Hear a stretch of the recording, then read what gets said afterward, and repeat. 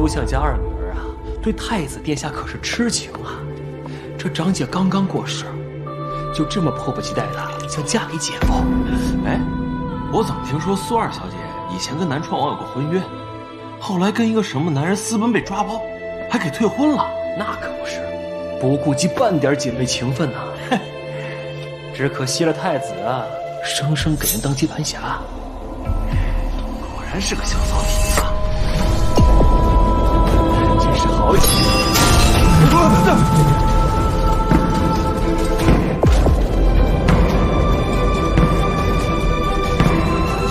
和别人成亲，也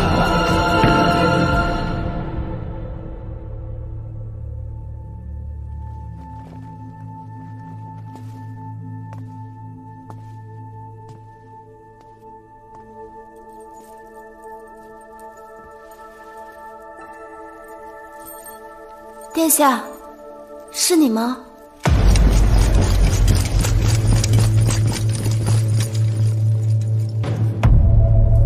太子殿下，却有人如此大胆毁您婚宴，我等定捉他归案。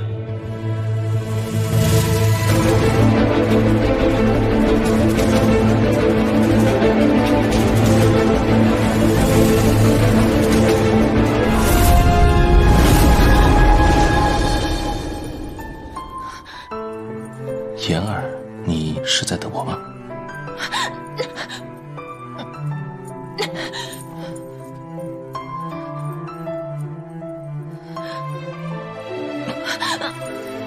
与旁人成亲啊？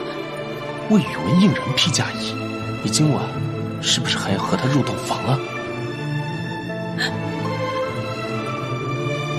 放开我，阿远！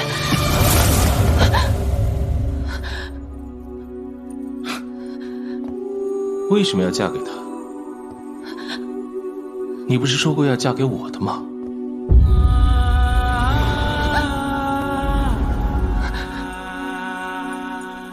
莫非那些话都不作数了？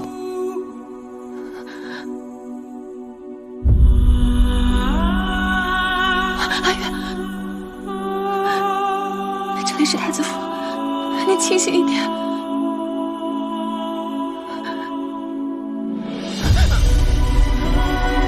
我们来打个赌，你最后一定会归我。言儿穿这衣服真好看，可是一想到这是你为旁人穿的，我就想撕碎它。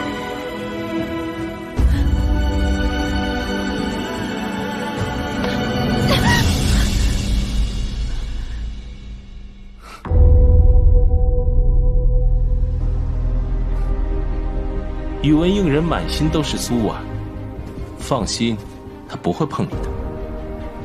乖乖等着我过来接你。还有，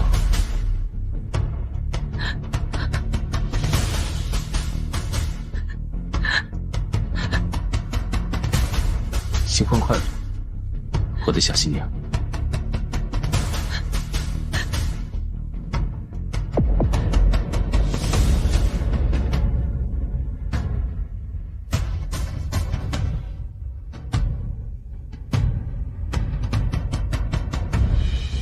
对不起，阿远，这是我姐姐临终前的遗愿，我不后悔。日后我定会好好照顾청儿，不负姐姐所托。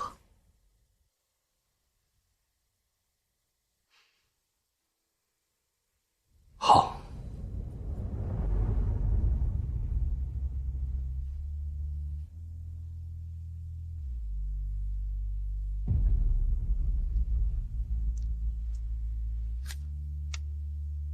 应人，你我都清楚，言儿如今是南川王的软肋。我让言儿留在你身边，履行5年之约，这样有他在，整个南川王军就是你稳固江山最坚硬的盾。倘若将来有什么变故，我想你也应该知道怎么做。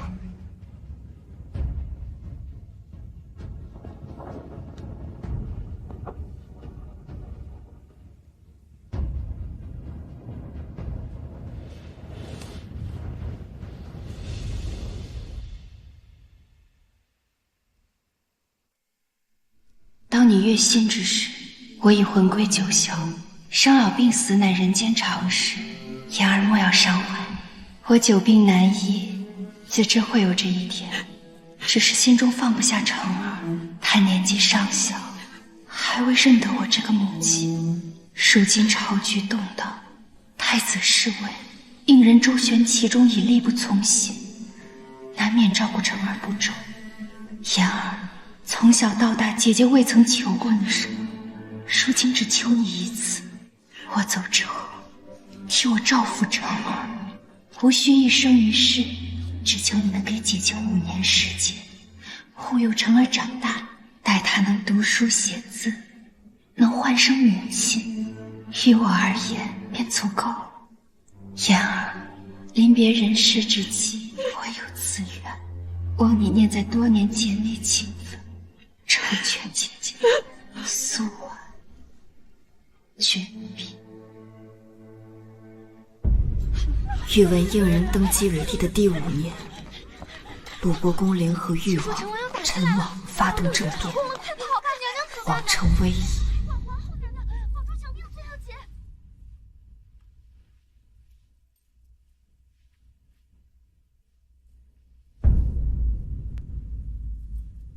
信可送出去了，已少了信得过的公公，快马加鞭往南边送去了。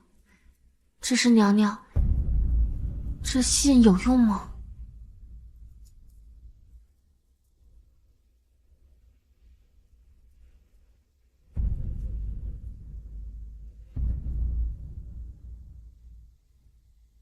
芝兰，你走吧。那您呢？我已经做了最坏的打算，对得起自己，也对得起姐姐。娘娘，您与陛下的5年之约将近，您这又是何苦呢？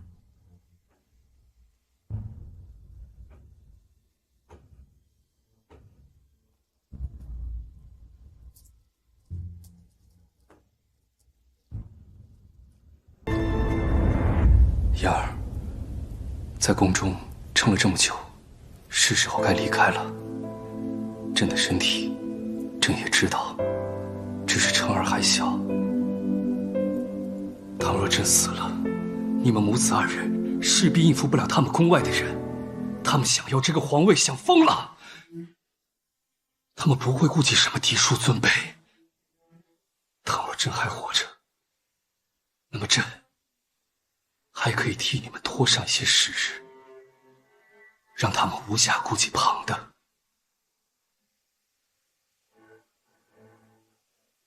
我们已是到绝境了。陛下，我已向南川王发了求救信，他手里还有兵马，如果他……信发出去几日了？7日。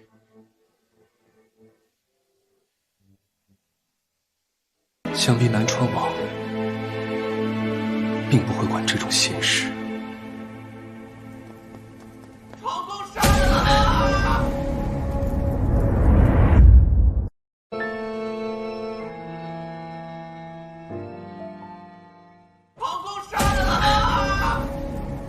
莹儿，朕让人带你从侧门出去。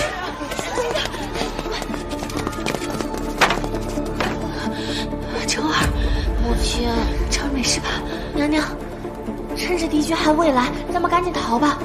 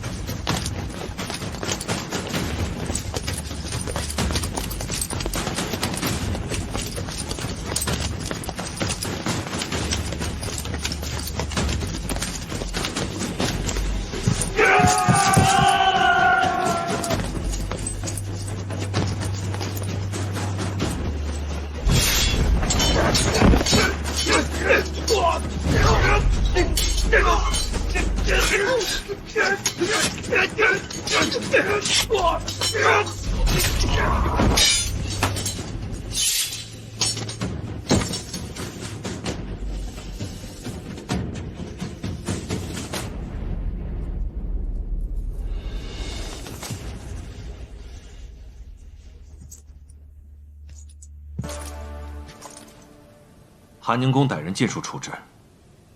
娘娘和小皇子不必害怕。娘娘，多谢。切勿如此。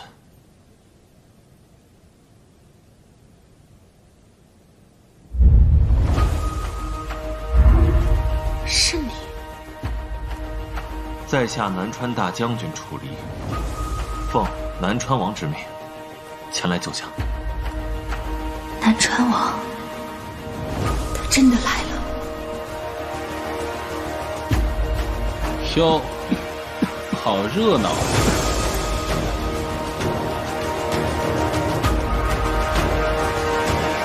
好你个南川王，就是你毁了我所有的筹谋，我要杀了你！南川王宇文渊前来救驾。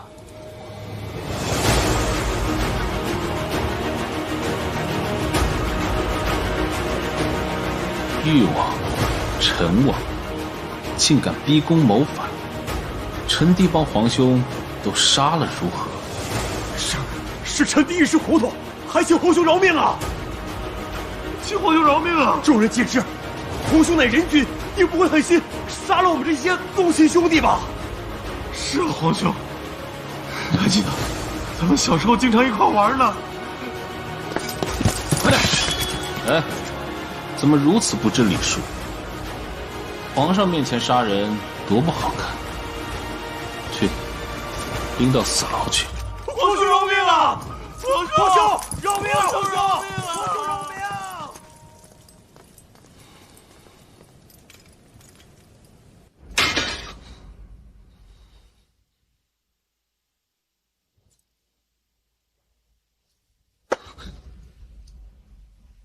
既然皇兄受术不勇，可写了遗诏，臣弟非常好奇，你是不是将这皇位传给了那个一出生就没了娘的皇子吧？他做得稳吗？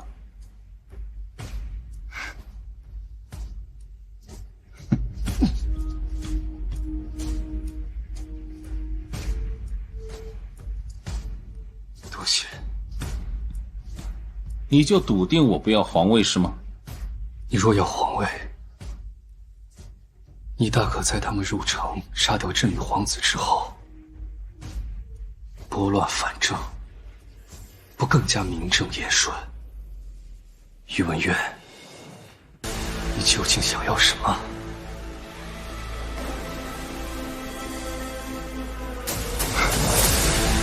皇上真是越发有趣，但不急，臣弟不喜欢太有趣的人。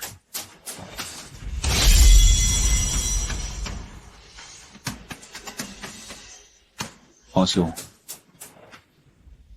你当真不知道我要的是什么吗？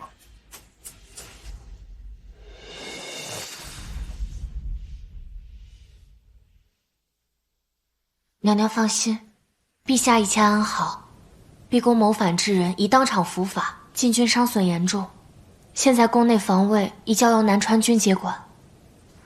只是，怎么？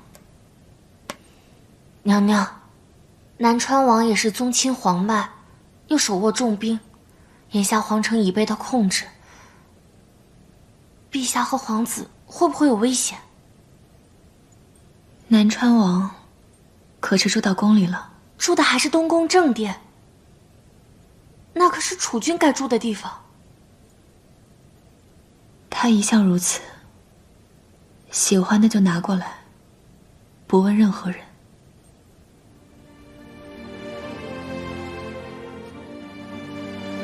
王爷此次救驾，金银珠宝一样不缺。你说皇帝会赏赐他什么呢？不会赏他个王妃吧？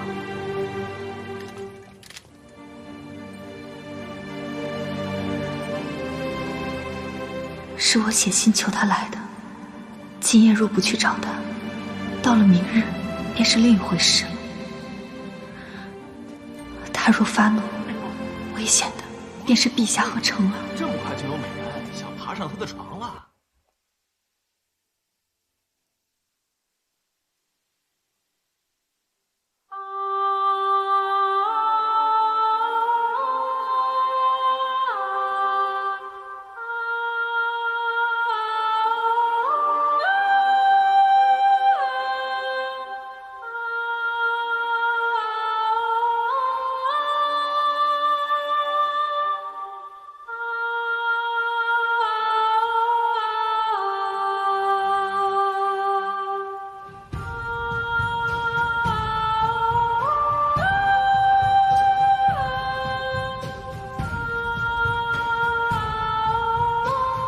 皇后娘娘来了也不说话，倒是叫陈皇苦。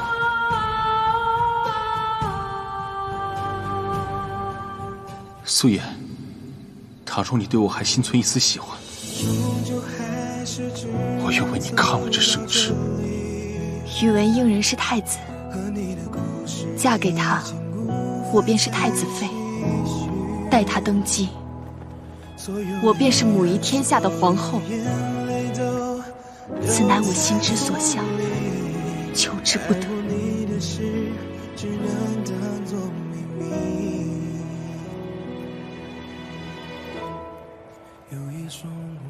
你既然不能给我想要的，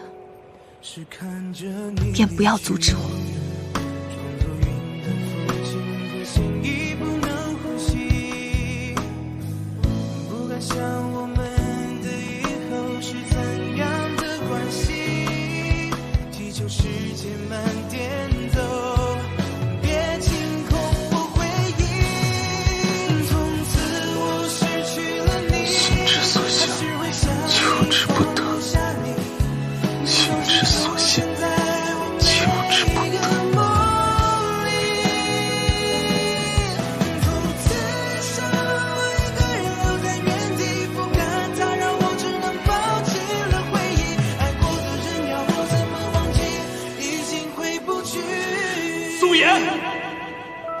我定要让你为今日决定后悔！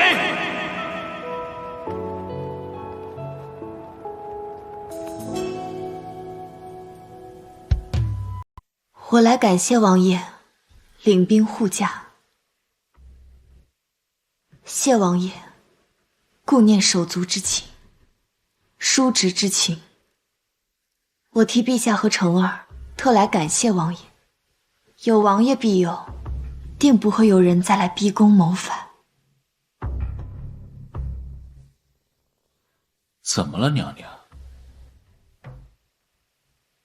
你心上不是百般哀求，万般应允吗？现在如此客套，是不作数了吗？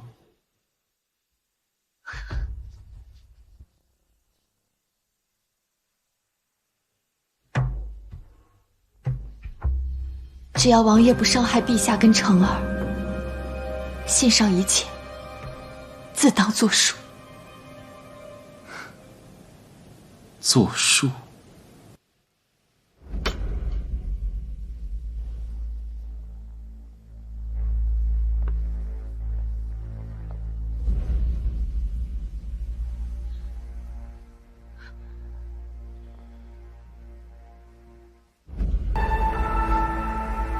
你穿这么多，这就是你的诚意吗？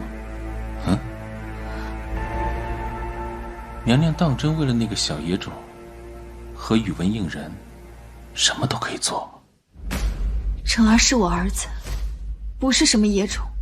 陛下乃一国之君，亦是王爷的亲堂兄，望王爷嘴下留情。哦，你儿子，娘娘当真厉害，入宫不到5年，却能生个7岁的儿子。不如娘娘，你帮臣生个7岁的儿子吧。臣正好不喜欢婴孩啼闹，这样倒是省了很多麻烦。至于宇文应人，我非常好奇，他都病成那样了，你是怎么伺候他的？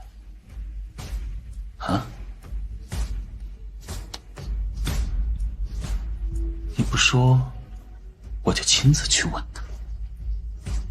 他若像你这般打不上来，我就割了他的舌头。你说，他要是没了舌头，还能当皇帝吗？这是私事，不说也是情理之中吧。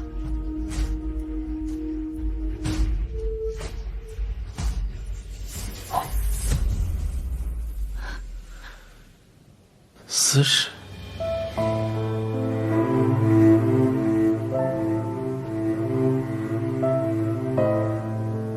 他要是知道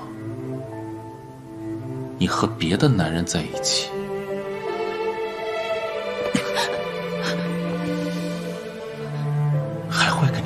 私事吗？你说，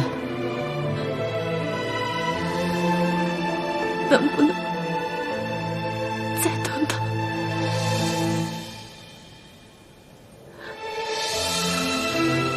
娘娘，你是在跟我谈条件吗？答应你的，我自会应允。就算你想要我这条命，娘娘既然死都不怕，还怕多伺候个人吗？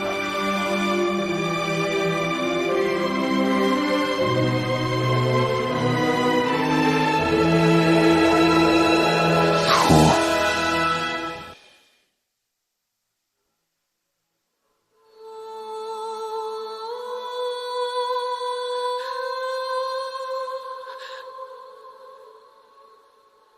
娘娘，你自己脱，我一人看。若我帮你脱，总得叫外面那些浴血奋战的兄弟们一饱眼福吧？你说是吧？毕竟是娘娘您请他们来的，给点甜头，不过分吧？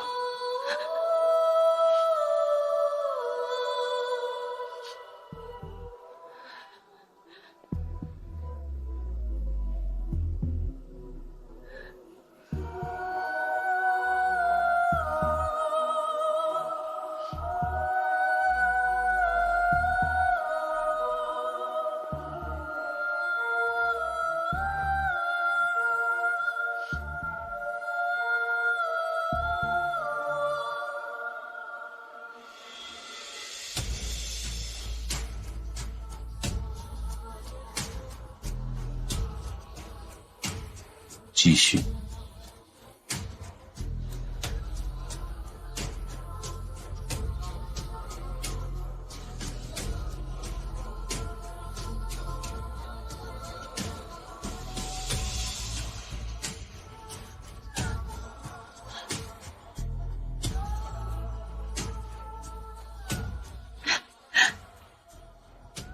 于文渊，求你。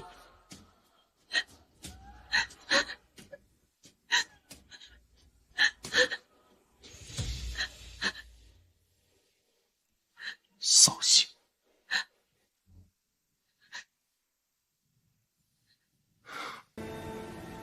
去探亲。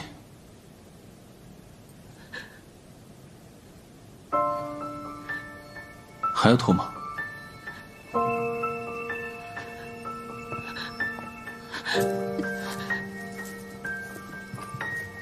王爷。这星辰一片完全不可以，我就对着眼偏刻骨自心。我知你如结冰归王爷，里面发生什么事了吗？滚！风一点一点撕碎着用力爱过的证明，原黑白世界是滴着一杯破旧的记忆。我应该庆幸，生命也还算公平，也许我深入想念的。我去拿钱。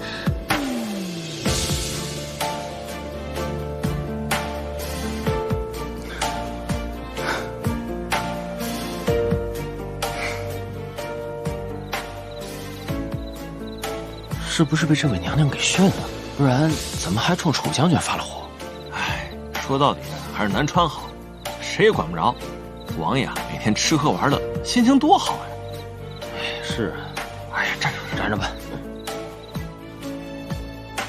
这坠入黑色无力解决独行，找寻爱过谁的痕迹模糊不清。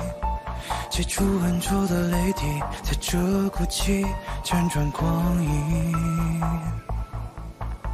这星辰一片完全无药可医，我就对着眼偏于刻骨自心。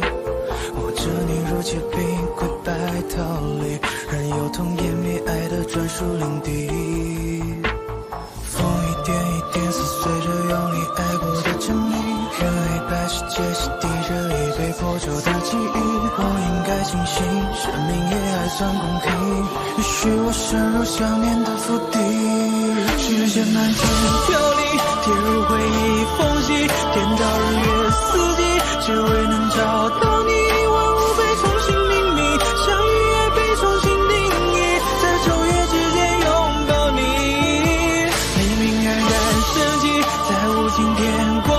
我紧紧牵着你，像久远的曾经，迎着风越过潮汐，沉湎在无尽的海底，总是执迷都看不清。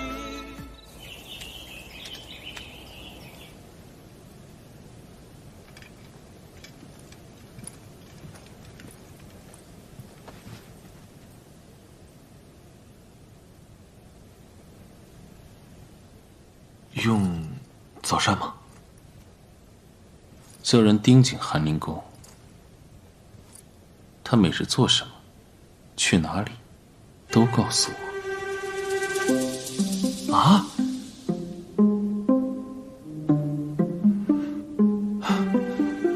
王爷，这天底下美人这么多，虽然都比不上皇后娘娘，但是人家都已经是陛下后宫了。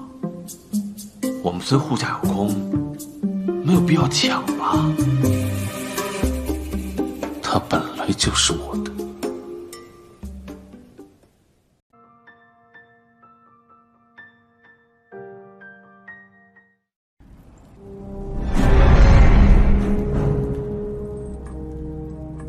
昨天是你第一个闯进后宫的，拿刀来，换把钝的。你竟敢对藩王滥用酷刑，屠戮表亲，就当真一点不顾王法，不念名声吗？你怕是忘了，本王向来也没有什么好名声。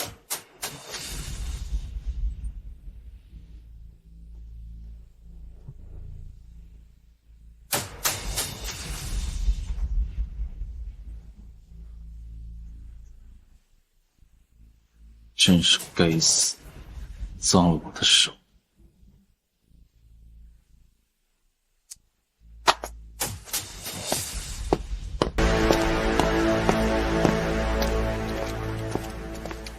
陛下可是有话要说？阿渊说，他要你。陛下恕罪，都是言儿的错。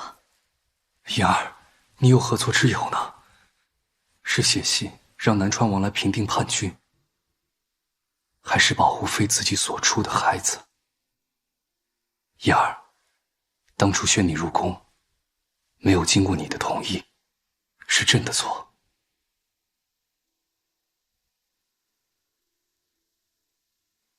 言儿自幼生母早逝，又是庶出，在相府不受待见，如履薄冰，若不是得姐姐庇护，恐怕都活不到今日。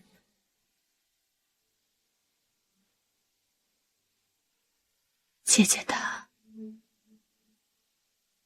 也是因为忧虑我才。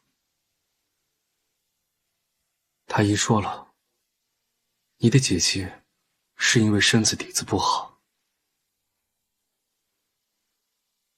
言儿，你切莫将所有的过错揽在自己一人身上。你当初进宫，可也是自愿舍弃的。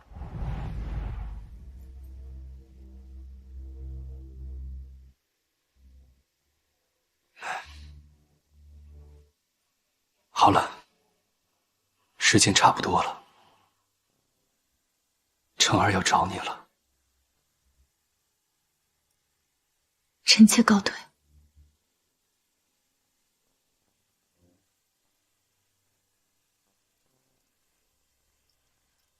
陛下，鲁国公之女叶如玉近日进宫了。言儿，倘若叶如玉为难你，陛下放心，臣妾应付得来。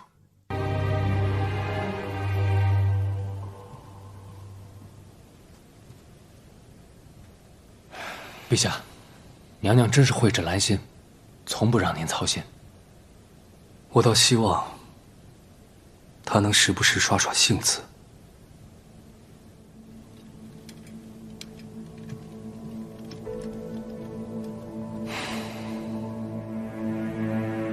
燕儿，过不了多久，这一切都会结束的。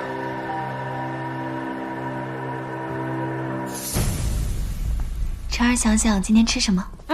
想想。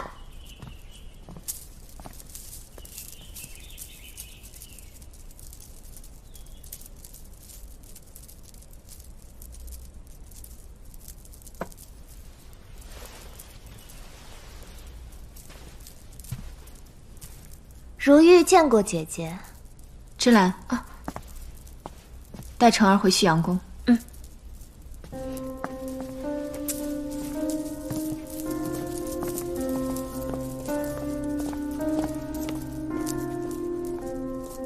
妹妹今日怎想着来我这寒宁宫了？这宫中简陋，比不上鲁国公为你特制的府邸舒服。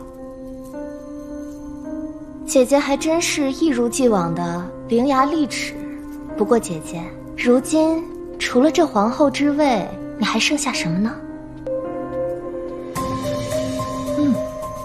妹妹说的是，不过也够了。姐姐今日竟没有把我赶走，这份大度倒是让妹妹惶恐。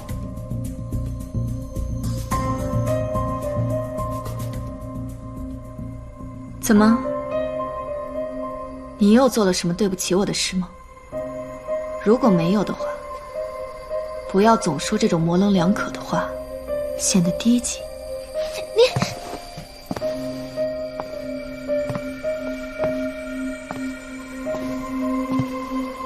他怎么来了？这什么风啊？都把鲁国公的爱女吹到皇城里来了。南川王雄霸一方，手握南境重兵，若能拉拢他，日后大事可成。玉儿见过王爷。本王没记错的话，鲁国公现在应该和谋反的叛军一样，在宫外眼巴巴地看着朱红琉璃瓦吧。父亲派我来，自然是寻一位能保鲁国公府永世荣华的明主。所以呢？如今局势动荡不安，各地藩王异动，都妄图争一争这权势。南川大军英勇善战，王爷用兵如神，而这宇文应人油尽灯枯，大势已去。天下新主非王爷莫属，但若只靠南川大军，恐怕难以抵挡藩王群起而攻。那你们大可等本王的南川军与藩王开战，两败俱伤之后，坐收渔翁之利，岂不更好？夺得天下不算什么，能坐稳这天下才算是真正的本事。那你的意思是，鲁国公愿意帮本王坐稳这龙椅，但只求保他们荣华富贵？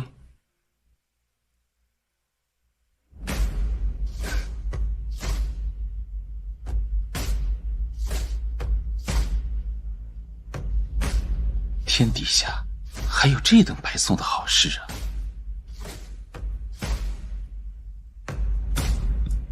自然没有。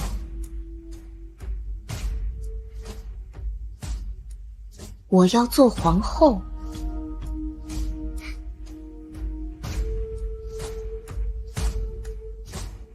既然叶姑娘与王爷有要事相商，我就先走了。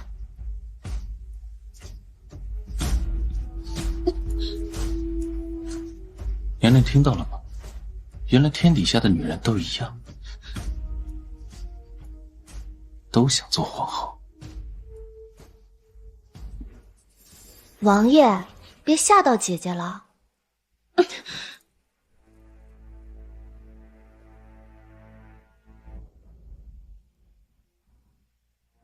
王爷近日公务繁忙，我去给王爷端一盘桂花糕来。那就有劳娘娘了。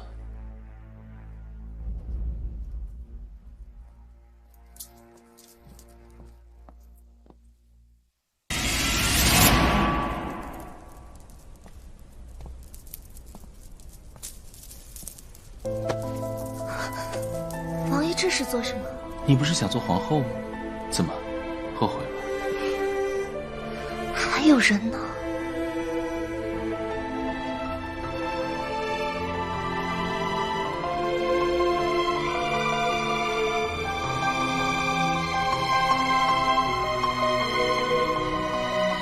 愿王爷此生能如同这桂花糕一样，喜乐、甜蜜。既是奉上，为何站在远处低眉垂首，不福贵至本王身前？莫非是看不起本王，觉得本王不懂得求人的做派，想敷衍了事？既是福贵，想来王爷的意思该是让姐姐跪下，以膝为足，挪过来吧。玉儿说的对，既是求人，就应该有伏低做小的态度。本王如今坐着，娘娘你就该跪下。怎么了，皇后娘娘？您这膝盖莫不是焊了铜皮铁骨？还是说人上人坐太久，如今成了养人鼻息的玩物，连跪地求饶都忘了？王爷，他的眼神好恐怖哦。不过是一只笼中的红眼兔子，你怕什么？皇后娘娘，难道下跪都要人教吗？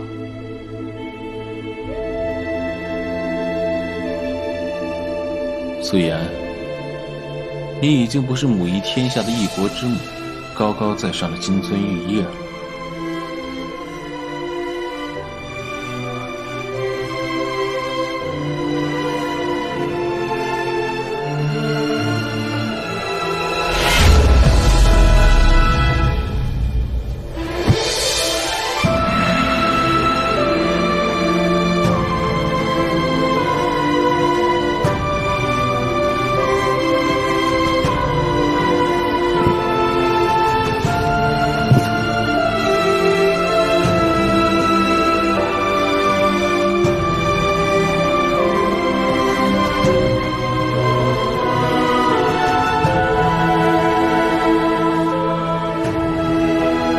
请王爷品尝。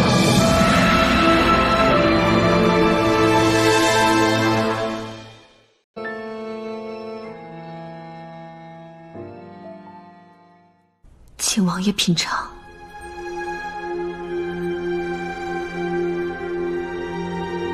你喂我，那我喂王爷。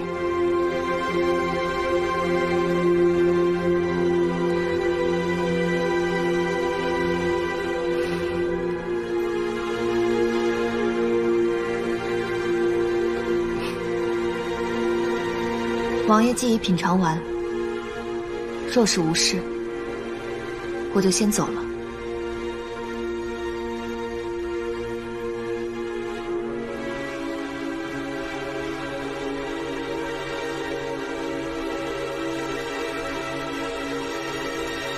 本王准你走了吗？王爷常年出征在外，想来也未能好好感受过温香软玉。皇后娘娘惯宠后宫，怕是有些过人之处吧？皇后娘娘何止是过人之处，简直是有过之而无不及。你可要好好学学。听说皇后娘娘此前与陛下，不，现在应该叫宇文应人了。听说苏颜此前是宇文应人的小姨子，这两姐妹惯会盘算，姐姐死了，还不忘让妹妹嫁给姐夫，妄图将天下之主握在手中。只是没想到，万人之上，终究变成人人可欺。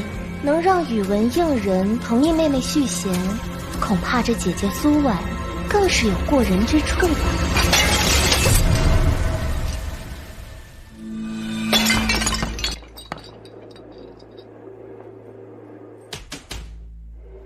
你居然敢打我！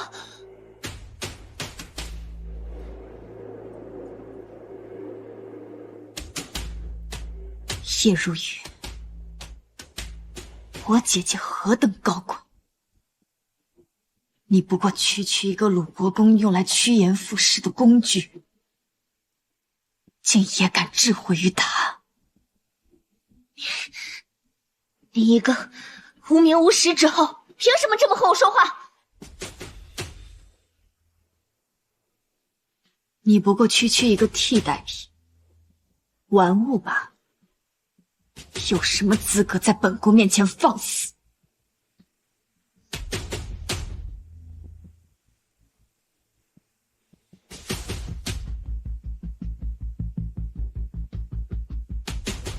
还有你，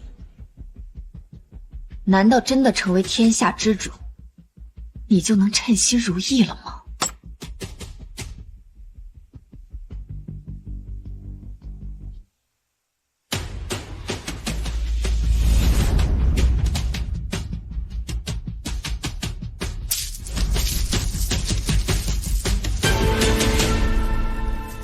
王爷，王爷，他居然这样说您！王爷英明神武，到时候您可不要忘了我的皇后之位。一个替代品，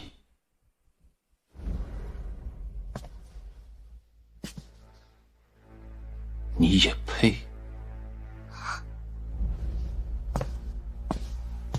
楚离，王爷，王爷，王爷，我侮辱皇亲，结党营私，意图谋反，按律法，该当何罪？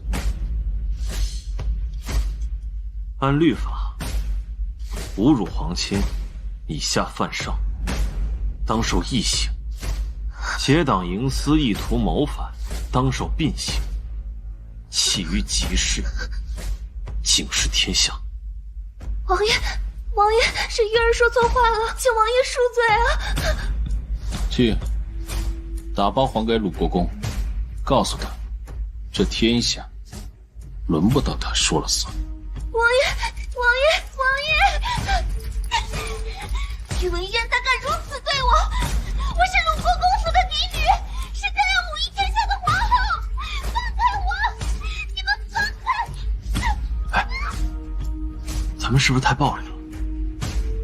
暴力才能解决蠢蛋。高啊！去找一支南川军，看紧盘宁宫。好。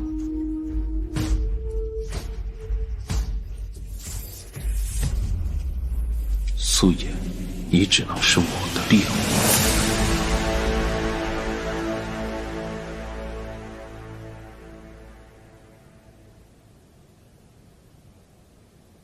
娘娘，小殿下就交给我来照顾，您去休息吧。我今夜不回去了。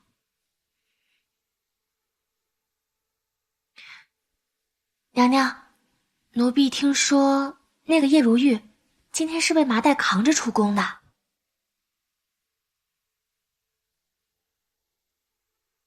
芷兰，你先回去休息吧。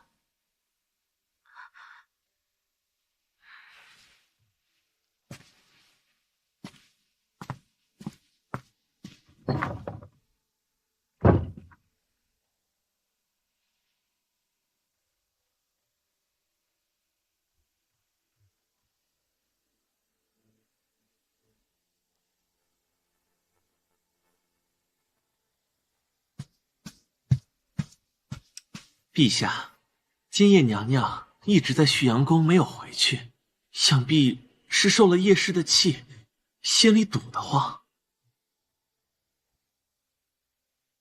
言儿向来很多事情都喜欢自己着手，无碍，随朕去看看。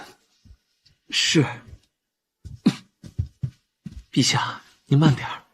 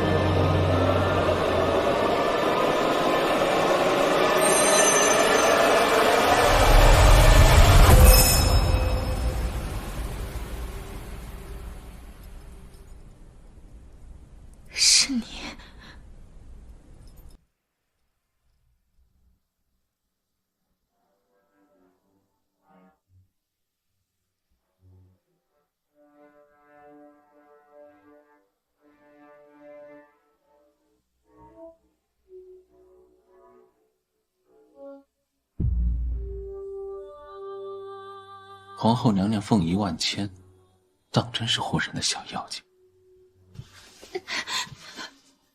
放开我！你怎么在这里？整座皇城都是本王保下来的，何处本王去不得？你要做什么？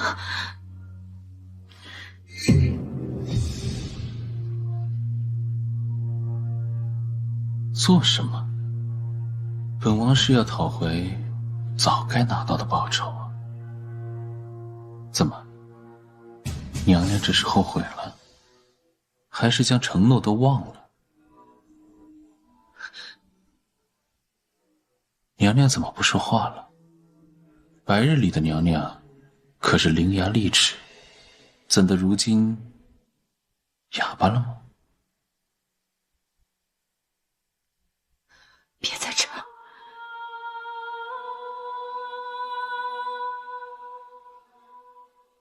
圆圆，别在这儿！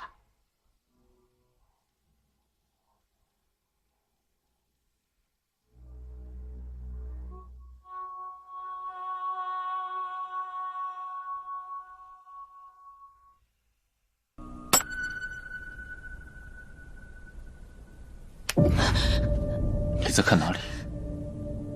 本王就在这里，你还在想什么？不许哭，不许哭！娘娘，您歇息了吗？陛下来看您了。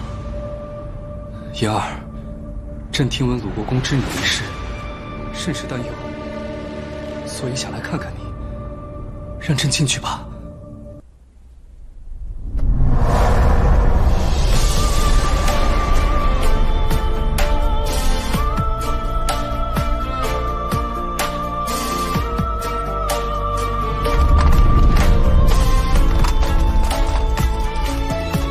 黎明冉冉升起，在无尽天光里，我紧紧牵着你。妍儿，你怎么了？妍儿，妍儿，都看不清，都听结局。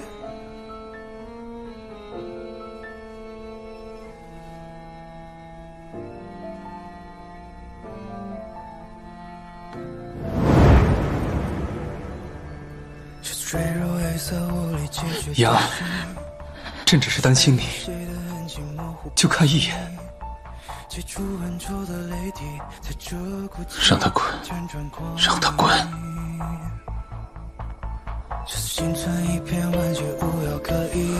陛下，陛下，臣妾此刻衣衫不整，恕不接驾，陛下恕罪。朕只是一人进去，朕只看晨儿一眼，只有一眼。陛下，夜已深，霜华重，陛下请回吧。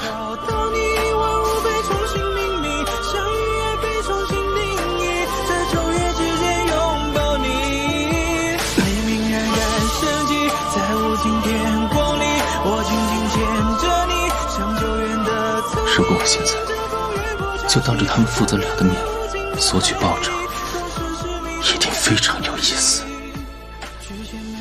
他会生气吗？会杀了本王吗？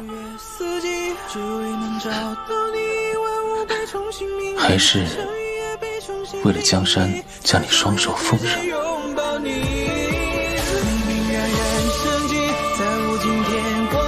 我紧紧牵着你，像久远的曾经，这风雨不潮汐，缠绵在无尽的海底，做事是你都看不清，都定结局。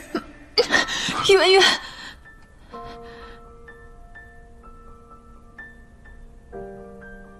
王爷，夜已深，恕不愿送。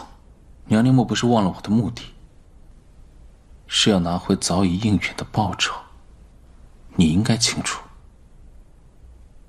本王若是不高兴的话，可以随时让南川大军撤出皇城。你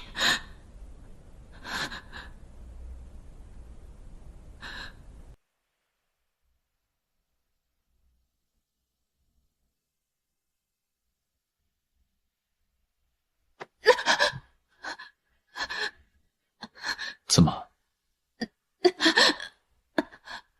跟本王亲近，让你如此厌烦吗？扫兴。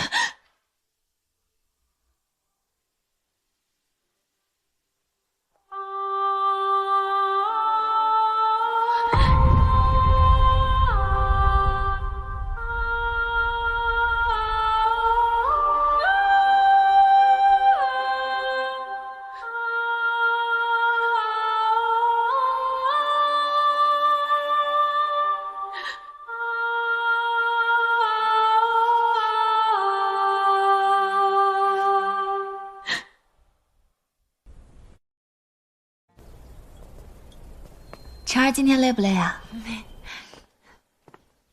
你怎么能用我母亲最喜欢的玉盏？晨儿，王爷喜欢便用吧。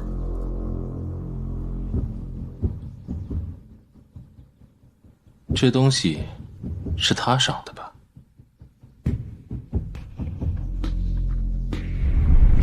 坏人！晨儿，来者是客，不得无礼。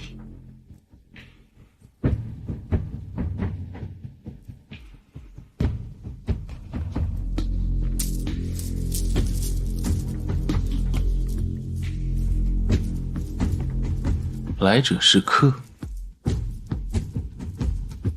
臣倒是想领教领教娘娘的待客之道。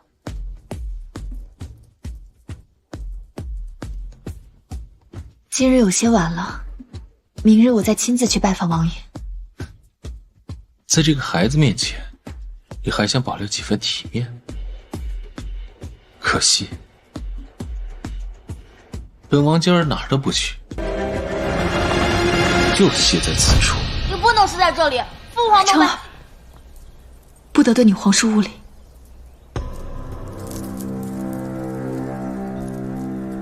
你敢不敢再说一遍？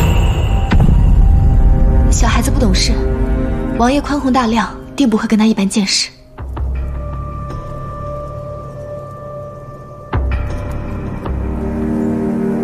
本王怎么不知道自己宽宏大量？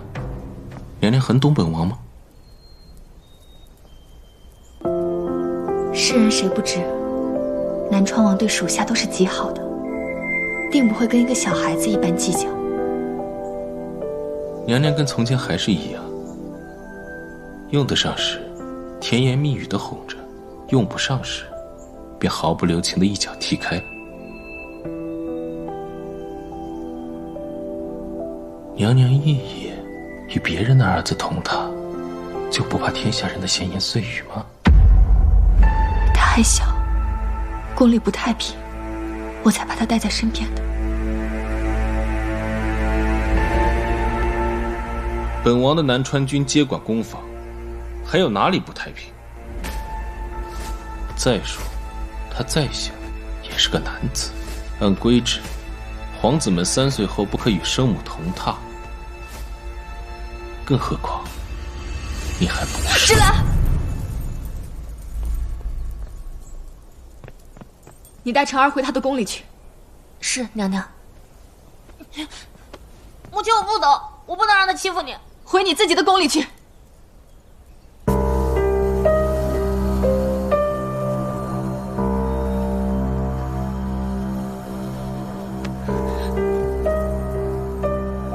原来娘娘惯会给人家做继母啊！可否与臣说说，你在宇文应人面前又是什么样子？贤妃吗？以前你怎么伺候她的，今也就怎么伺候我。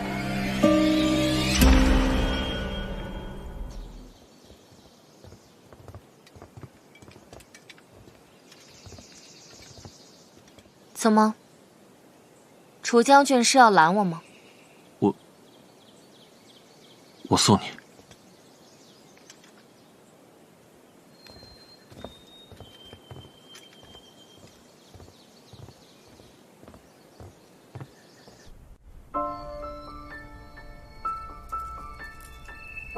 还站在那干嘛？不会解衣裳吗？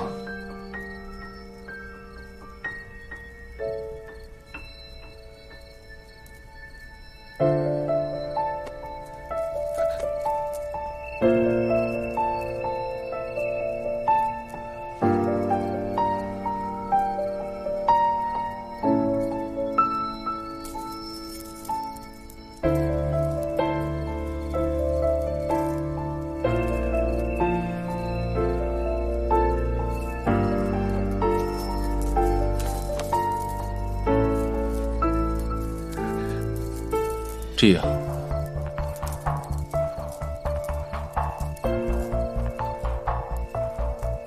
解开。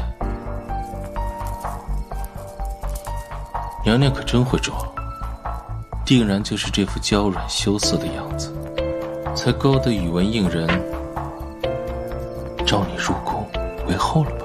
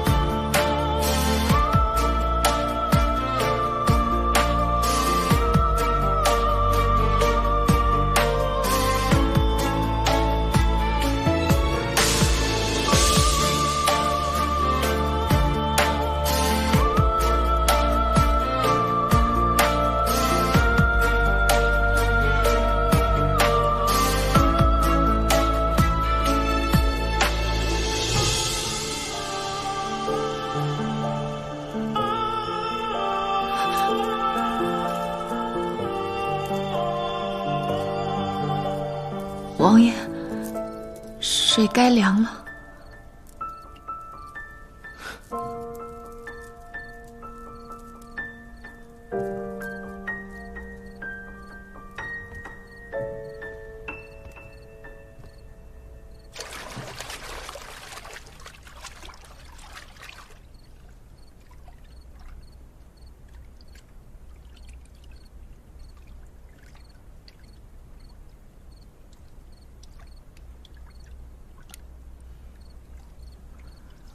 听闻今日王爷出宫绞杀了誉王一派的余孽，挥刀数次，想来身上会有些罚。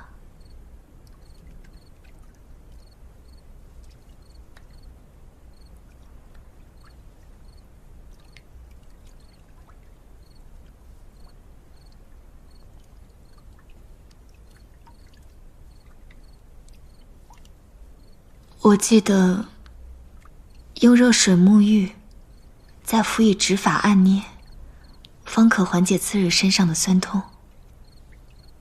这个方法还是你教。娘娘真是好记性，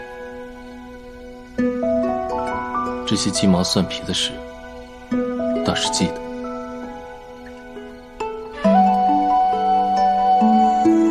去，叫楚离拿酒进来。好。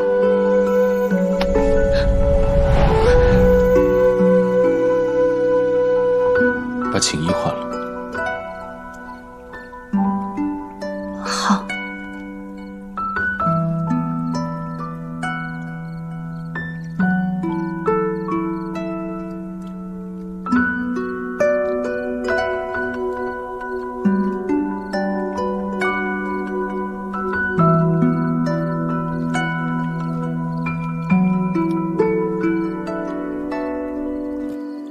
王爷今天怎么写这么久？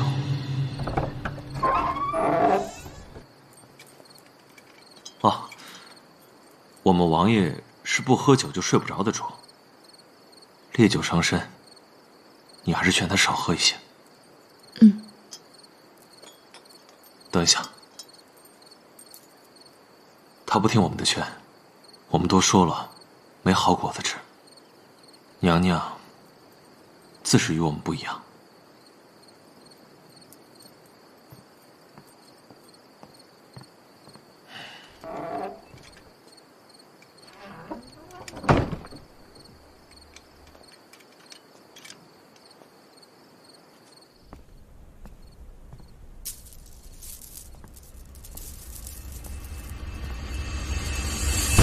你跟他在外面讲什么？楚离说这烈酒伤身，让我劝你少喝些。娘娘真是母仪天下，一个小卒叫什么都知道。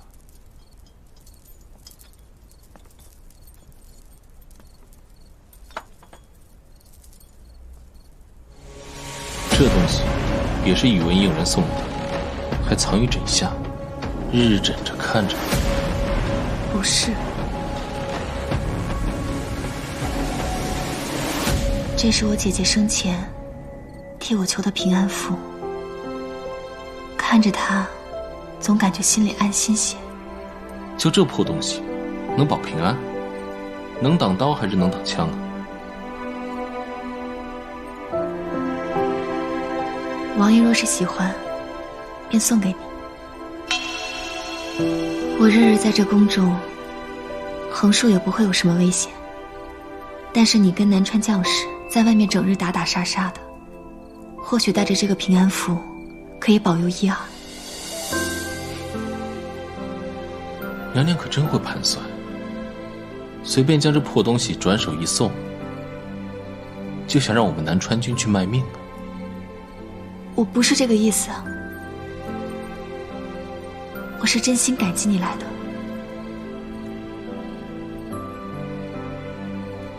这酒端了半天了，娘娘还在等什么？既是感激，也该有感激的样子。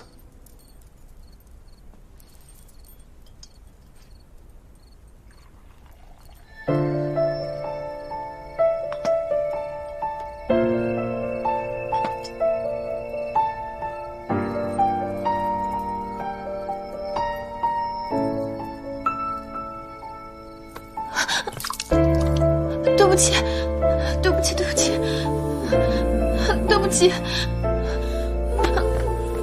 怎么？既是感激，碰一下都不行吗？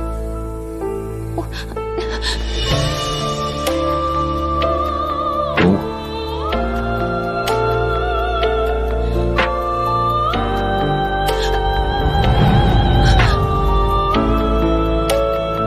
要么现在，要么把那个小杂种拎过来，在旁边看着你吻。娘娘更喜欢哪一种？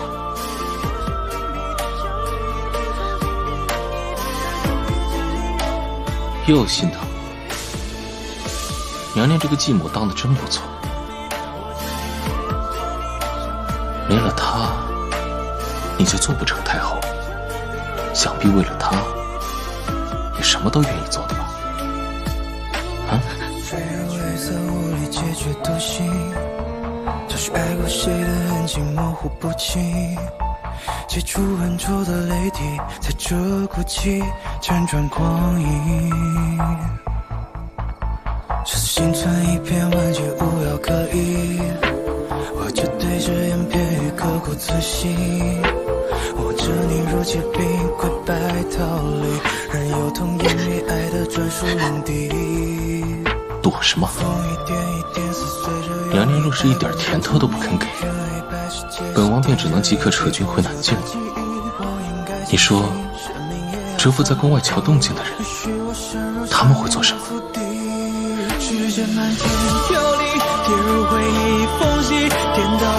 离，把那个小杂种给我从血阳宫拎过来。是。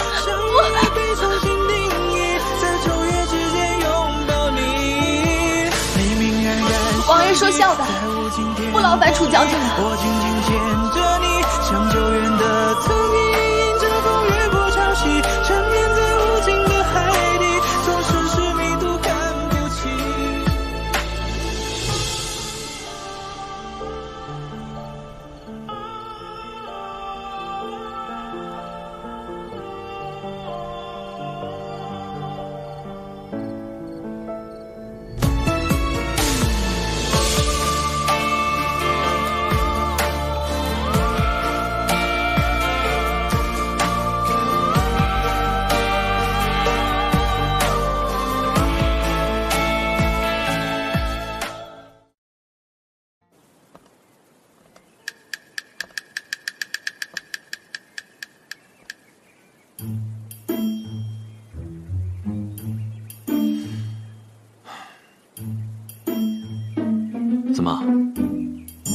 今天这早膳不合口味啊。他人呢？他先去了旭阳宫看小皇子，然后去了养居殿释放唐瑶。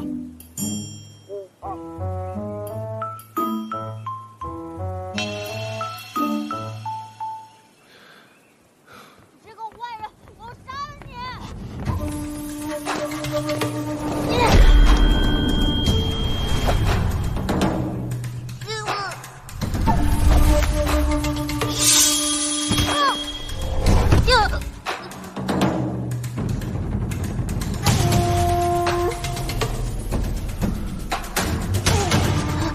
有意思，跟你父皇相比，你倒是血性了许多。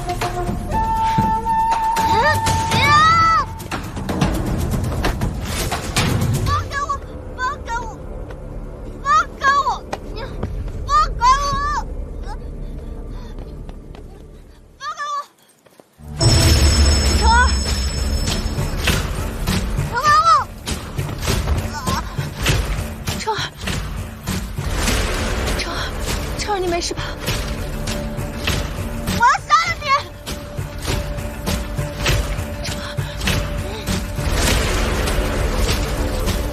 让开！是你儿子要杀我，皇子犯法，与庶民同罪，娘娘想包庇不成？成儿，就是你欺负我母亲。她今早来看我的时候，眼睛又红又肿，分明是哭过了。我父皇都不曾让她哭过。你想替你母亲出气，你躲在她身后算什么？有本事你就杀了我，但你要伤不到本皇的话，我就把你卸成18块，给你那病秧子父皇当药引子。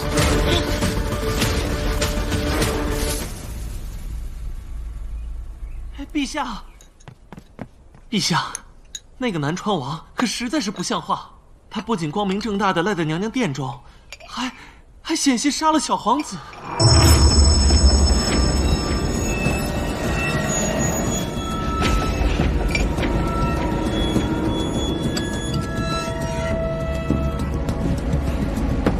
下去。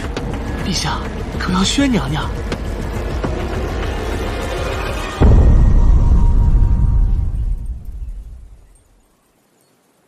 成儿，这宫中有谁敢欺负母亲呢？我不过呢是昨天晚上没睡好，你误会皇叔了。真的？嗯。芝兰，带成儿回去温书。是，娘娘。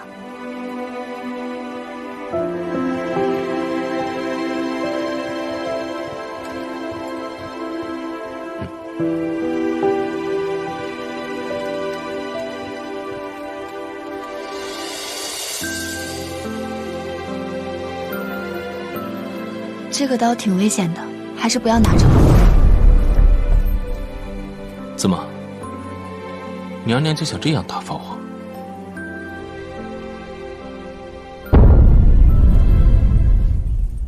此事是成儿不对，王爷没伤着吧？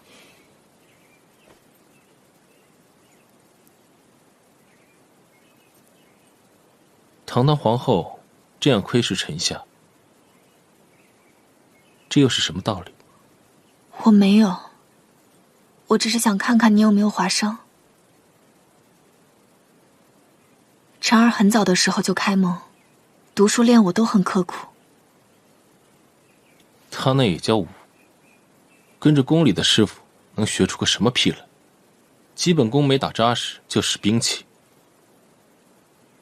这样上战场会将人砍死。王爷教训的是。娘娘这会儿倒是乖巧。娘娘，娘娘，不好了，陛下他……怎么？他死了？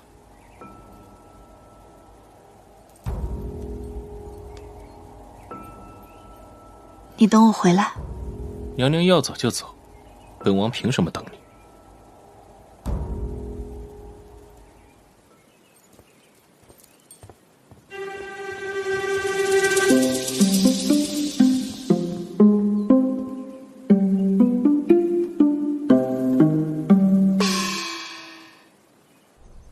下怎么了？可是旧疾复发了。无碍，朕只是这些日觉得颈间有些发红疼痒，朕已经上药了，你就不用操心了。怎会无缘无故发红疼痒呢？难道是药有问题？不会啊，这药是我看着煎的。我再去查看一番。燕儿，不用去了，我爱的。这是剑痕。这些叛军胡作非为，有什么是他们不敢做的？越王、陈王和一同逼宫的将军，是被绑着进陛下寝殿的，怎能伤到陛下？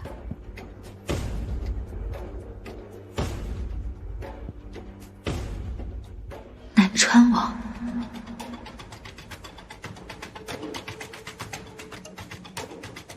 陛下，人是我请来的，对不起。燕儿，没事的，朕累了，你先下去吧。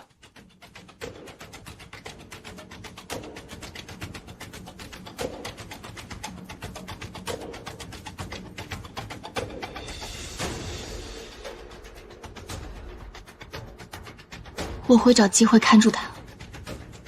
如今的他，又何尝对你没有心存芥蒂呢？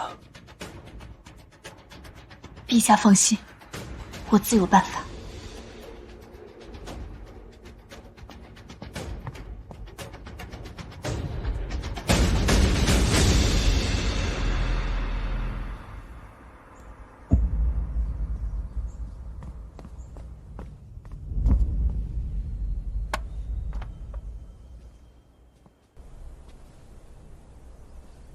陛下这么多天都不愿意上药，原来是等着皇后娘娘亲自换。老奴告退。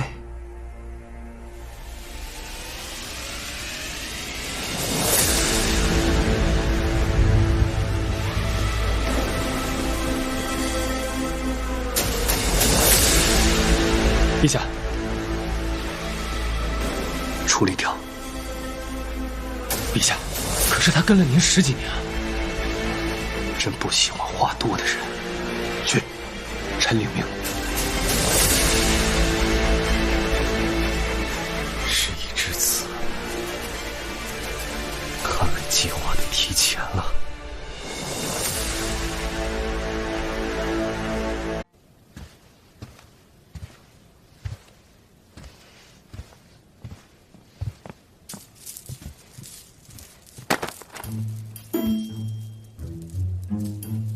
王爷，你若真喜欢这寒宁宫，你不如搬过来算了，省得属下来回跑。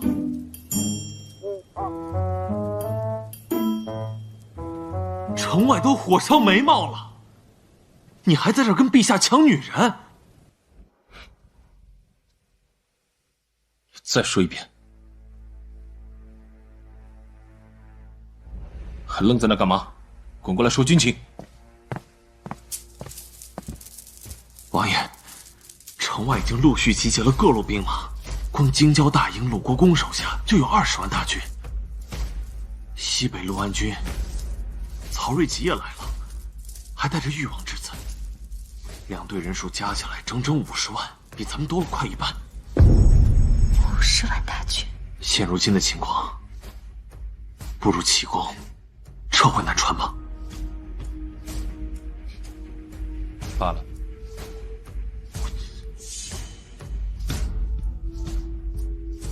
什么人，竟敢偷听军务？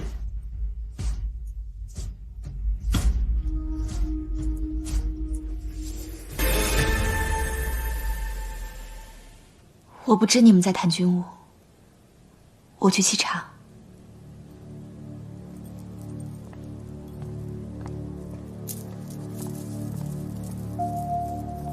禁军还剩多少人？孟统领说，能战的还有8000，你是想找他商议？不必商议，将孟闯布防。这是打算？你告诉他，城外一战用不上禁军，即便是天塌了，也不必开宫门。但若是8000人守不住皇城，就别怪本王灭了他9族。这是军令。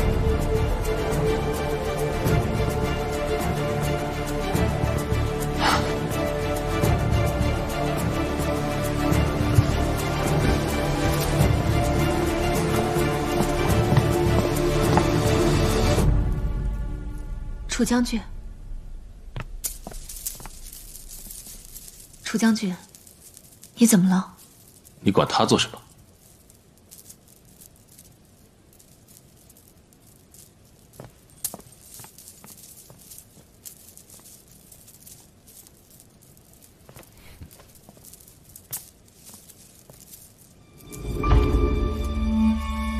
他如今又何尝对你没有心存芥蒂？我会找机会看住他。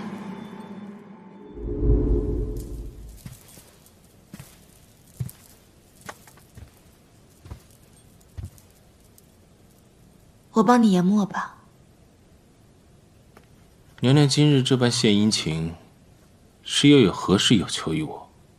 没有，只要王爷不生我的气便好。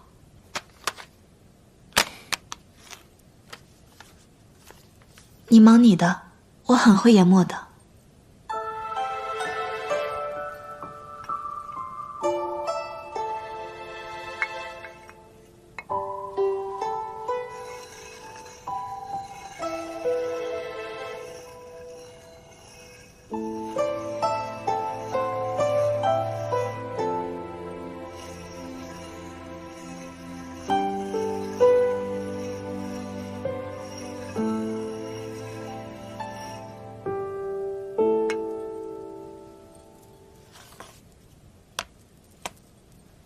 楚将军说，这些都是城内伙房辽台的记载，有些多。若要布防的话，需要尽快看完才能下令。哦，我怎不知你对军务如此感兴趣？路过的时候，偶然听见你们的谈话，并非有意，王爷不必担忧。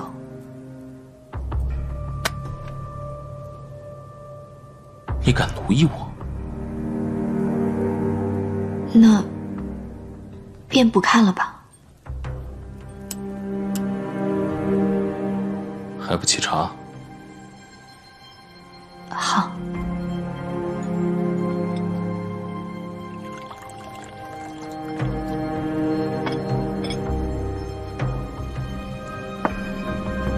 宇文应人把你招进宫，就是伺候人的吧？婢女们做的事，你倒是得心应手。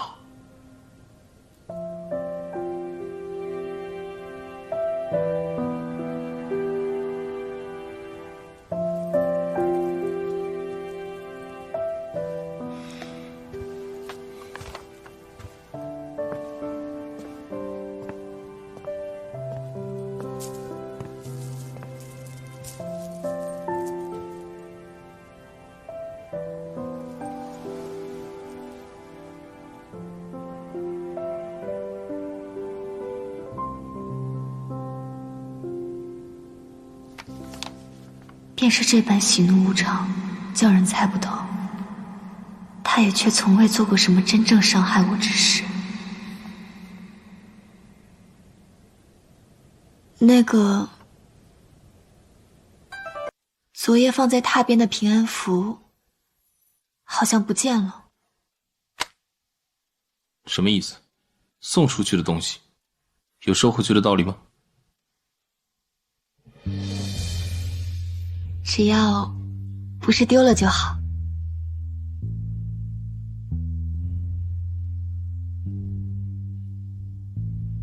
晚上想吃什么，我去准备。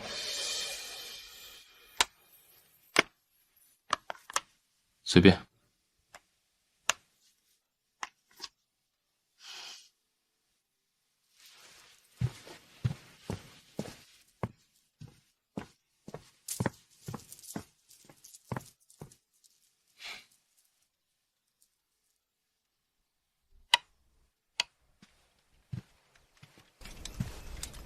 陛下，娘娘差人去了旭阳宫，唤了小殿下一同到寒宁宫用晚膳。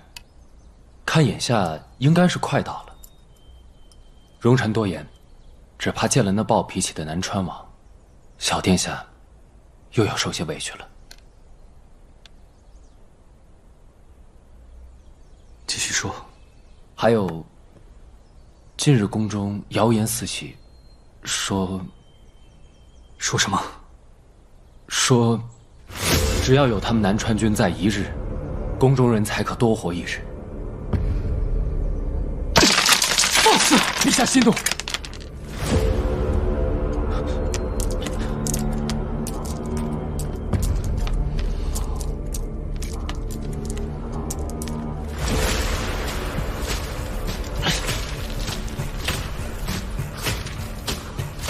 区区棋子，不要也罢。待朕出宫，趁着夜色，连夜出宫，勿让他人知晓。是。属下领命。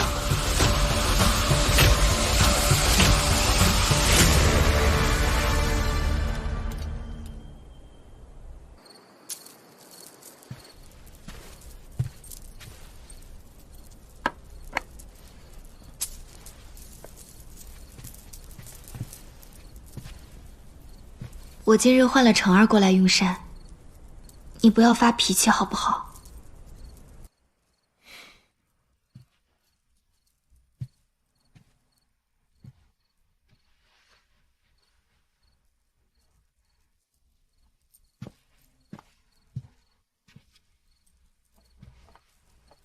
成儿他每日都是同我一起用膳的，我不想他一个人在旭阳宫孤零零的吃饭。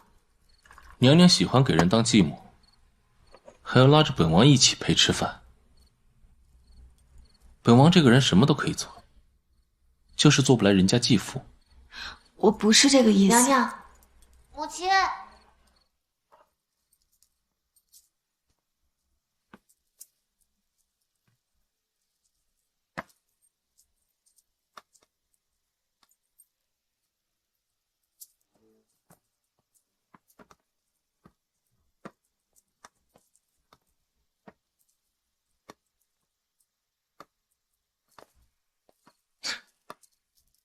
怎么？本王是会吃小孩吗？成儿，前日是长安无礼误会了皇叔，长安向皇叔道歉，若要责罚，长安愿意领罚。既如此，叫声爹来听听看。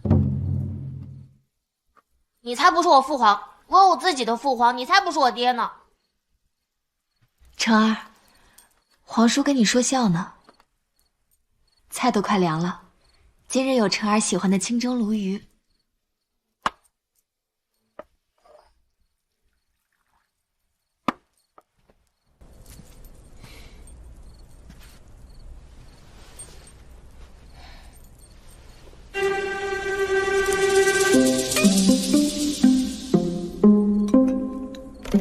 快尝尝。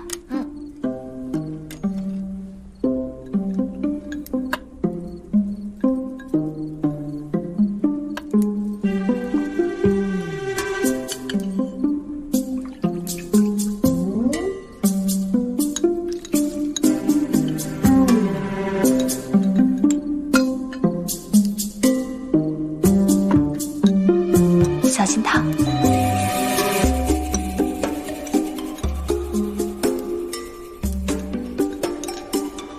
这鱼真好吃，我和母亲也吃不完，不如皇叔也尝尝。本王堂堂南川王，若想吃鱼，还得吃你们母子剩下的。成儿，你皇叔他只爱喝鱼汤，不爱吃鱼肉。不过我们成儿有心啦，喜欢吃的话多吃点。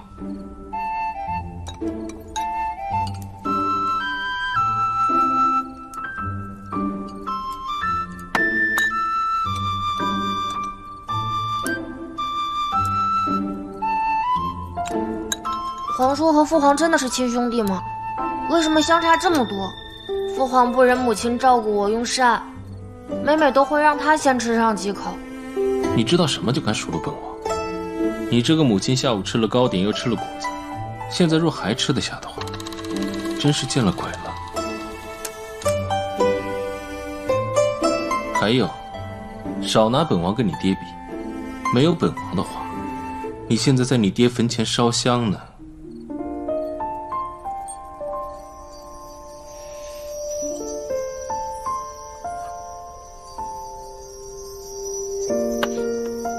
成儿，皇叔跟你说笑呢。有什么好哭的？生老病死本来就是常事，没得选。唯一能选的，只有如何去死，为了谁死。你父王继位后，经历垂帘听政，摄政夺权，积劳成疾，无药可治，这是为家国天下而死。他自己选的，哭也没用。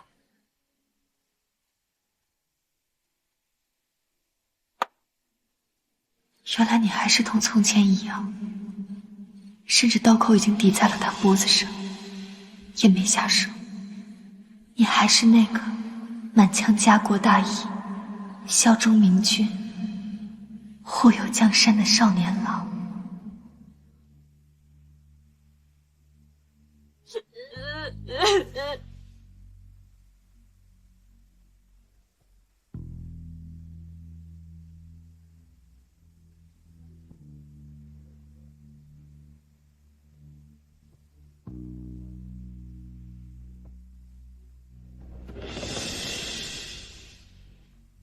他是在为宇文应人哭吗？你就这么舍不得他死？你放开我母亲！放开我母亲！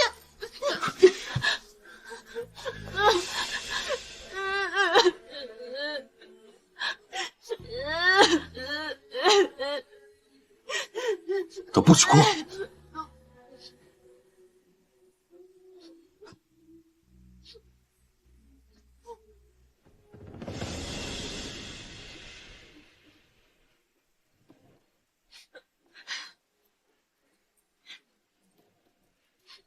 母亲没事的。来，芝兰，你带成儿回去休息。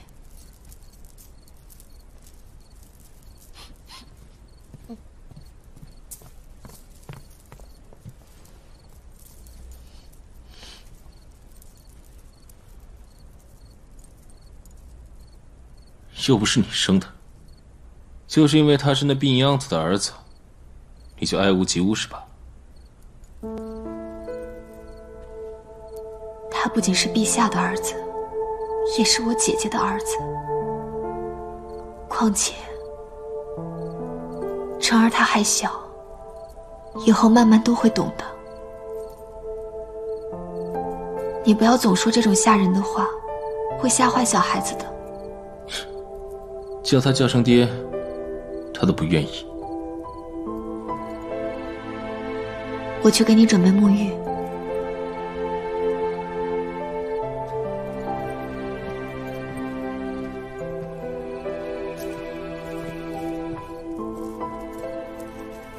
一个大男人偷听什么墙角？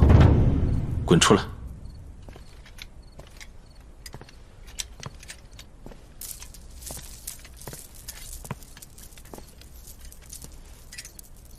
探子来报。出去说。热水准备好了。那，你先跟楚将军忙正事吧。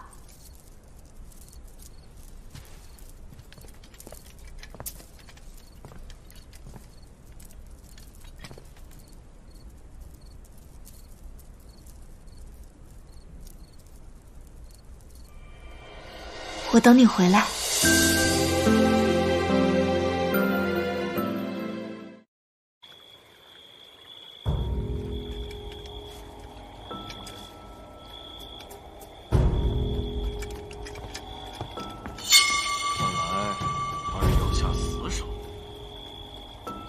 如此，正合我意。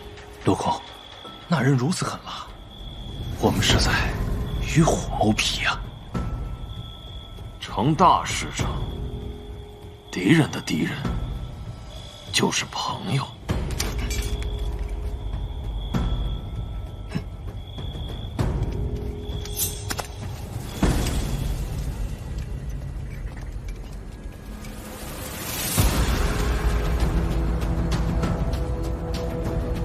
已经回去。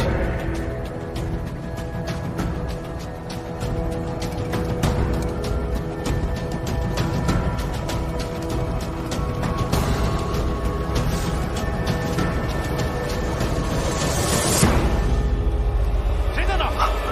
谁？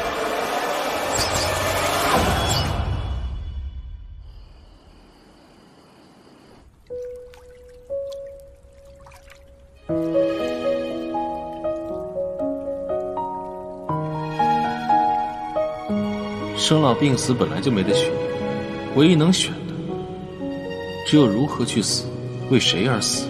誉王和允王逼宫的叛军虽被剿灭，但城内城外仍虎视眈眈。南川军昼夜换防，一刻不懈。探子来报，出去说。出其不意的来源容易，想要全身而退，恐就难了。怎么会自以为是的认为他会需要我等？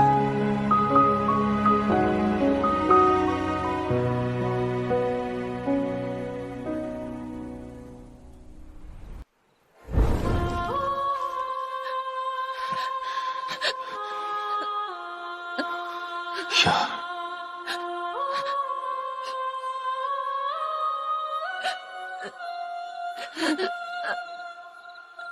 这次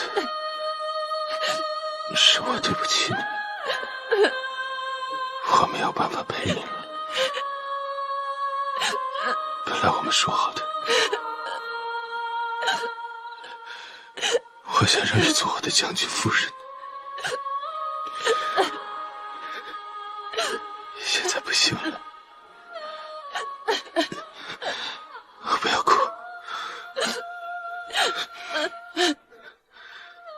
不要哭，我们不是还有下辈子吗？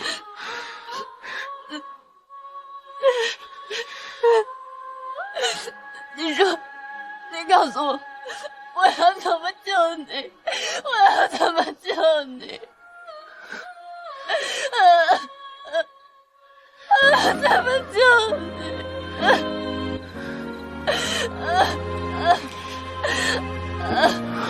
这辈子你就想嫁给一个读书人，燕儿。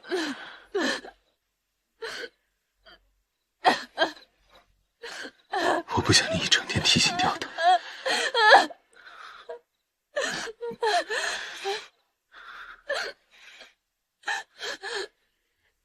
读书人不行，他不会武功，保护不了你，还是得找一个会武功的。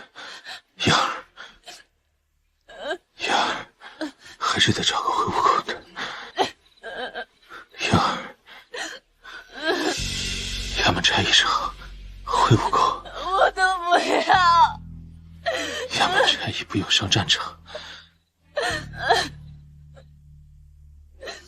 可是他每个月的俸禄太少，千万、千万、千万不要嫁给那些买不起胭脂水粉和买不起小裙子的人。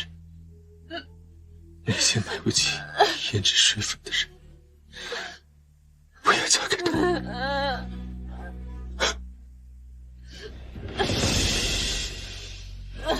你快告诉我，你告诉我怎么才能救你？怎么办？不要嫁给他。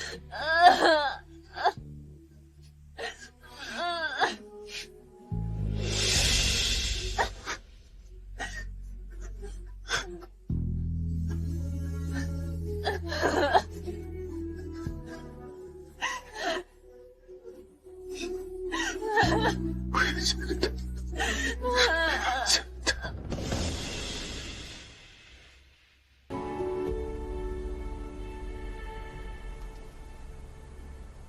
我还没回来，你便要睡了？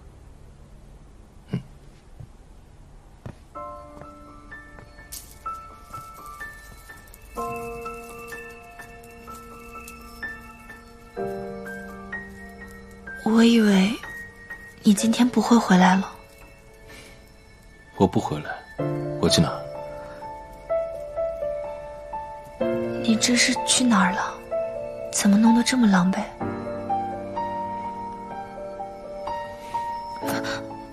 这东西总是喜欢掉下来。那我明日给他系一个带子，然后放在你的腰。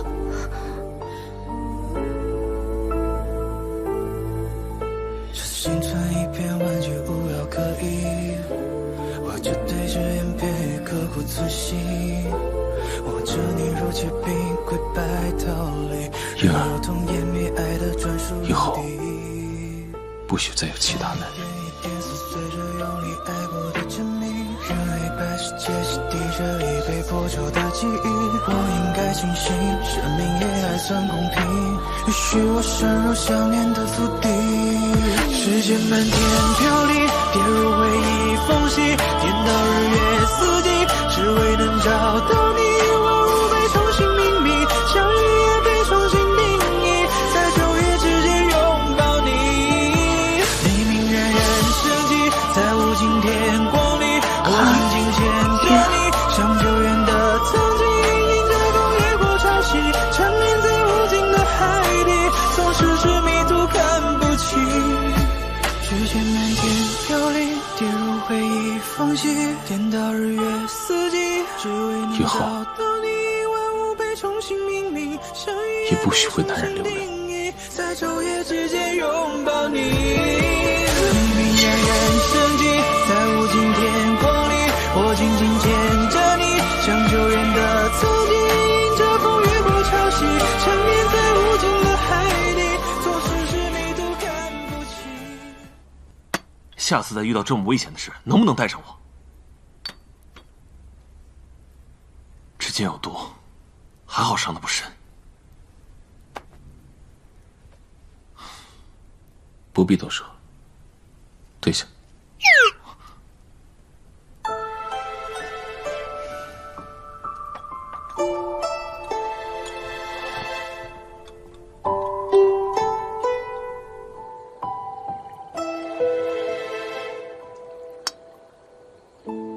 以后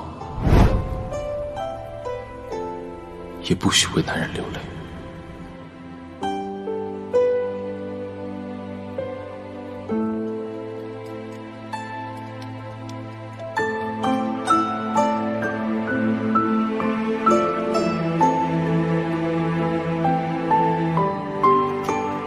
陛下，妍儿应该是想她姐姐了。下个月初便是婉儿的忌辰，你快去筹备吧。属下遵命。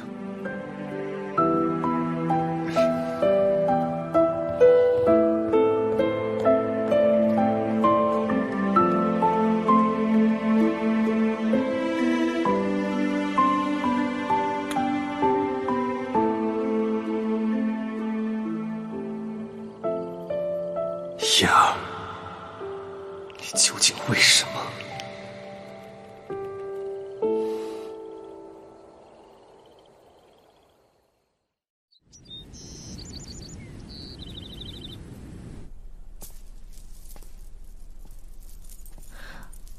王爷，娘娘，王爷昨晚没休息好，如果没什么事的话，妍儿，请回吧。算了，别让他看见我这样子。那就劳烦楚将军，将这个交给你家王爷。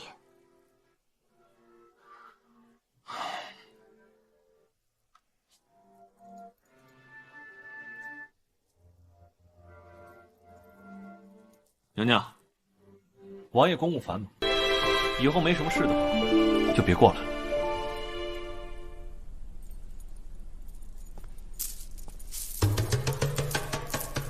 楚离，给我滚进来！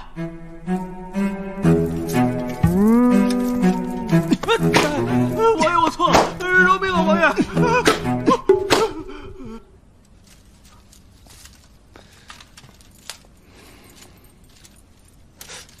陛下，我去传太医。喂，陛下一夜未眠，为先皇后扎了数十个祈福灯，还伤了龙体，不如剩下的交给属下吧。不用，后日便是婉儿忌辰，这些灯笼还是由我亲自制作比较好。你来找我，所为何事？先皇后所中之毒，臣已经查到源头。中毒？继续说。是南境。南境？南境是南川王管辖之地，这件事会不会跟……住口！卑职只是一时心急口快，陛下息怒。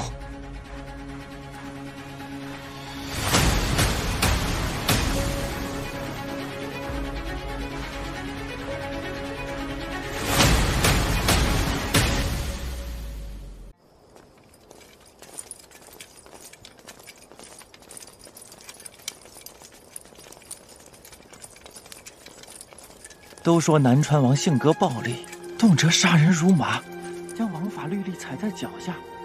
之前不过有人在朝中弹劾他几句，回府路上就被削了脑袋。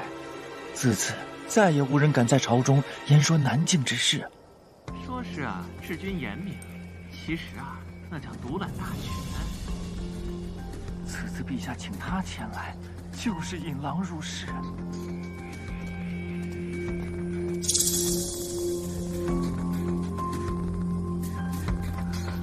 南川王近日多次针对小皇子，陛下龙体欠安，不得不防啊！成儿是他侄子，他不会的。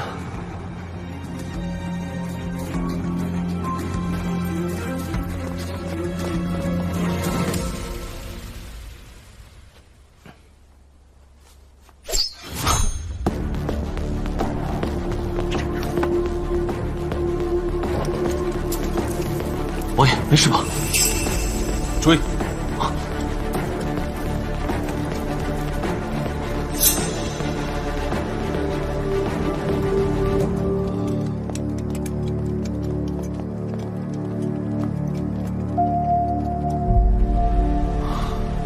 神呢？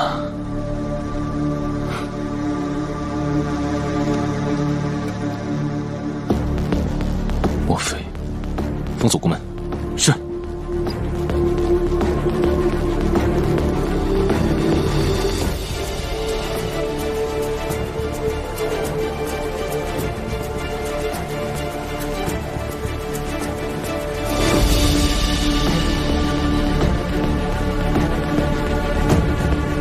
你怎么来了？这话应该我问王爷才是。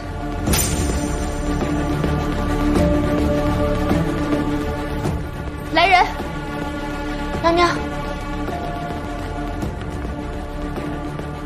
辰儿呢？小殿下，小殿下刚刚明明还在这里啊！还不快去找！是。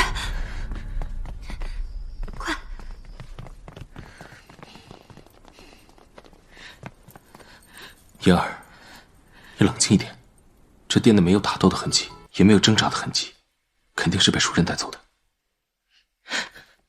皇宫被你的南川军重重把守，连一只苍蝇都飞不出去，又有谁能从你的眼皮子底下带走成儿？啊！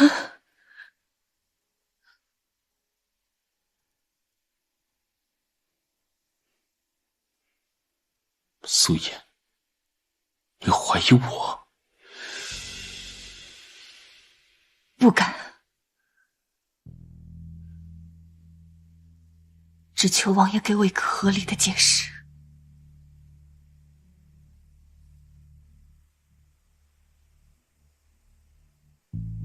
就算这小子是我带走的，你又将如何？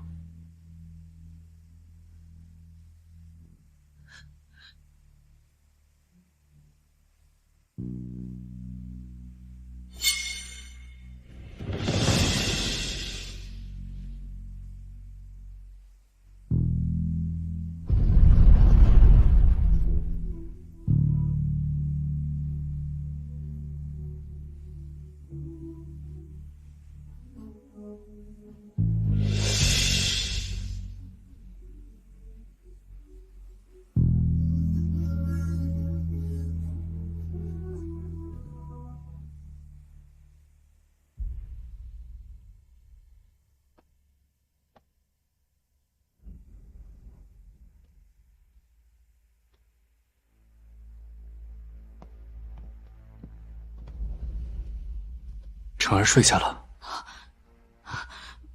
陛下，是。睡下就好。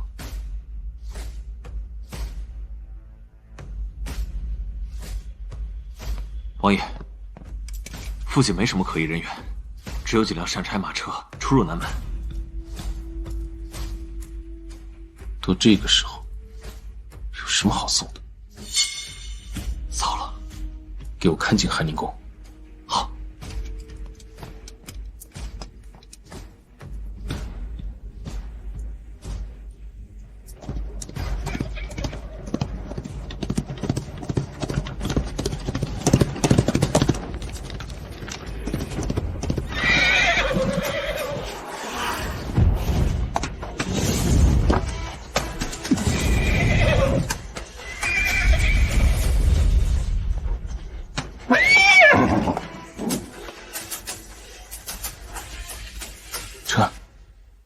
车。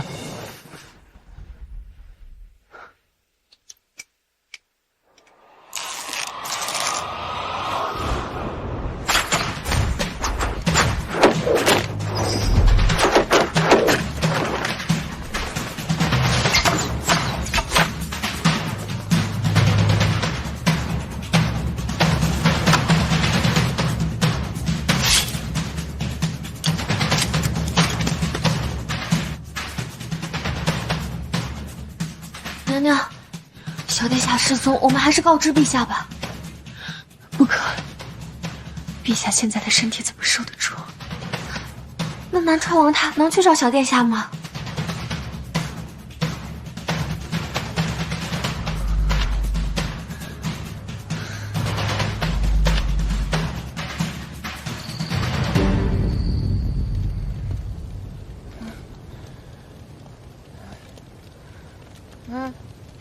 你很疼吗？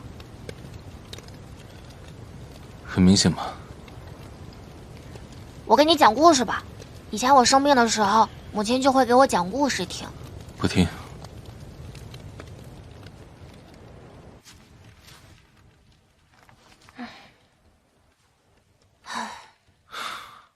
很久很久以前，天上本没有月亮，也没有星星，太阳一下山，大地便一片漆黑。夜幕下有座茅草屋，屋里住着男孩和女孩，他们相爱。每当男孩上山打猎，女孩都会坐在门口等他，无论多晚都等，等着男孩回来亲亲她的脸。有一天晚上，刮起了寒风，男孩真的没有回来。女孩以为男孩遭遇不测，伤心的一直哭，一直哭，眼泪一颗颗飞到了天空，变成了星星。在山里迷路的男孩看见这些星星，他跟着小星星找到了回家的路。可为时已晚，女孩因为伤心过度已经过世了。女孩死后化成了月亮，从此天上有了月亮和星星。男孩走到哪里，月亮和星星便跟到哪里。男孩再也没有迷过路。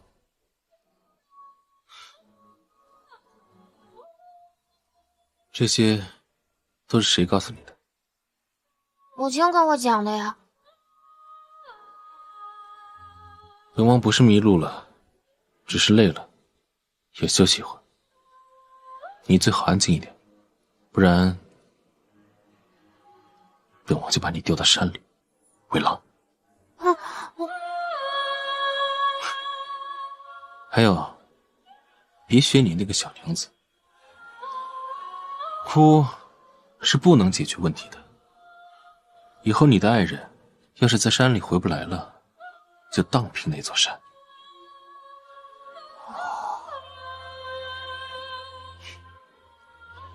怎么，不怕我了？母亲说过，你是好人。那我就勉强做一回好人吧。哎，叫声爹来听听。哼。快休息。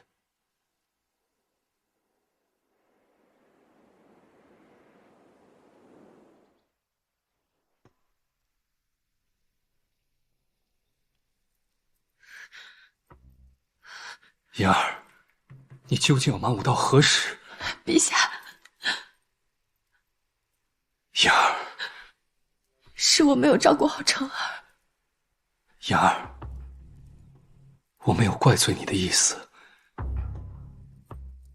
倘若有人故意而为之，你又能如何呢？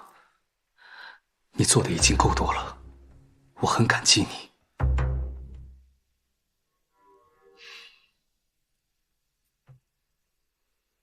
妍儿，我希望你知道，我们是一家人，很多时候，很多事，不要你一个人去扛。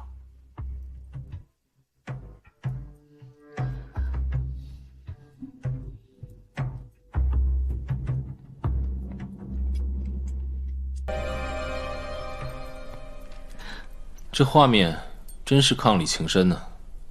母亲，成儿，成儿，成儿，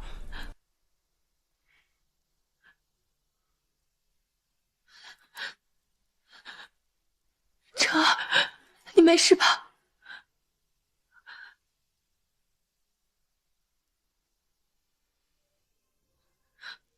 成儿，以后不要乱跑了，不然你母妃又要担心了。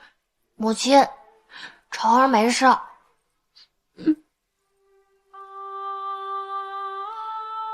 即使如此，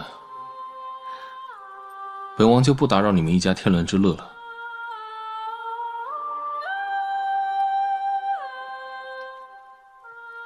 阿远，成儿今日受惊了，你留下来陪陪他吧。你终究不是我的月亮，留下来吧。阿远，对不起。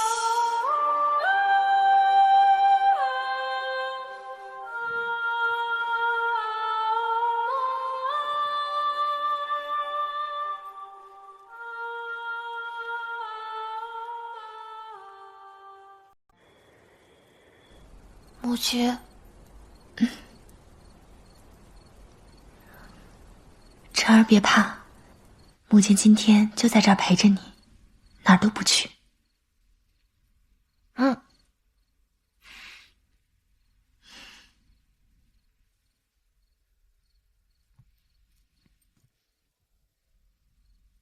妍儿，我能有你，真的很安心。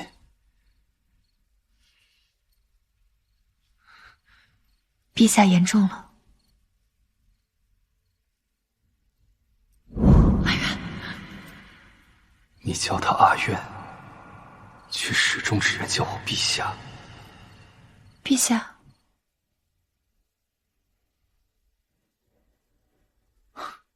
妍儿，我还有公务要忙，就劳烦你帮我多照顾成儿。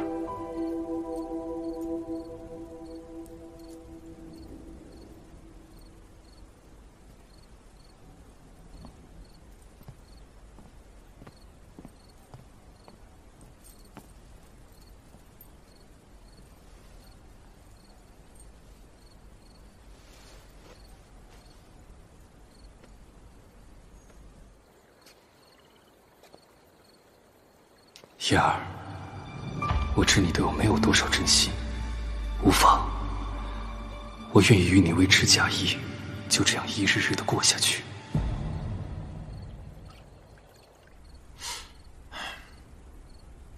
哎，你说这陛下为什么还在虚阳宫守着呀？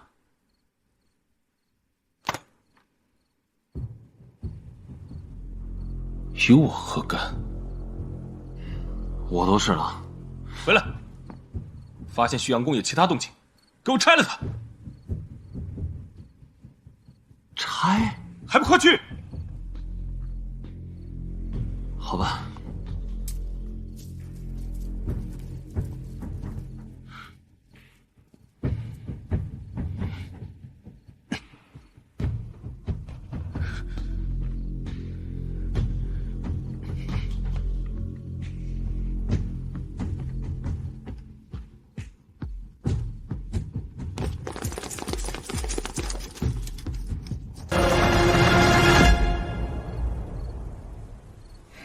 陛下，南川军把旭阳宫围了。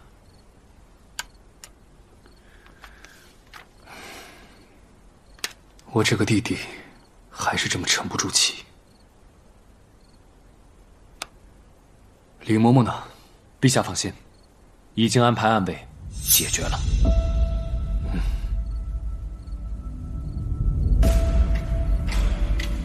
说，陛下，臣愚钝，不知陛下此招意义何在？你有爱过一个人吗？臣不明白。倘若你爱过，那便会有软肋，就像随风飘荡的棋子，轻轻拨动，便可闻风而动，指哪儿打哪儿。既然如此，陛下不更应该促成娘娘跟南川王交好吗？怎么会？属下多言了。言儿她只能是我的，她宇文渊是不配得到言儿的爱。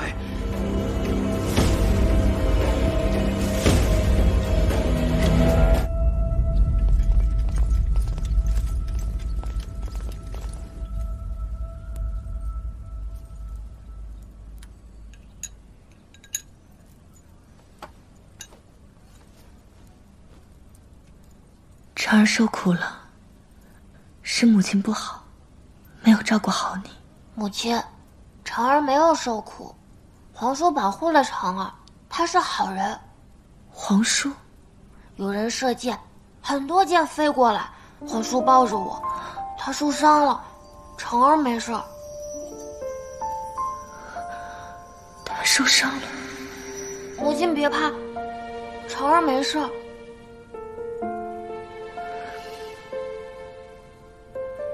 我们家婵儿啊，鸿福齐天，定有高人相助，以后也不会有事的。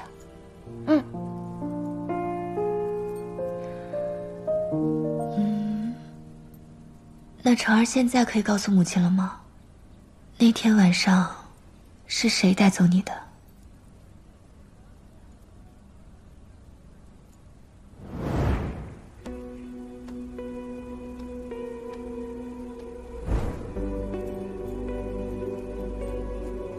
李嬷嬷是姐姐的人，怎么会？那依婵儿所说，阿渊当时出现在旭阳宫，也并非巧合。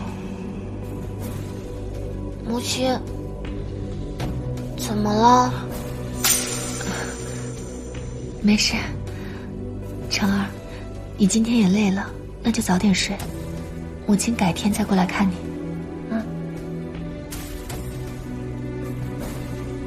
来。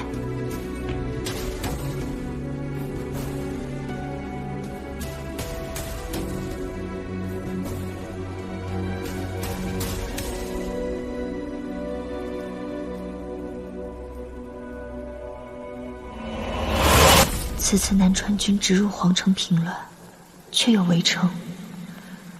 坊间必有传闻，天下之主宇文渊或将取而代之。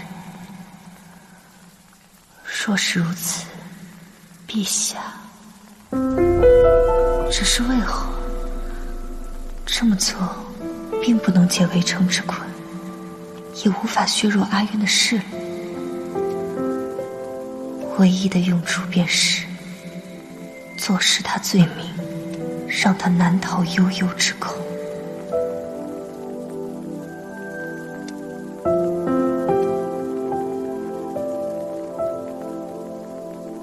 若娘娘还是为了打探昨日本王的行踪，就请回吧。本王和娘娘还没有熟到可以交心的地步。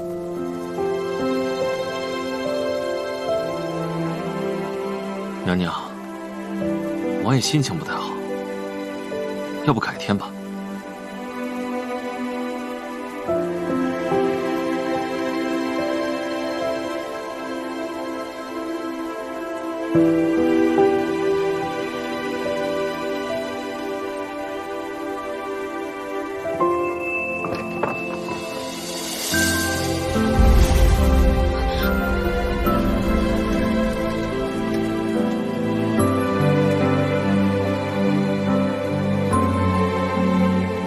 对我就这么点耐心吗？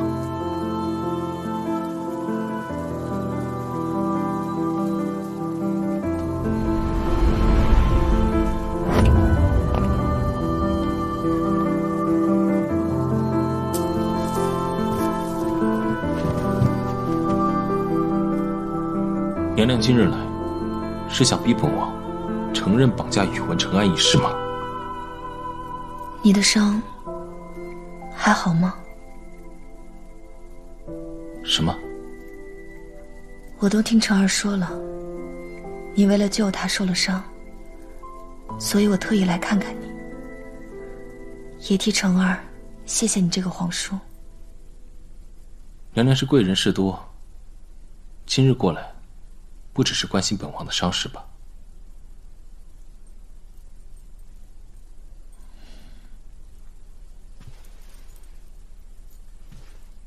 我今日来，却有一事相求。好，说来听听。虽然本王不一定会答应。王爷既然身体已经痊愈，本宫想请王爷退兵，离开皇城，退回封地。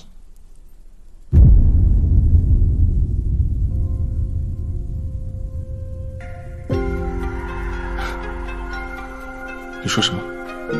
皇城危机已解除，南川王驻兵于此已无必要。本宫想请王爷离开皇城，退回封地。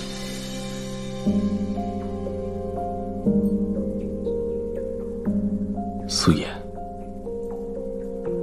是本王这些日子太给你脸面了吧？原本请王爷来，就是解皇城危困。如今皇城已转危为安，王爷也就没有必要留在此处了。素颜，你当本王是什么人？是任你呼来喝去的宫婢，还是为你施展的狗啊？本王堂堂大御南川王，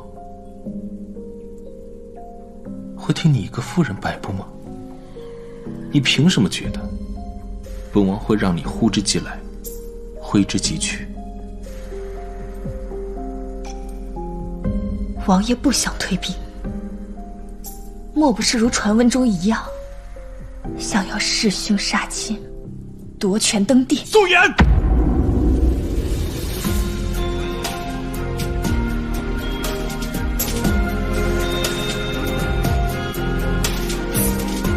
在你心里，我就如此不堪。你竟连半分信任都不给本王。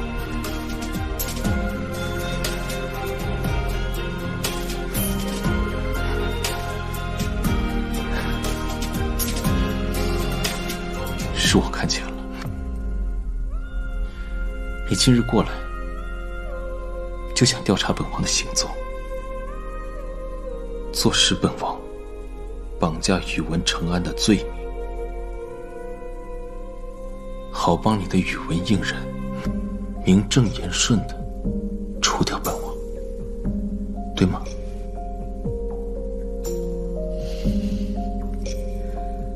世人口口相传，南川王宇文渊狼子野心，带兵围城，逼宫皇帝，意图取而代之。人言可畏，本宫不得不防。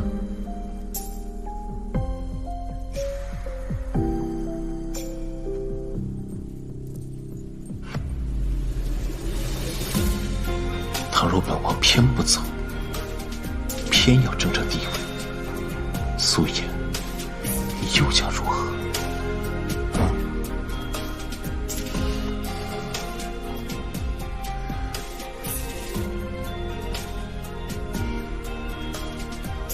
王爷一怒可伏尸百万，本宫虽无王爷雷霆手段，但是本宫亦可血溅五步。王爷若是不信的话，大可一试。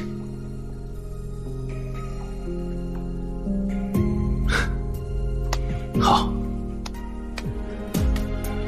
说得好啊，苏颜。说得好，本王早该想到，士别3日，当刮目相看，更何况是5年呢？世间一切本就在变，事在变，情在变，人也在变。你变了，我也变了。好，娘娘要让本王走，我自然会走。可是苏颜，你承诺过本王的，迟迟没有给。本王这么走了，本王心有不甘。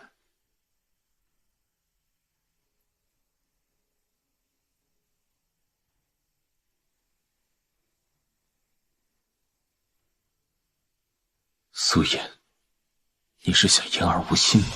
言而无信又如何？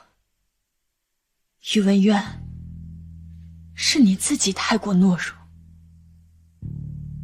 是你自己狠不下心。我给过你机会的。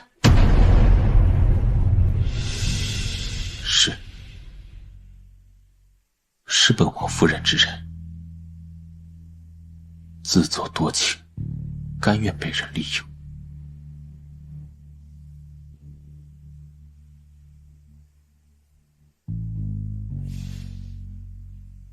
既然如此，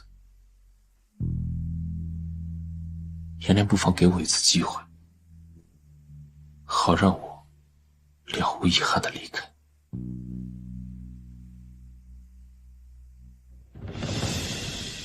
这一次，我不会心软。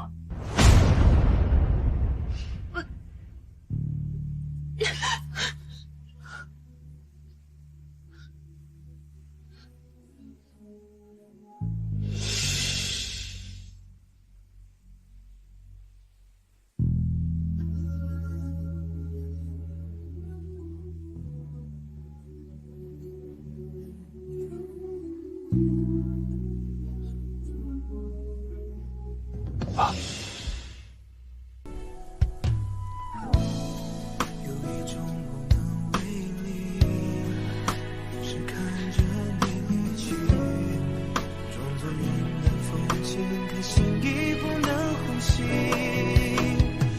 在本王没有改变主意之前，滚吧！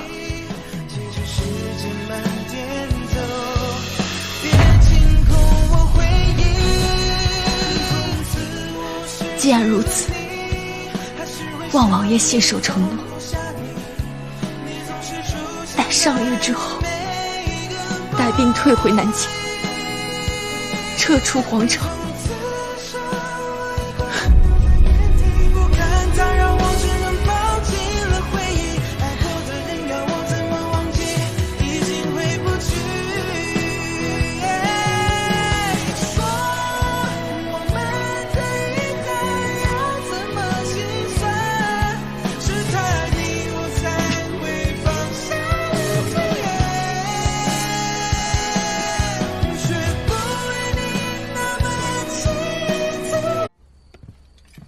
陛下，包围旭阳宫的南川军已经撤离了。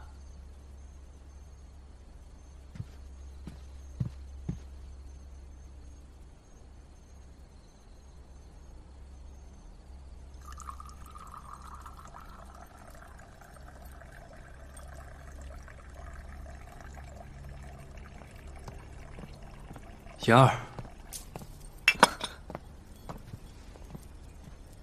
陛下。是我，臣妾不知陛下突然到此。无碍，这些时日琐事繁多，让你费神了。对了，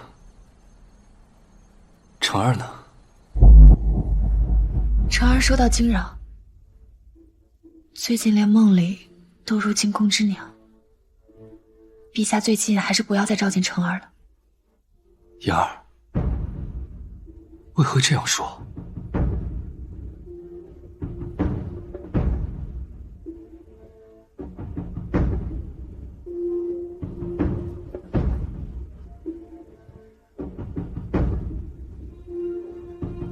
小小年纪，本该无忧无虑，却被迫卷入这纷争之中，成为别人争权夺利的棋子。妍儿，你此话的意思，是知晓此次行刺背后的主谋是谁吗？不知。那依你所见，此次可否协助宫中侍卫探查到行凶的主谋？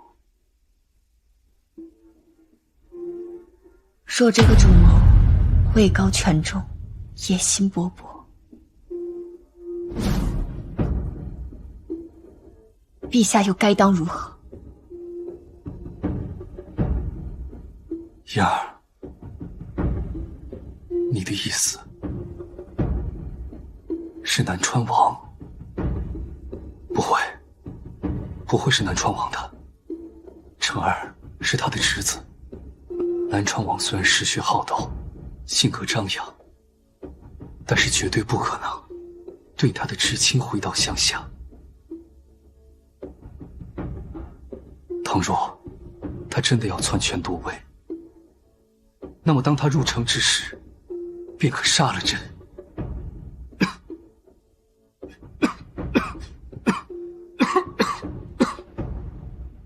妍儿，朕知晓你与南川王之间有嫌隙，但是陛下，臣妾并未说过幕后指使之人是南川王。陛下为何如此着急为他辩解？还是陛下想隐瞒什么？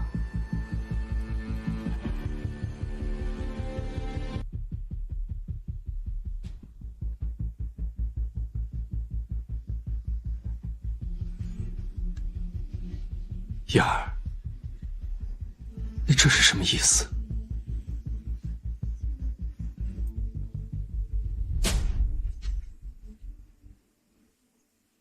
陛下，你不该把成儿牵扯进来的。帝王之家，很多事情都甚是渺小，相比于江山社稷来说，好比这关上玉，手中沙，不可同日而语。你还记得姐姐的遗愿吗？你还记得成儿是你的骨肉至亲吗？朕怎么可能会忘记？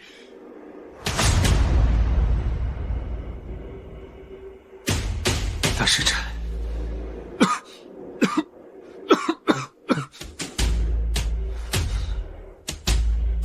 朕是绝对不可能伤害成儿的。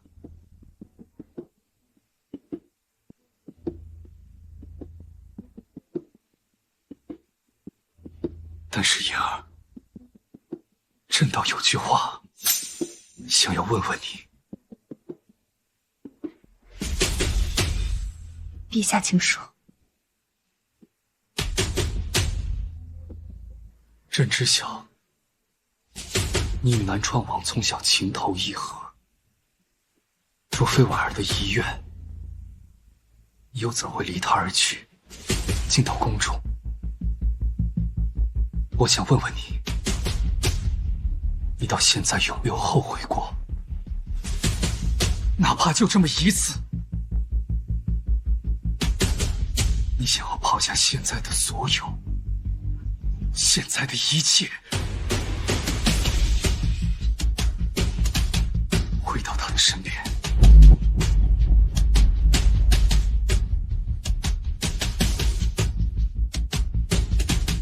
啊！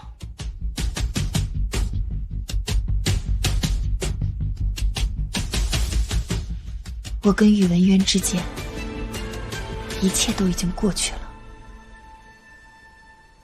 妍儿，我是真的很想再信你一次。可是当阿云入城以来，流言蜚语不断，朕是病了，不是聋了。我自入宫以来，事事以陛下和成儿为先。无论未来发生什么事，我都会拼尽全力护陛下和成儿的平安。我问心无愧。问心无愧？倘若你当真按照我儿的所托，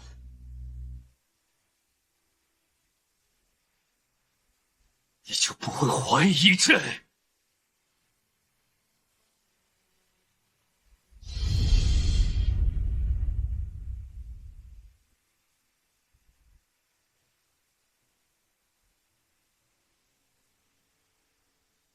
早前用膳时，婵儿曾告诉臣妾，她在南川王身边醒来之前，最后一个看到的人是李嬷嬷。如果臣妾没记错的话，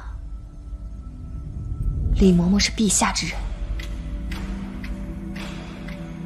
倘若你所说的李嬷嬷与我所说之人是同一人，那么我也可以打消你心中的疑惑。你什么意思？早在成儿失踪之时，我便派了宫中所有人调查当日来访旭阳宫的人。一个时辰之前，他们告诉我，成儿失踪之后，李嬷嬷便杳无音信，人间蒸发，毫无任何蛛丝马迹。什么？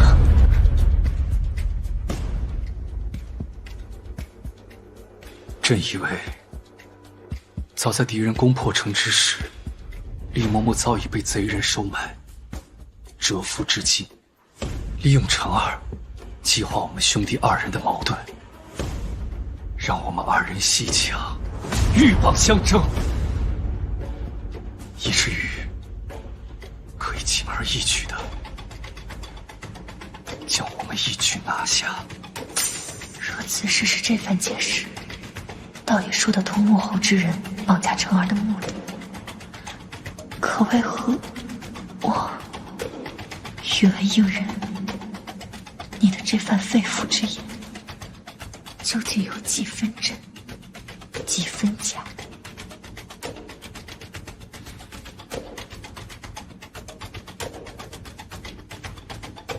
燕儿，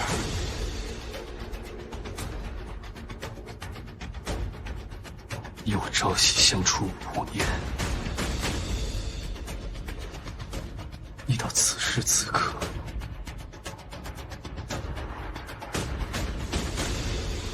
还不愿意相信一次朕？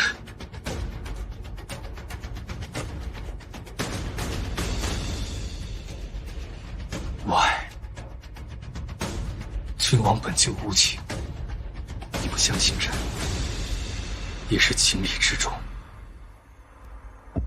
但若是婉儿还在，恐怕不是这番景象。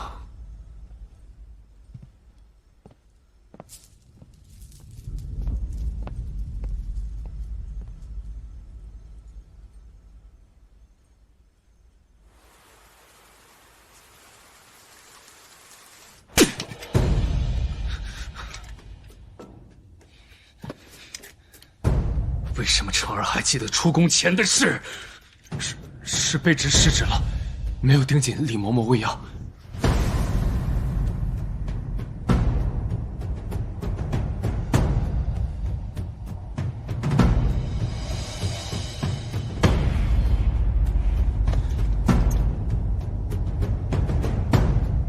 李嬷嬷一生忠心事主，家人与其同宫，厚葬。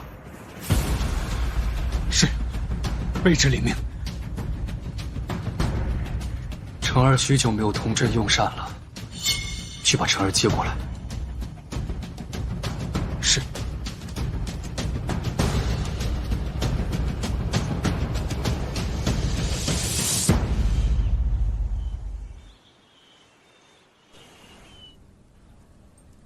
皇宫已非安全之地，虫儿留在这里，只会被卷进更多危险中。不管宇文英人和宇文渊想干什么，我都该早做筹谋。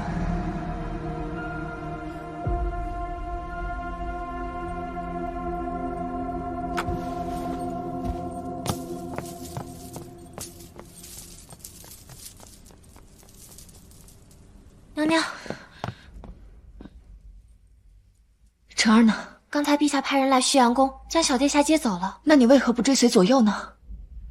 陛下让奴婢在此等候，待娘娘来了，告知您小殿下的下落，以免娘娘您担心。娘娘，怎么了？无事。娘娘。宇文应人把长安带走了，娘娘也去了养居殿。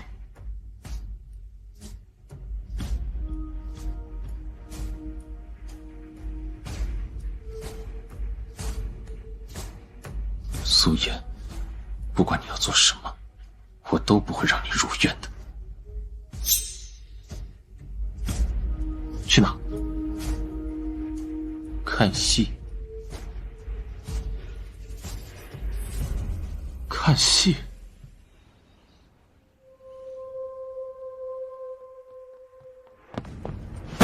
住手！妍儿，母亲，陛下这是在做什么？你瞧瞧，晨儿如此这般顽皮，这脸上的饭粒都沾上了，也不自知。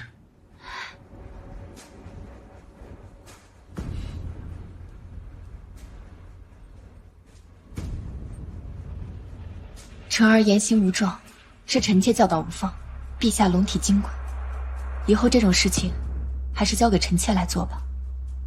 晨儿如今正是顽皮的年纪，还需要妍儿多加管束，不然日后怎么能当一国之君呢？晨儿不做皇帝，父皇做。晨儿，你在说什么？陛下洪福7天，又有龙气相助，定会很快痊愈的。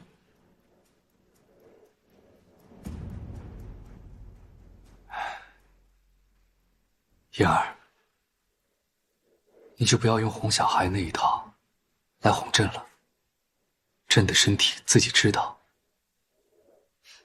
反倒朕希望，当朕到那时刻，朕的兄弟阿渊能够好好照拂这位年轻的君主。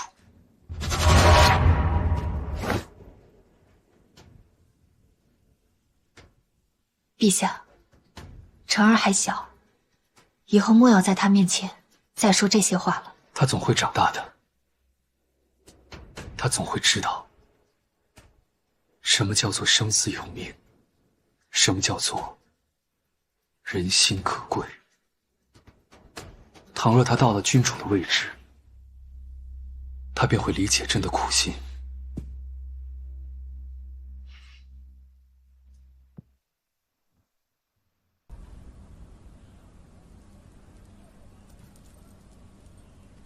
晨儿，你父皇他需要静养，你随母亲回寒宁宫再继续吃，好不好？妍儿，不如我们一家3口就在这里一起用膳。平日里都是一人用膳，就算山珍海味，在我眼中也好比残羹冷炙。你当真忍心让我一人吃吗？陛下恕罪，晨儿已经好几天没有检查功课了，实在耽误不得。改日，臣妾一定带晨儿过来，陪陛下用膳。妍儿，倘若你今日不留下，那么晨儿日后也吃不到了。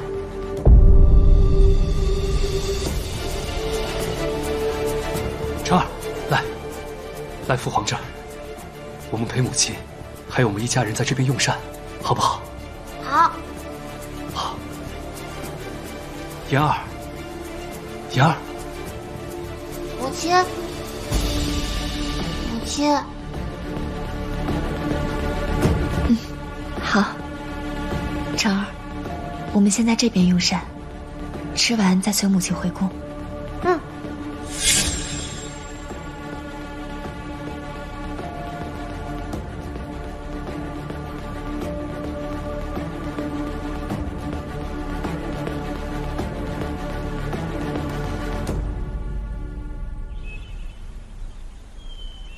来，成儿，你最爱的虾仁。嗯。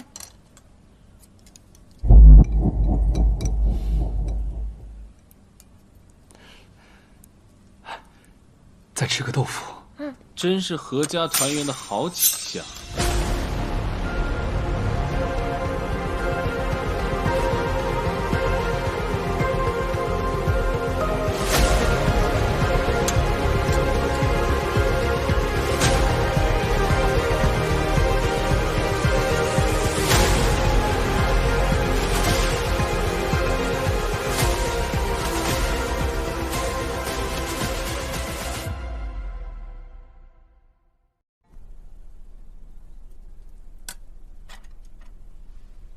阿渊来了，既然来了，就同我们一起用膳吧。看来今日皇兄并非真心想与本王用膳，一早准备的碗筷，根本没本王的份。你我不曾一道，是真的疏忽了。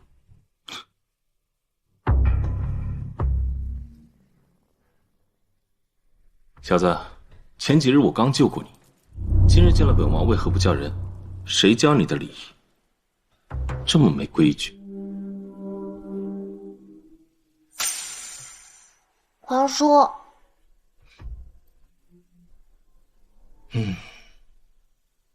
才几日不见的，又长重了，该减减了。跟本王回军营练兵。练兵？就是指挥千军万马，驰骋沙场，收复失地，打胜仗。母亲，我想去和皇叔玩。成儿，别胡闹。成儿，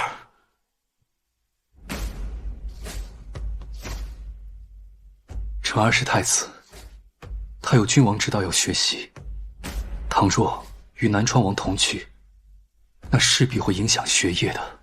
有本王在，他需要学什么治国之道？若是没了本王，大狱早就没了，更别提学什么纸上谈兵之道。走了。南川王，你如今所作所为，莫不是想效仿先人，挟天子以令诸侯？皇兄不提，本王倒是忘了。今日宫中谣言四起，既如此，本王就坐实了的。你要做什么？本王不想做什么，本王只知道你想做什么，本王都不会让你如愿。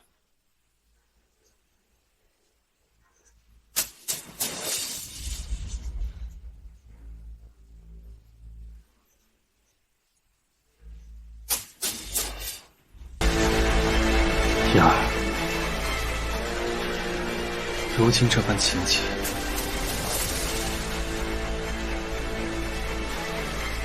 你便满足了吗？陛下什么意思？我什么意思？你以为朕要害辰儿，但是你却让南川王带走辰儿。若是辰儿有什么三长两短，你如何向我儿交代？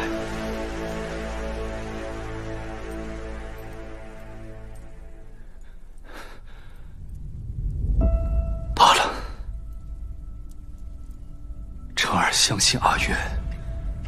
既然如此，我也希望他不会将对你我二人的不满迁怒于孩子身上。陛下说的是，但我想，比起宇文渊会给他带来的伤害，至亲之人的利用更加让人难以接受吧。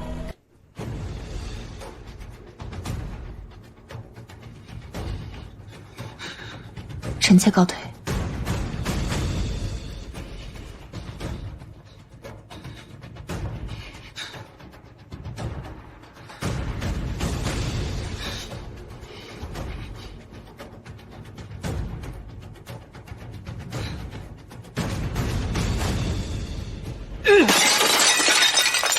皇上息怒！滚！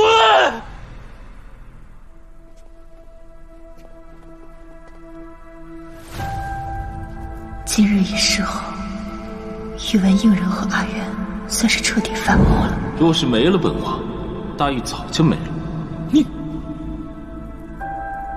王爷到底想做什么？本王不想做什么，本王只知道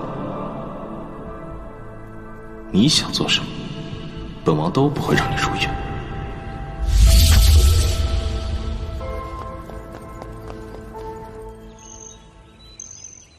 小子，是我厉害还是你师父厉害？当然是你啦。可以啊，小子，选了当年我亲手雕的木剑。皇叔过奖了，晨儿很喜欢这把剑，能送给晨儿吗？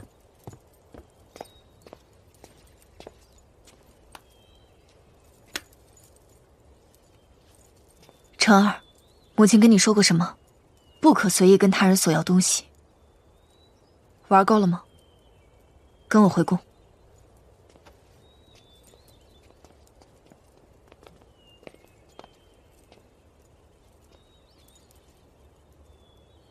想不想要这把剑？想要这把剑，打赢我就给你。母亲，晨儿想和皇叔玩。王爷想必事务繁忙，就别让晨儿留在这里打扰你。娘娘，你这是又想过河拆桥吗？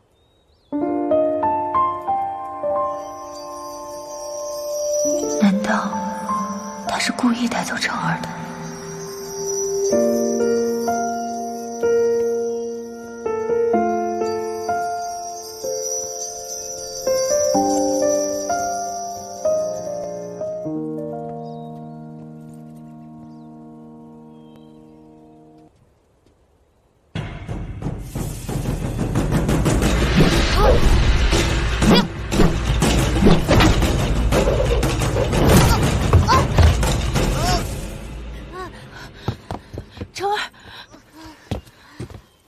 晨儿，你没事吧？就是屁股有点疼。孩子还小，你就不能下手轻一点吗？战场之上，生死面前，想杀他的人，可不会顾及他是一个孩子。他作为一个储君，你竟连这点苦头都舍不得给他吃。果然，慈母多败儿。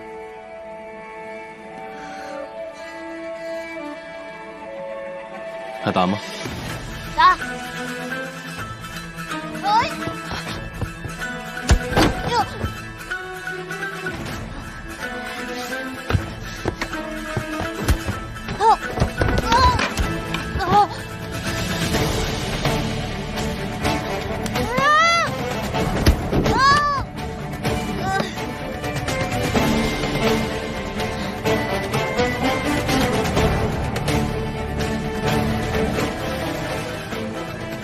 还打吗？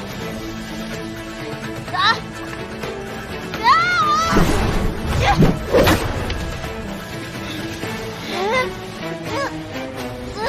小姐，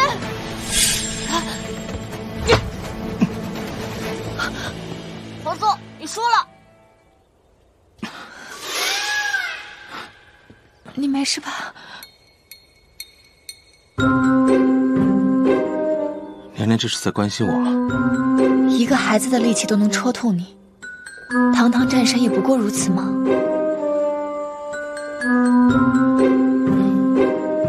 你个小崽子，就知道往我伤口戳。皇叔，对不起，我不是故意的。无妨，说说看，你怎么发现我伤的？皇叔在与我比试的时候几乎不用用神，所以成儿猜。不愧是宇文应人的儿子，小小年纪就知道攻其弱，以招制敌的道理。我给你看看伤口吧。楚离，王爷，你的伤，我和皇后娘娘要说点事情，你带孩子走。成儿，你先走。悠着点。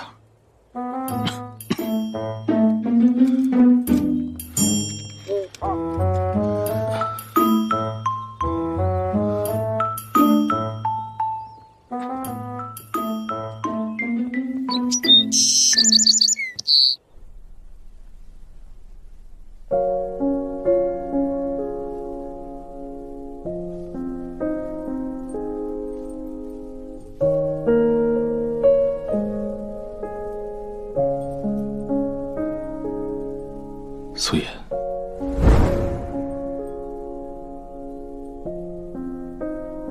弄疼你了？没有。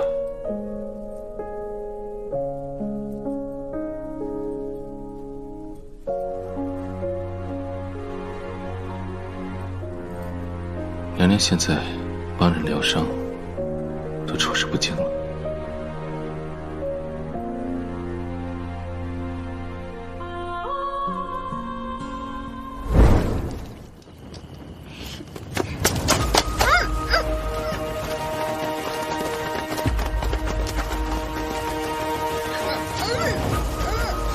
不想死就别说话。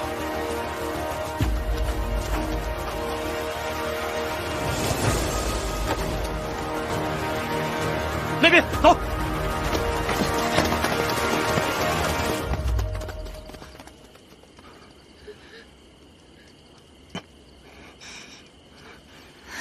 你到底是谁？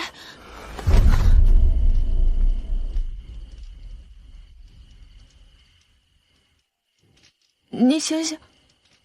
喂！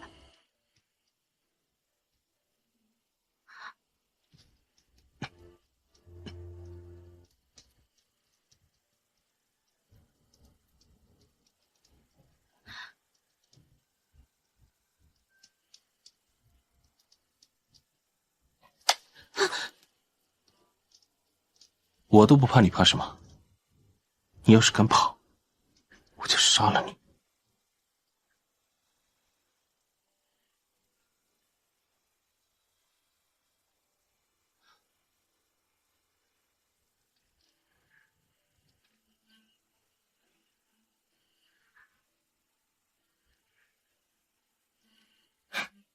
真是好骗，说什么都行。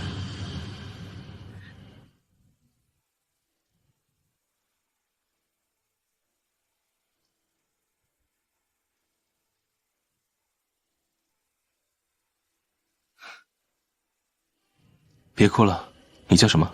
素颜。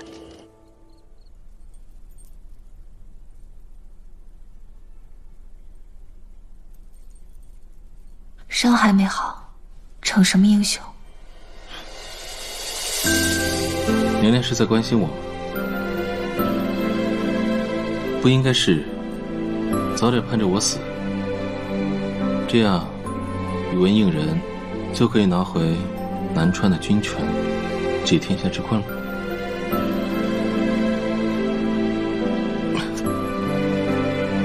素颜，你疯了吗？止血呢，王爷忍着点。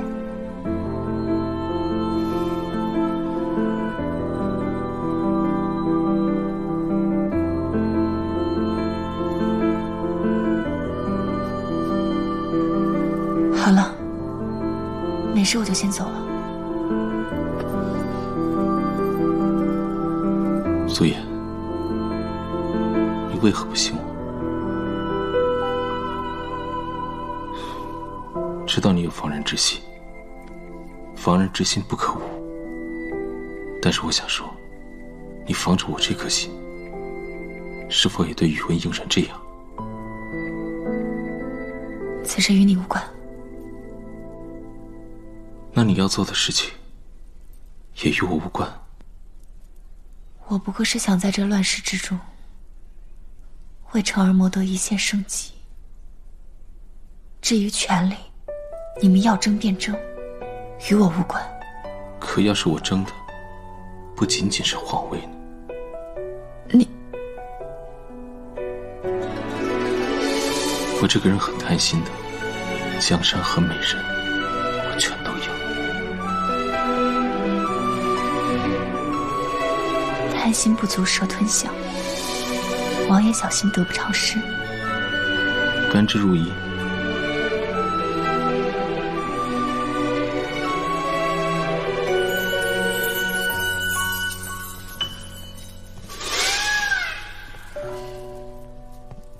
皇叔，母亲，你连个小孩子都看不住，是他自己要找娘娘的。母亲，皇叔可好些了？托你们母子的福，还没死。皇叔说话可算数。什么？嗯，送你。谢谢皇叔。成儿，伤还没好。无妨，走，咱们出去练剑，好不好？嗯，好。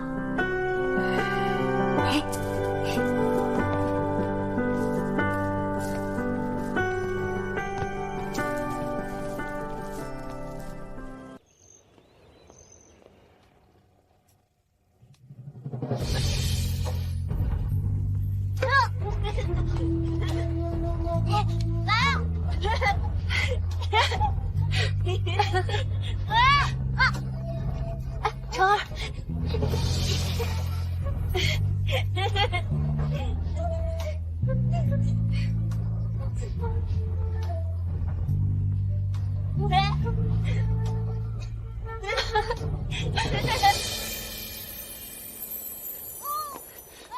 阿渊，你别闹了。成儿，成儿，小心点儿。好了好了好了，别闹了。孟闯，你瞧瞧，他们三人是不是更像一家三口？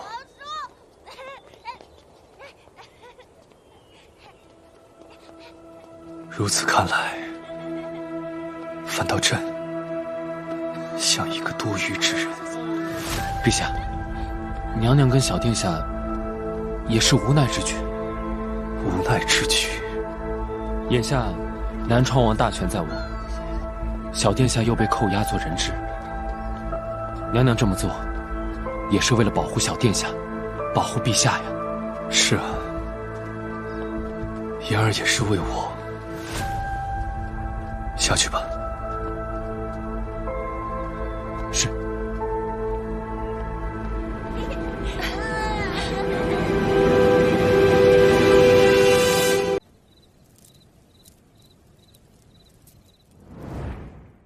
苏颜，你为什么不信我？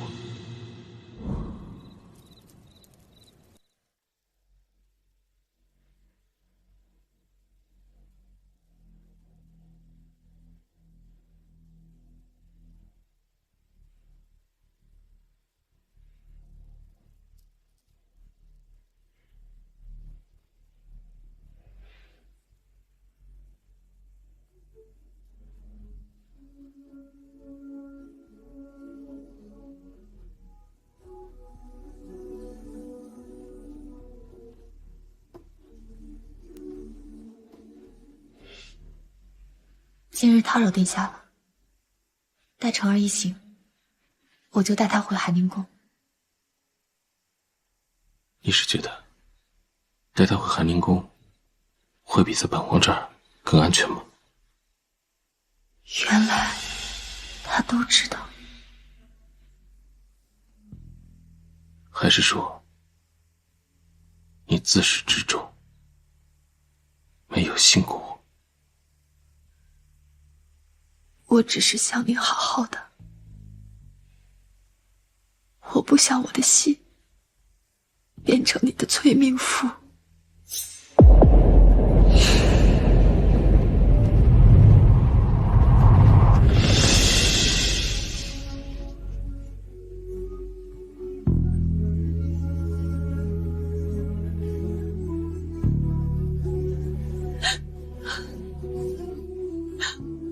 于文渊，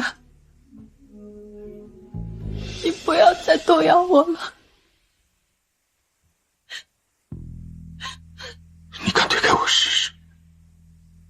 这次，不管你说什么，我都不会放开你了。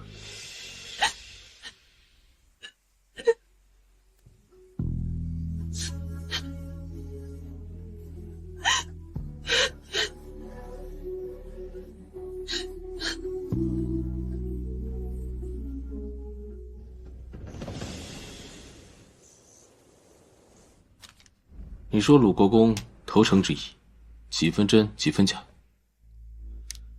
这鲁国公在朝中是出了名的能言善辩、墙头草，不排除他试探我们的可能。只是什么？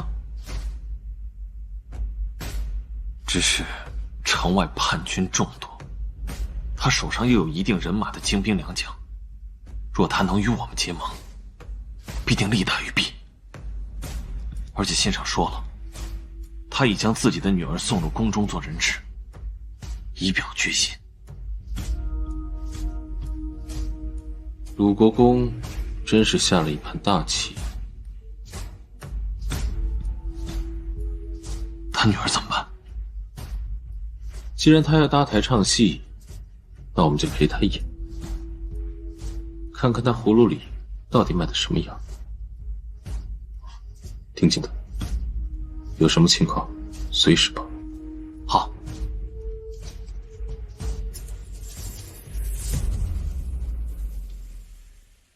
陛下，人到了。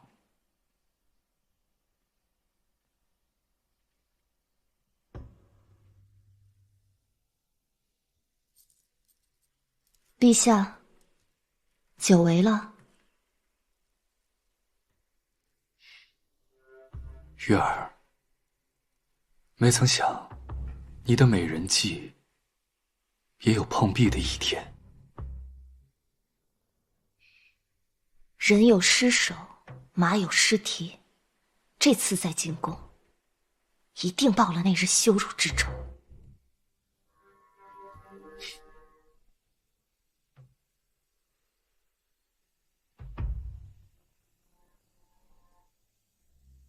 月儿，我想你日后也再也没有机会了。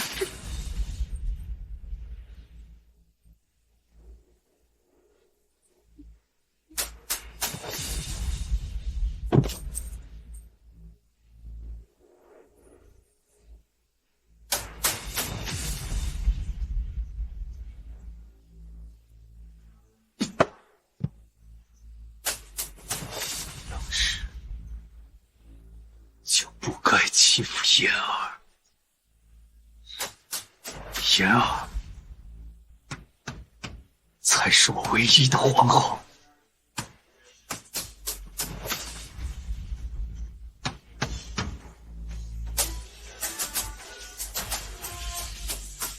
龙床在，告诉鲁国公，叶如玉被南川王所杀。让他节哀。是。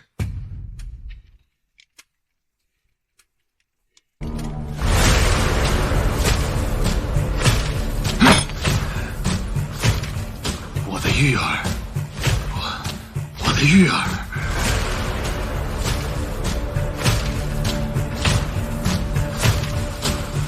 宇文渊，老夫一定让你血债血偿！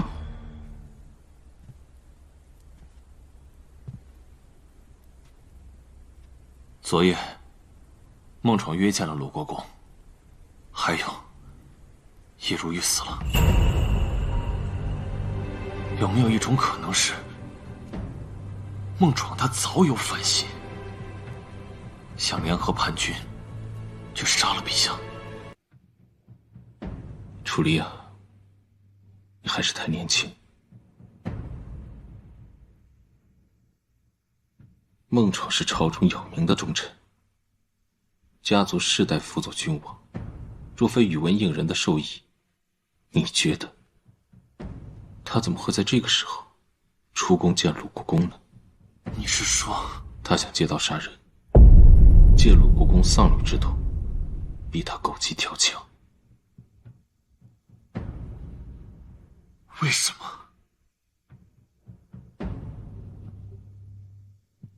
我们在南境守了这么多年，杀敌无数，在皇城危难之际又率军解围，我们一心为了大禹江山，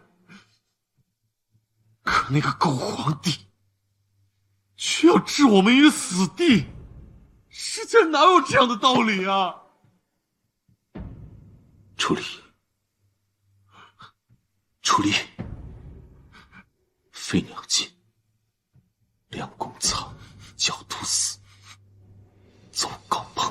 不是，世上都是这样的道理。不是。为人臣子，为朝君，最忌惮的就是功高盖主。不是这个道理，这是歪理。王爷你，难道您就这样认命吗？我们一心为大禹，哪里比不上那个只会纸上谈兵的宇文应人呢？他对我们不仁，我们为什么还要管他的君臣之道？世间多的不止卸磨杀驴的道理，还有揭竿而起、一呼百应的盛世。你说什么？王爷，迷津所向，万众所归啊！楚离一定为你肝脑涂地，万死不辞。住口！楚离，是谁教你这么敢说这种大逆不道、诛九族的话？我是大禹的子民，自我执剑起，我就发誓，此生我的剑绝不可能指向我的家国。可你不能坐以待毙呀，王爷。这场战争早已无法避免，这是我和宇文应人的恩怨，与言儿他们无关，不该卷入进来。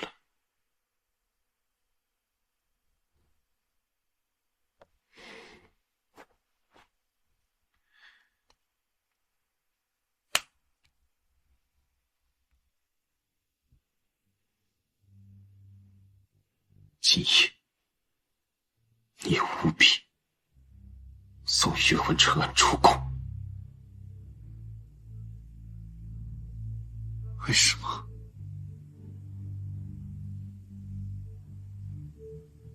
因为他身上流的也是宇文家的血。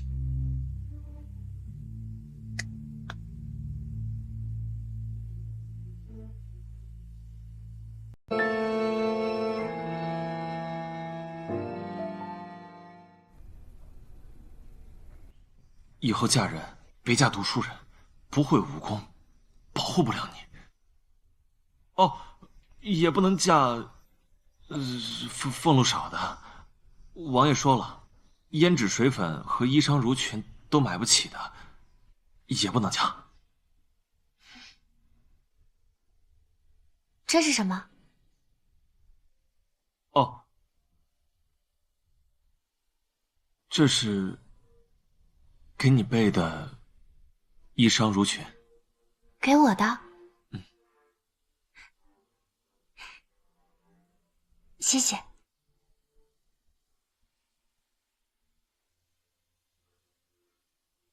芝兰，等到了南境，自有南川军接应你们。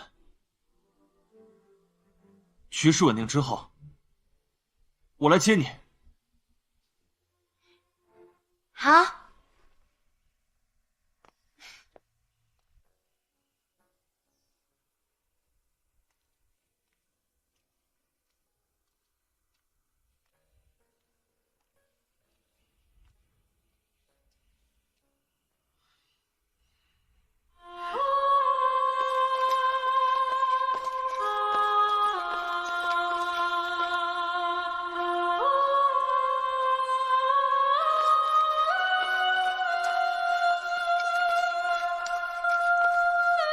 南川军叛乱，格杀勿论。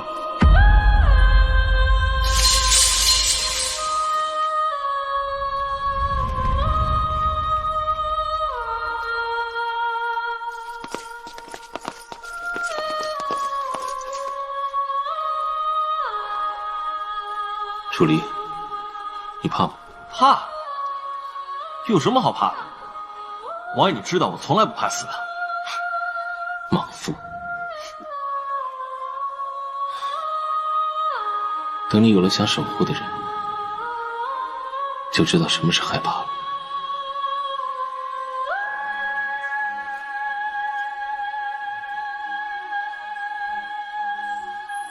楚将军是要拦我吗？我送你。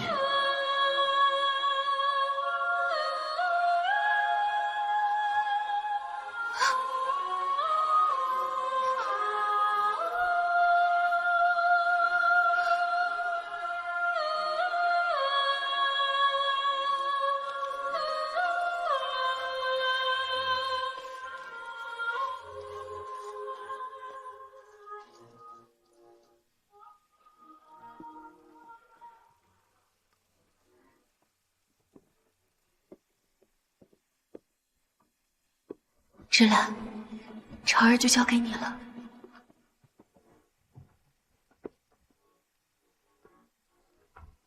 庶子敢耳！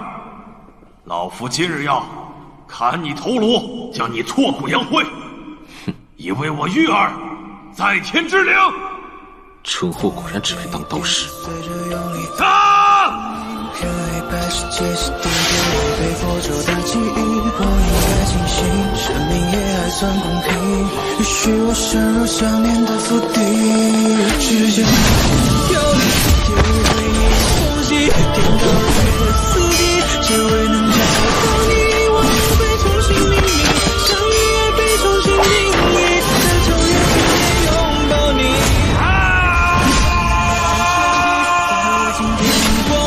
我紧紧牵着你，像久远的曾经，迎着风越过潮汐，沉湎在无尽的海底，总是是迷途看不清不定结局。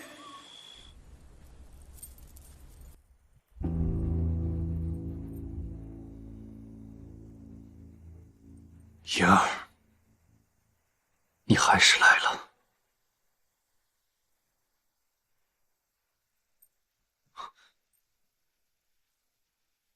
莹儿，你这是干什么？开宫门。开宫门？你可知道开宫门的结果是什么？苏颜自然知道。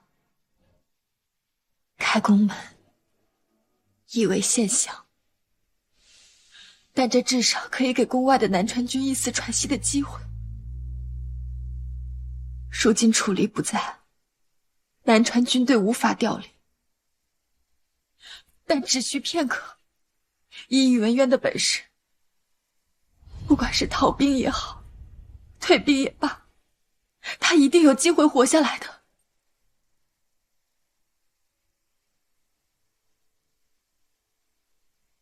倘若朕不允呢？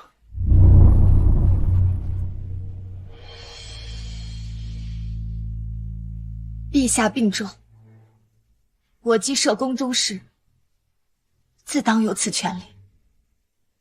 陛下放心，成儿已由南川军护送出宫，不会有事。开宫门之后，无论何种后果，我都会陪在陛下身边。燕儿，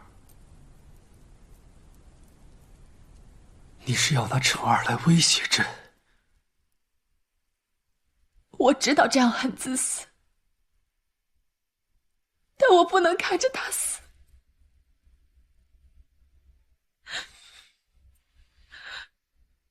我负过他，伤过他，还贸然去招惹他，将他卷进如此残忍的纷争之中。但只要他还活着，便能守护江山社稷，是有用的，陛下。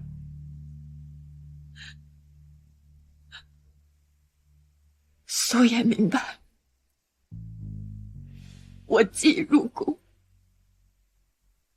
此生与他便再不可能。我也没有什么其他的东西，我有这条命，报姐夫赵父之恩，报姐姐在天之灵。在生死之间，我定不会让陛下一个人面对，只求陛下应允，让他活下来。燕儿，我们朝夕相处了这么久，朕还是第一次发觉你是个性子如此刚烈之人。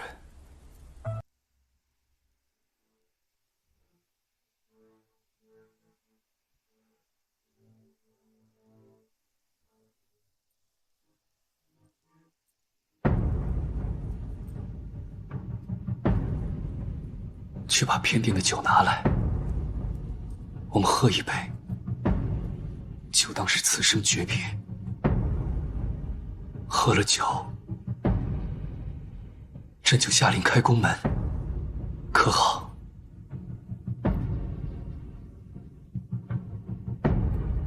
谢陛下。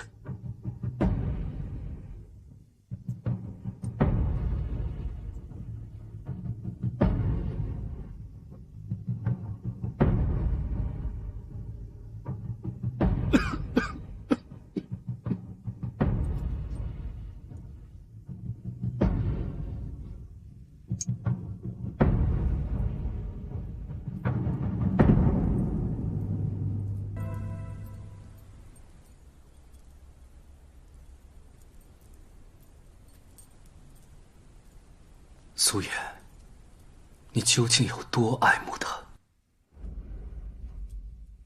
陛下，倘若你真的爱他，你就应该杀了朕。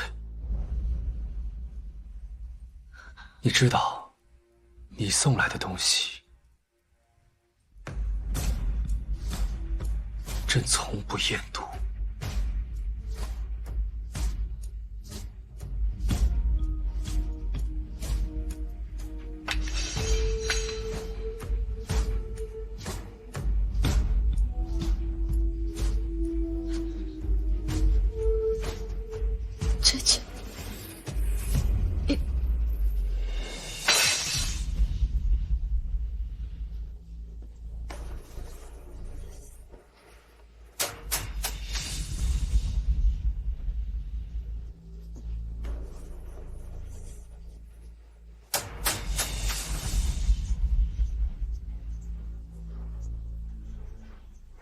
燕儿，你就让朕自私一回。好不好？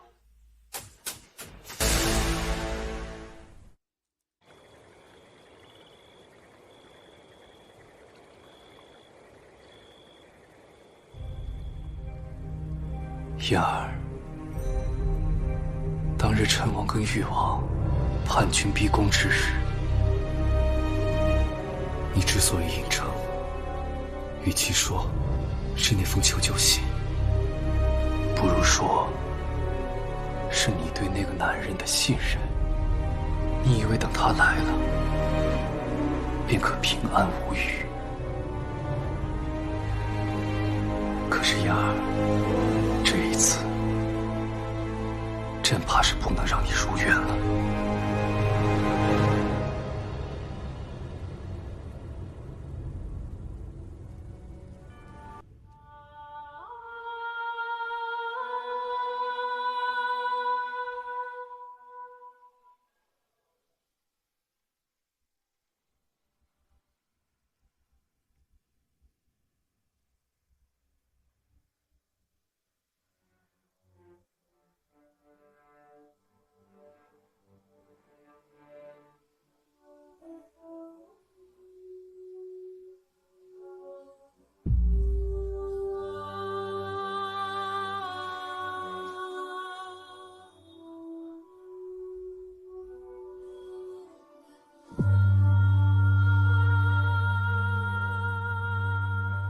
阿月，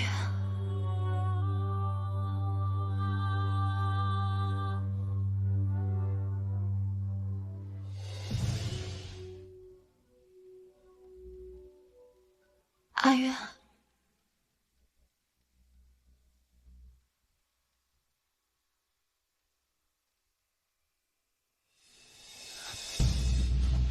宇文应人，燕儿，你醒了。宇文应人，为什么？他救了你。皇城城破那日，若不是他，你我早就死在叛军刀下了。而你如今却要联合叛军去杀他，宇文应人，你是不是疯了？恩情，弟弟。他是朕的弟弟，他觊觎朕的皇位。他是朕的弟弟，他染指朕的女人。他是朕的弟弟，他当众凌辱于朕。他是朕的弟弟，他如今却挟天子以令诸侯。婴儿。朕是天子，你是个凡人。你知不知道那夜为什么朕不进去旭阳宫啊？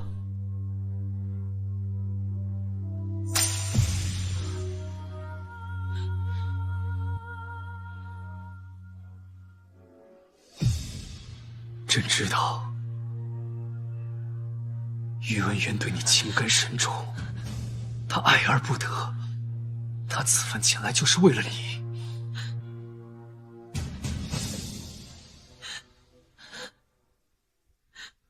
你求他庇佑皇城，准许他，朕必而眠。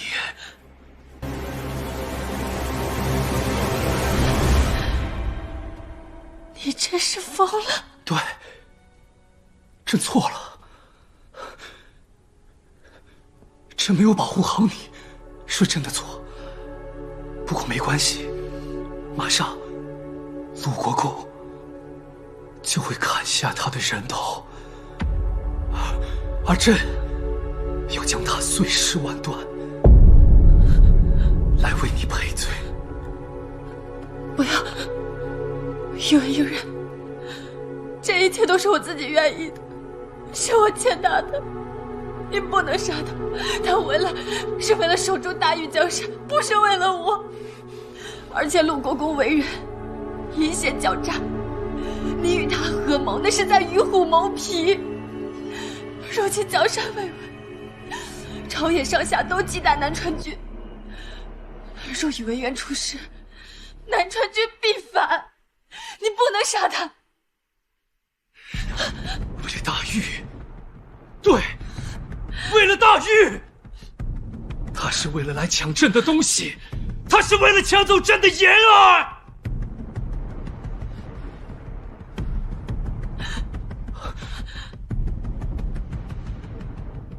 对了，言儿，朕还是太子的时候，朕就心悦于你。可那时朕势单力薄，怎么能迎娶一名庶女？所以，朕娶了婉儿，来拉拢苏夏。可是这远远不够，单靠苏夏，朕是无法在夺嫡之战中胜出的。己方势力僵持之下，鲁国公找到我，他告诉朕，他可以帮朕登上那95至尊之位，但只有一个条件，那就是我登基之后要迎娶他的女儿为后。听殿下的意思是，愿意接受鲁国公的援手。说吧，他有什么条件？其实也没什么。鲁国公有一爱女，名如玉，仰慕殿下已久。若是殿下肯成人之美，娶国公爱女为妻，这个合作自然水到渠成。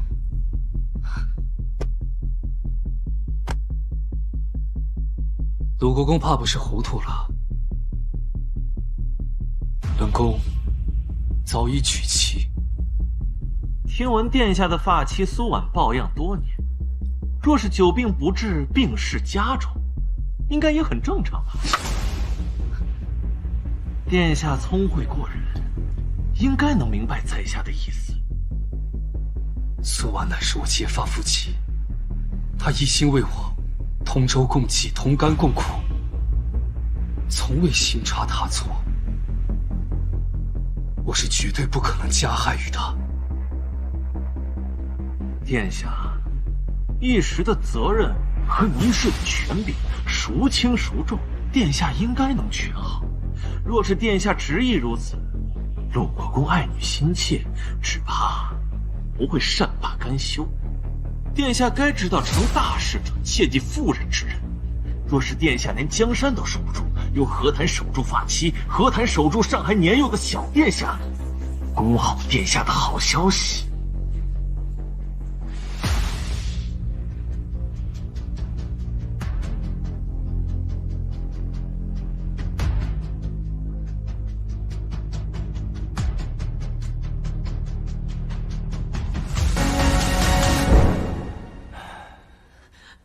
婉儿她知道朕的图谋，她理解朕的选择，她爱朕，到最后，此一局的确是朕负了她。所以，我姐姐是死在你的自私虚伪之下，因为应人是你杀了她。我没有，我没有杀他。婉儿爱我，她是为我自愿而死，我也待她不薄。我以皇后之礼厚葬她，满城缟素，万人朝拜。就算是婉儿，她也不会有丝毫后悔。我姐姐她爱你入骨，为了你不顾一切，直到他临死之前，他都不敢奢求你的爱，一心只想着如何为你巩固江山。而你，你却利用他对你的爱，生生用他的性命为你的野心铺垫。因为应人你当真是个疯子！我就是疯了，这就是疯了。为了你，这什么都可以做。为了我，你不过是为了你自己的野心罢了。不，燕儿，5年之约，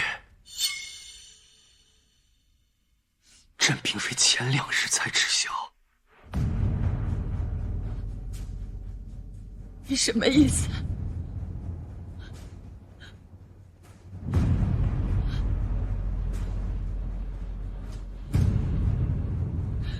朕知道，你终究是要走的。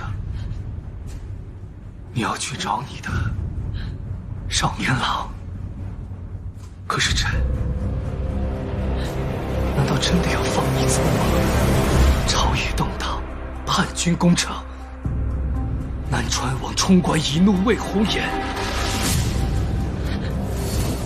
我向南川王发了求救信，但若是8000人守不住皇城，就别怪本王灭了他九族。唯一能选的，只有如何去死，为谁死。所以，你知道他会来，这一切都是你设计好的，是吗？南川王觊觎朕的地位已久，为夺权，直接弑君。可是朕未雨绸缪，与鲁国公联手，将其捉拿，削兵夺权，将南川王斩于马下，才化解了这场夺嫡危机。燕儿，你觉得这出戏朕唱得如何呀？南境南川王重兵在握，朕便借此东风将他引来，一网打尽，断了你的念想，又解除了这一祸患，可谓一举两得。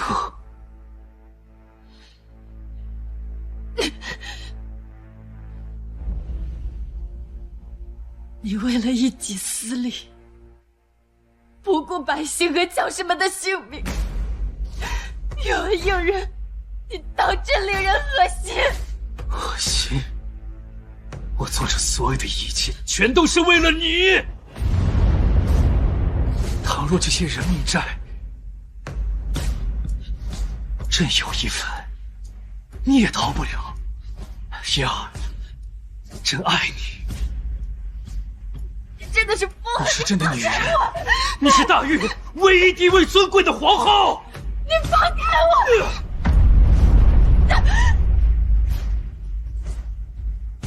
你要去哪儿？你要逃去哪儿？你要去找你的宇文渊吗？你这辈子只能在朕的身边。你是朕的女人，你哪儿都不能去。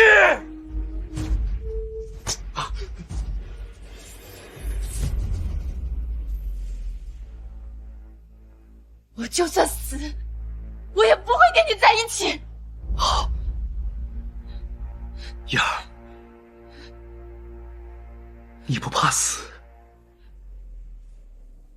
但是你也不怕宇文渊死吗？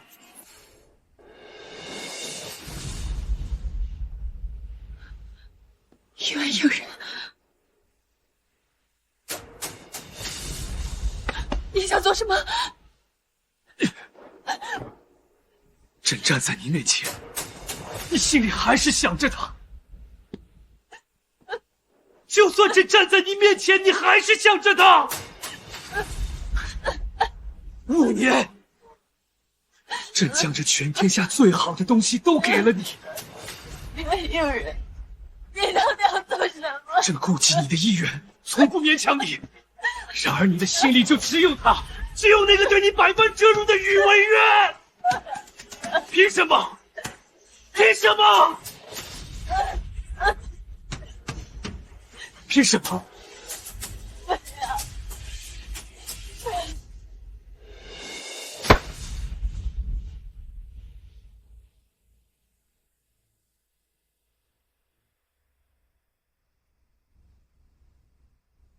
妍儿，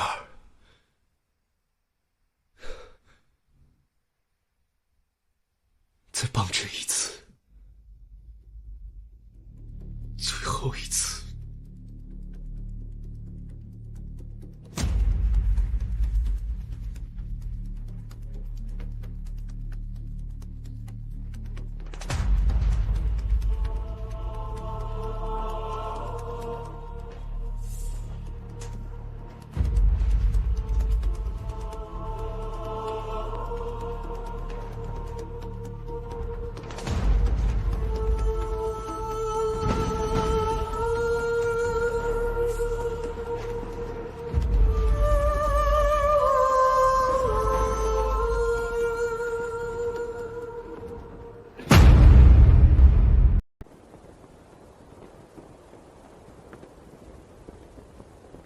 阿渊，你竟然还活着，正好。来看看朕为你领的圣旨。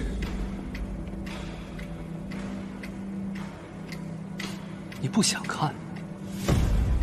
阿渊若是不想看，那朕就亲自给你念一念。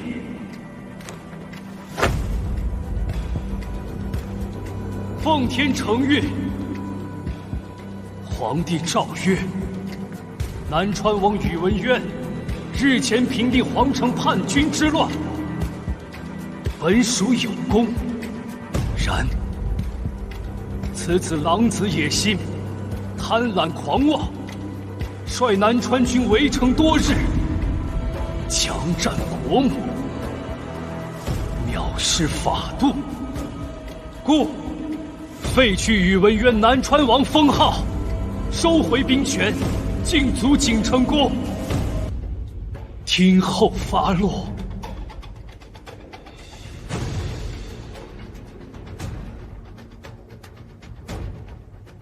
南川王，不对，罪臣宇文渊还不跪下，领旨谢恩。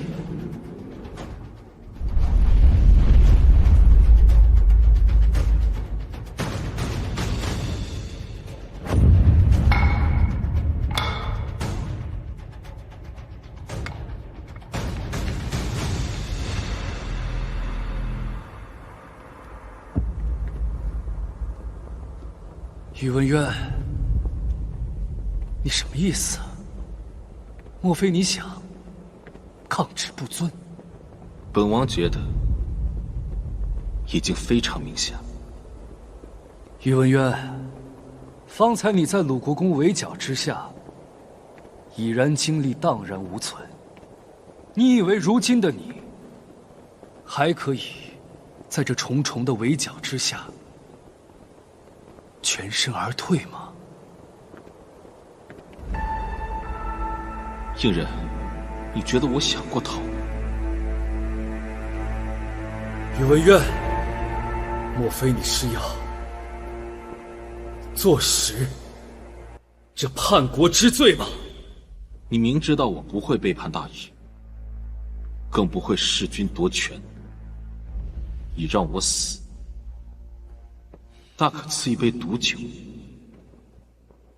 或者命这些手下万箭齐发，你迟迟不肯动手，甚至不惜叛军攻城作为棋盘引我入局，刺激鲁国公，将我围杀。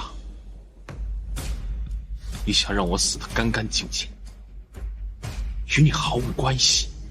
如今我兵临城下，你现在百般挑力逼迫，无非就是想再挑起战事，可以名正言顺地除掉我。若是你还为我收敛尸体，说不定还可以落一个明理贤君的名号，享誉天下。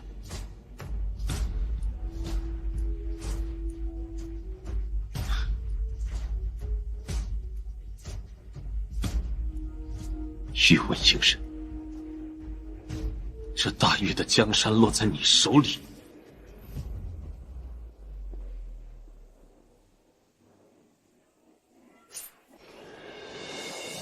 真是到头了。好，好，好！宇文渊，你看透了又如何？如今这个戏台，朕已经摆好了。这出戏，无论你是想唱，还是不想唱，你都得唱下去。若本王不呢？宇文渊，朕给你准备的头筹，你必然会喜欢。你想做什么？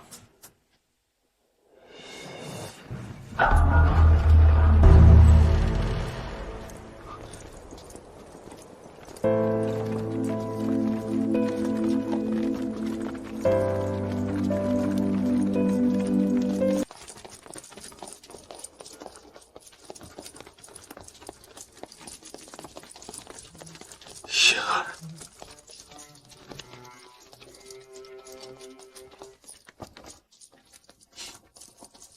看来阿渊很满意嘛。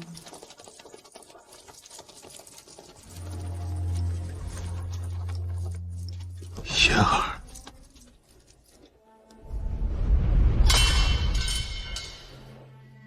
雪儿，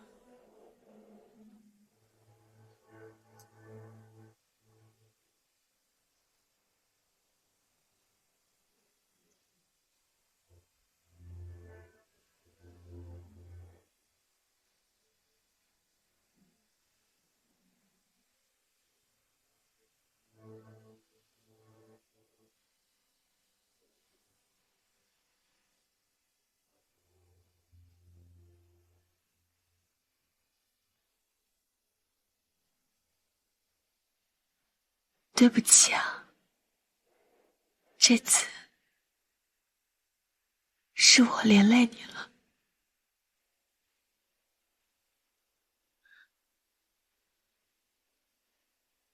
当初我收到那封没有被拦下的信，我就已经猜到这个结局了。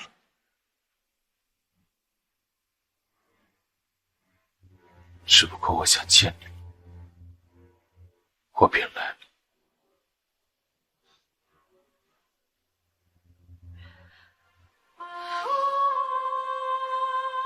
其实，这5年来，我一直有派眼线去南京调查你的消息。你的每一次浴血奋战，我心里都既害怕又欣慰。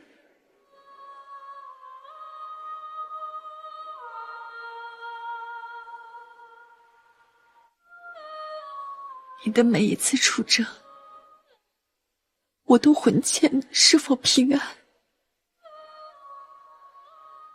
但好在，你终究成了年少时想成为的人，保家卫国的战神。你终究是让我安心的。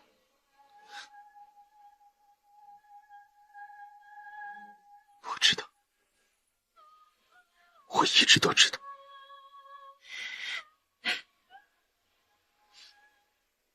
但其实也并没有那么安心。朝中弹劾之词难以入耳，自古功高盖主之人，总是没有什么好下场。我给你写了信，可我不知如何落名。但若是不落名的话，你定会觉得我是高高在上，才对你发号施令。不会的，不会的。可若是用苏颜的话，我既已入宫，又怎能用闺名与你书信，平白叫你多死？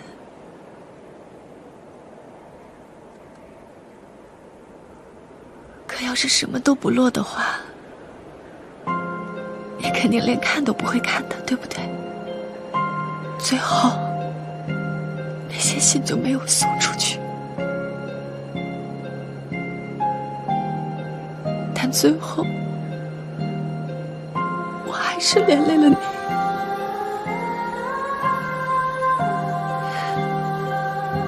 你知道吗？我有多爱慕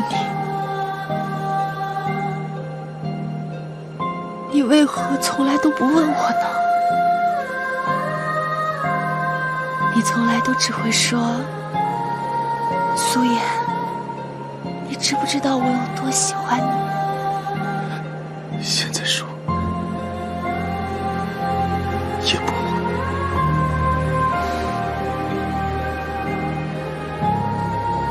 我有多爱慕你，大抵是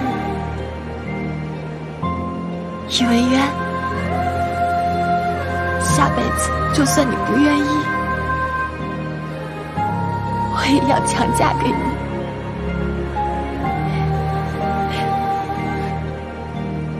好，南川王宇文渊，拥兵自重，智多兵权，就地正法，放箭！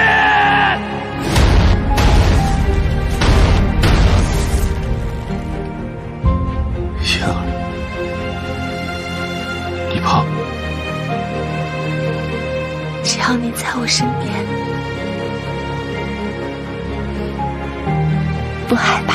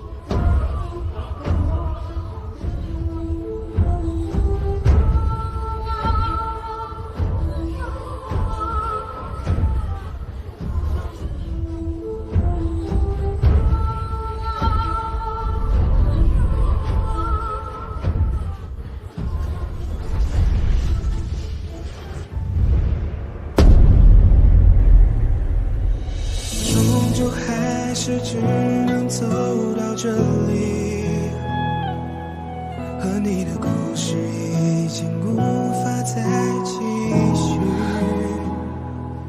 所有的遗憾，所有眼泪都留在风里，爱过你的事，记住你的救命恩人宇文渊，我会回来讨到。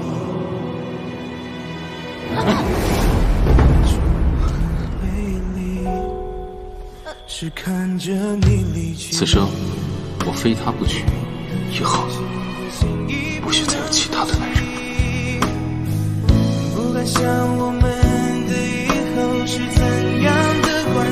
你对我就这么点耐心吗？我只是想你好好的，我不想我的心变成你的催命符。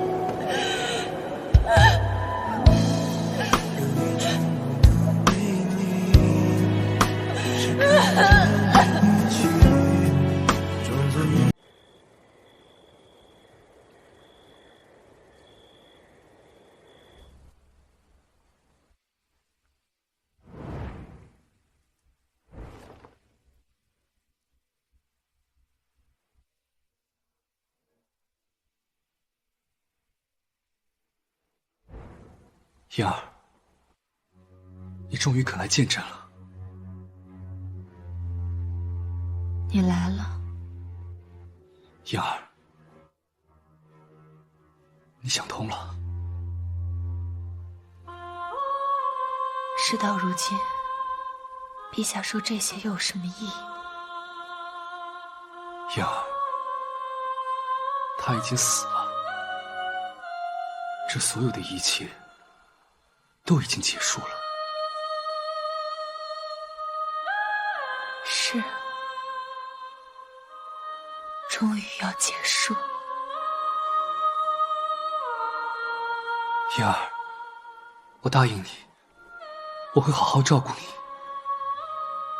我会把这天下最好的东西全都给你，会带你看万里河山，去看这天下太平。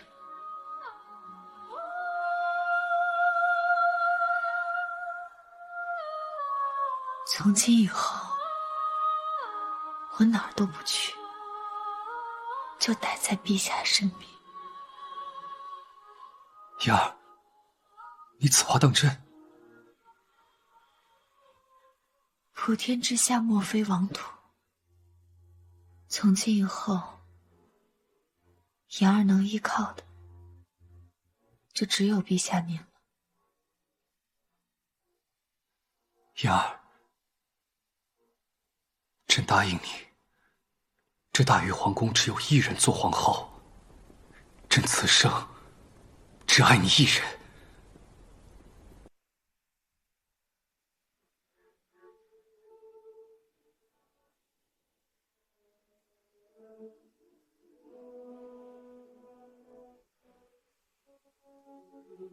妍儿，这是陛下与我大婚之时，我们都还没有喝过合卺酒。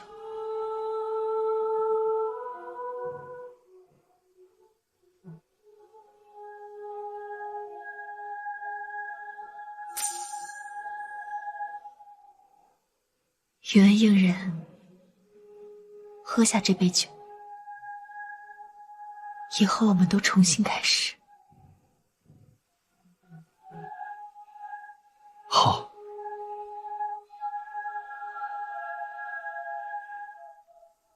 妍儿，你这是终于接纳朕了。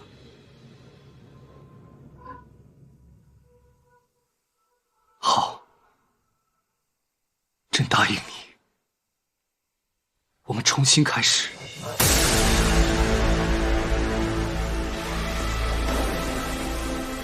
倘若你真的爱他，你就应该杀了朕。你知道，你送来的东西，朕从不厌妒。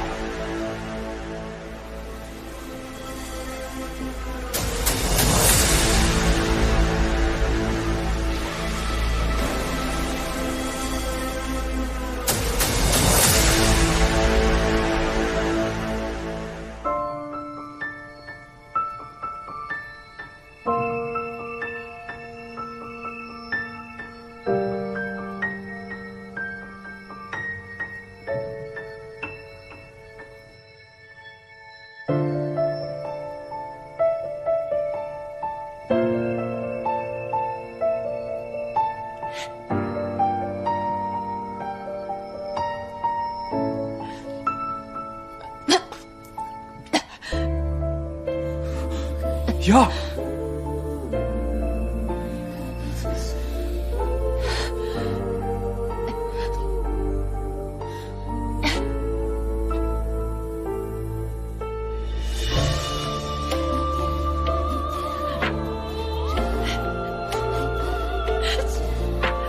姐姐当时也很痛吧？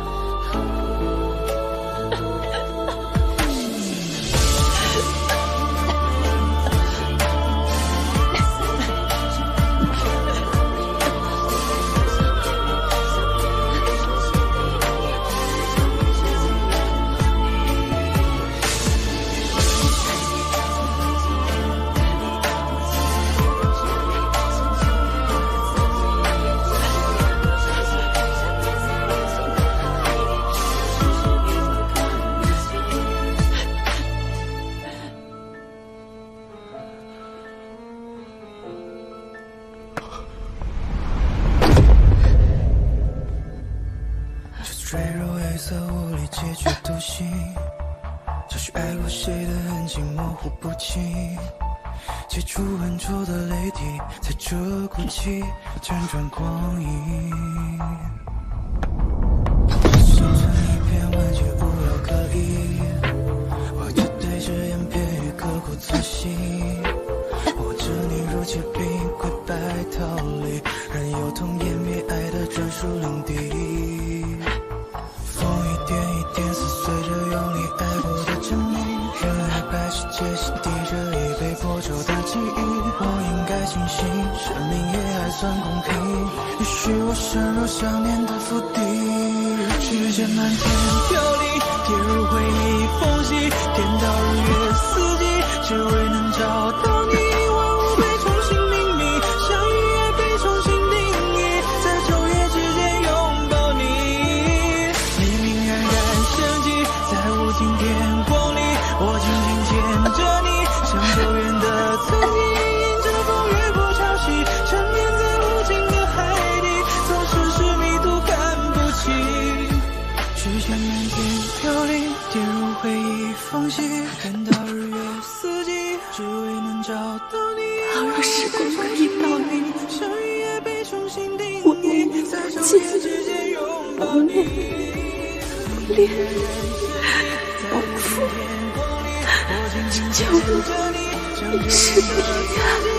这风越过潮汐，缠绵在无尽的海底，总是是迷途看不清，都定结局。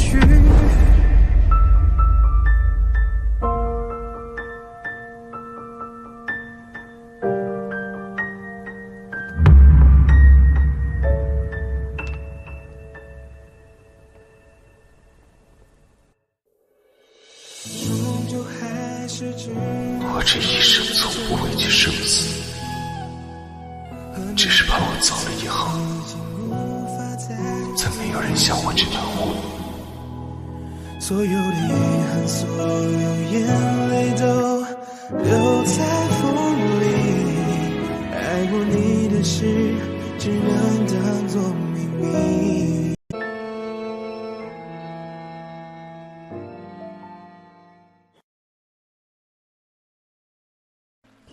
想让我嫁一个素未谋面的，没门儿！就算他是南川王又怎么样？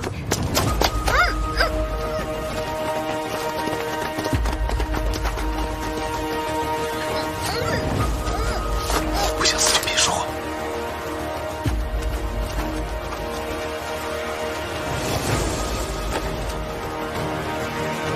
那边走。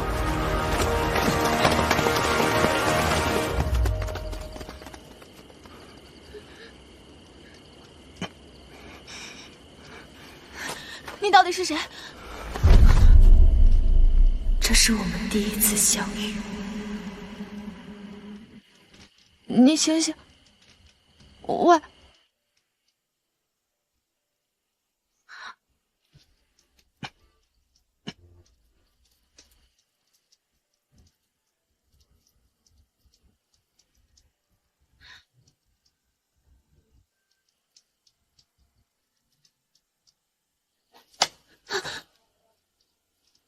我都不怕，你怕什么？你要是敢跑，我就杀了你。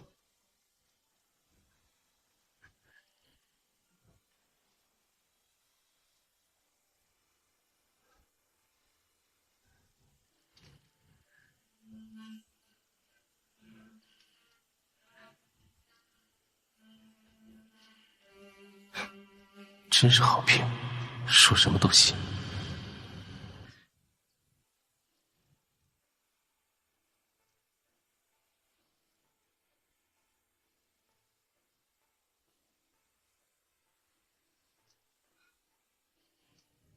别哭了，你叫什么？素颜。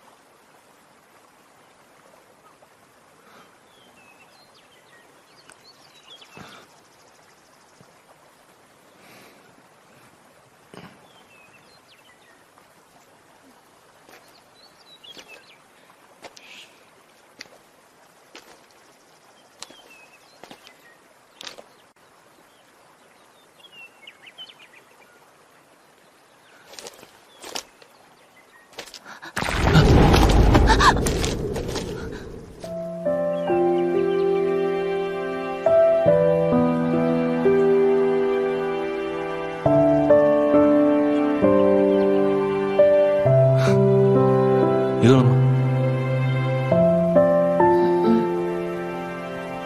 那我去找吃的。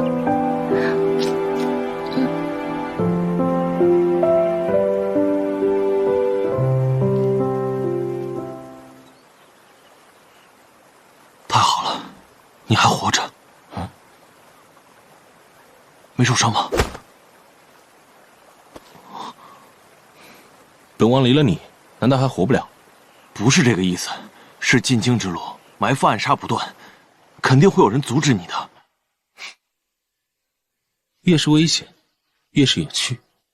这京城，本王非去不可。可，啊，有没有吃的？有没有吃的？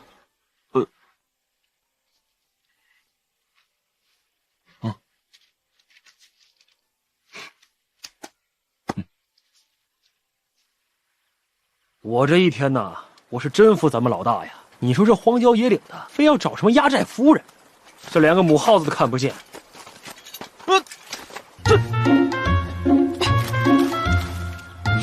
这不是现成的吗？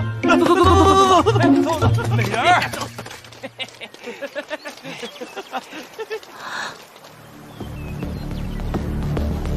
神呢？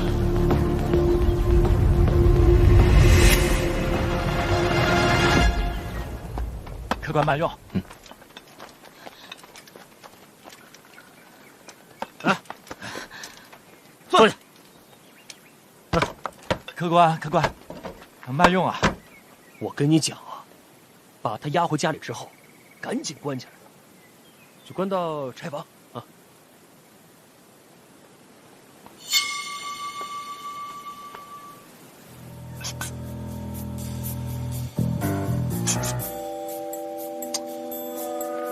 老实点儿。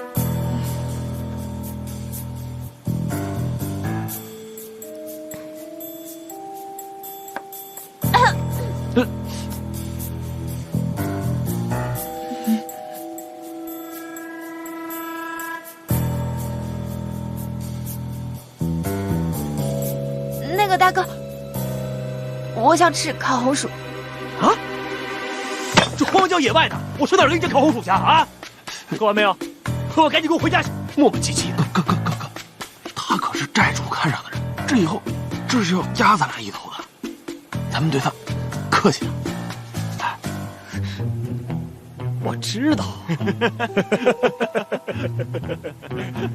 夫人，哎你喝点，喝。啊，想吃烤红薯，我回寨里亲自给你烤，好不好？对，好不好？我不想吃了。不想吃，那我们就回寨里啊！来，走，回寨里。别走，好了，快走，不。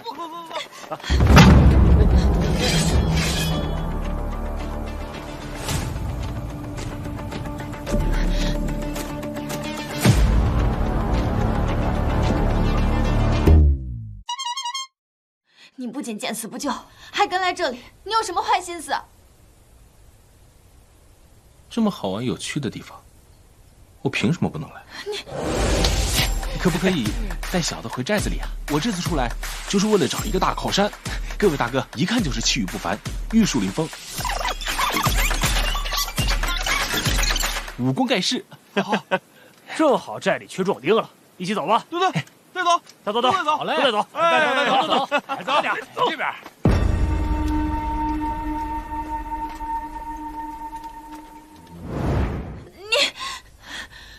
谁让你把夫人关进柴房的啊？没用的东西！夫人，夫人，夫人，受委屈了，都怪我那些手下没脑子，让你受苦了。受累了，夫人啊！我如果死了，他也不会独活的。你是什么东西啊？竟敢捧我夫人！我如果死了，我就拉你做垫背。寨主，你看到了，是夫人投怀送抱在先的。来人！寨主，这春宵一刻值千金，不要因为我耽误了正事。好兄弟，有道理。走吧。哎，走吧。救我！救我！哎，快走吧！王氏，有事你也别想逃。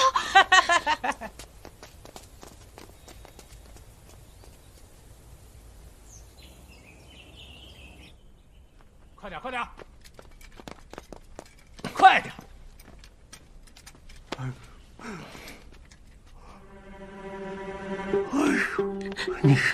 你果然跟夫人有一腿。他说的。他打你了？说，你到底跟夫人什么关系啊？说。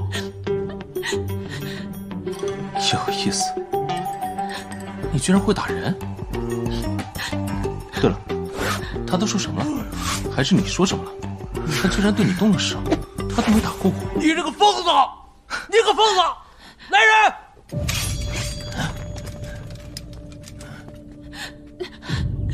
快带我走！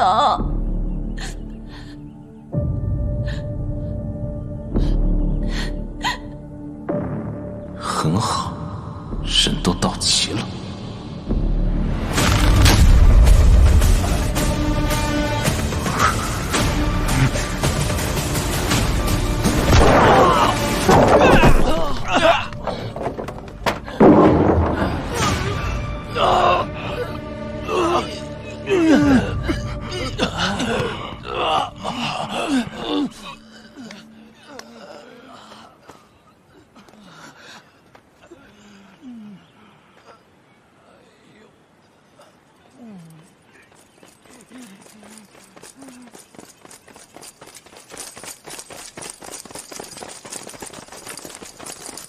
我来迟了，王爷。王爷他没事吧？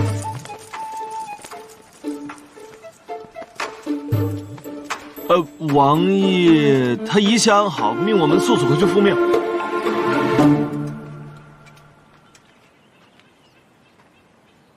记住你的救命恩人，雨渊，我会回来讨的。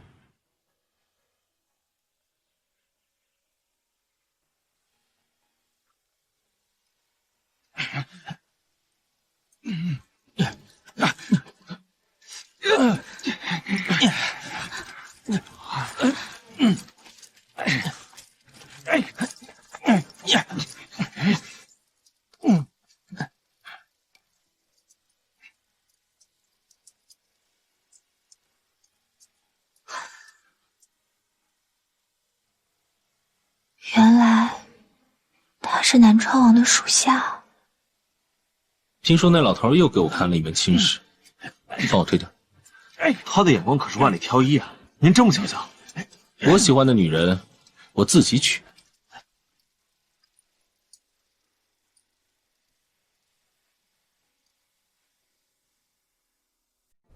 婉儿，你平日胸怀谋略，怎么在言儿这件事情上如此糊涂呢？婚姻大事事关言儿一辈子的幸福，让她远嫁南京，同自己素昧平生的男人绑一辈子，那是害了她。这门亲事乃陛下亲定，岂容你一女子智慧？父亲，我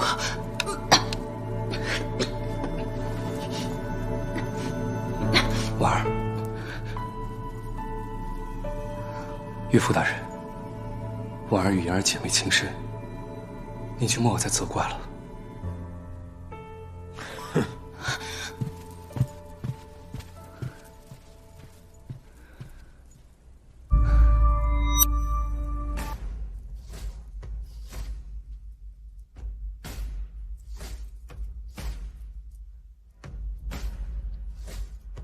婉儿，你告诉我，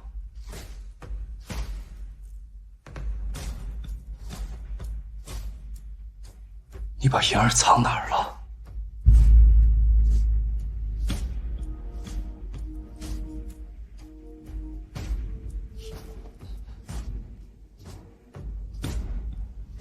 我素来以为殿下是无情的，可一提起言儿，压在殿下心思之下的那份自卑和懦弱，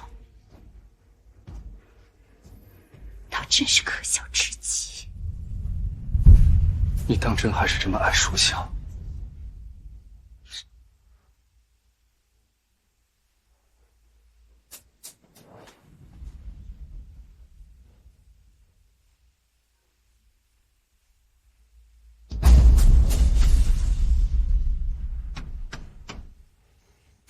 妍儿，姐姐不想跟你争。若是你中途改道离开，绝不会有人阻拦。相爷，蓝城山附近有人见过二小姐，找到就带回来。哦，是。属下有一事不解，咱们相府不是已经有太子势力相助，为何还要拉拢一个藩王呢？你懂什么？南川王虽鲜少回京，但年纪轻轻屡立战功。这次皇上病危，还特意800里传诏密旨求见。以后的江山谁做主啊？还未可知。相爷高明。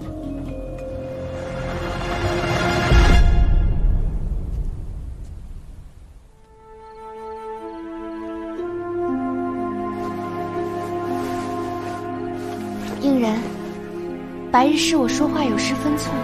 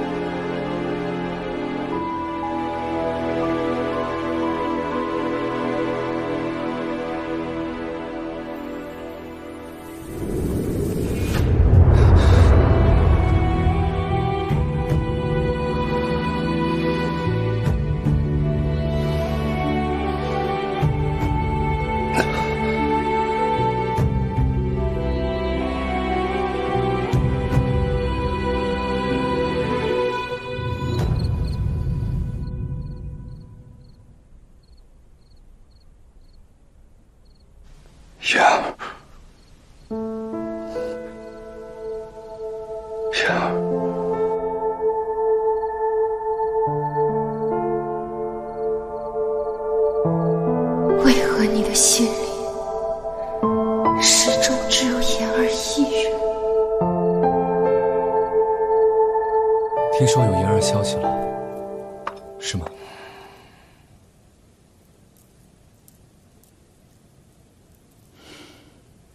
帝王做不成帝王的心狠手辣，为人夫又负尽所爱之人，也不怕最后一身空落。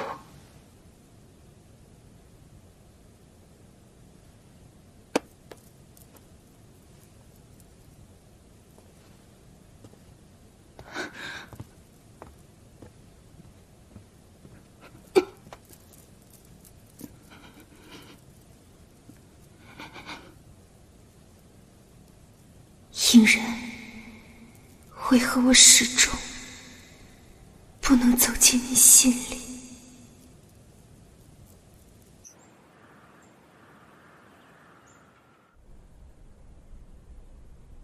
妍儿，你终于……姐夫好，姐姐呢？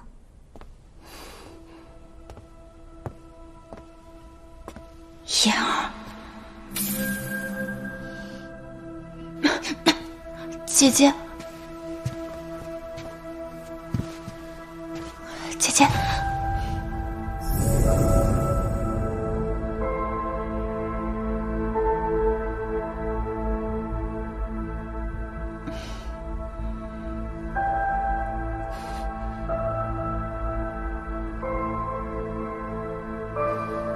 你回来了。我想姐姐了，就回来了。我想给你一次重新选择的机会。可是你为什么又要回来？回来就好，回来就好。苏嘉儿小姐，果然是你。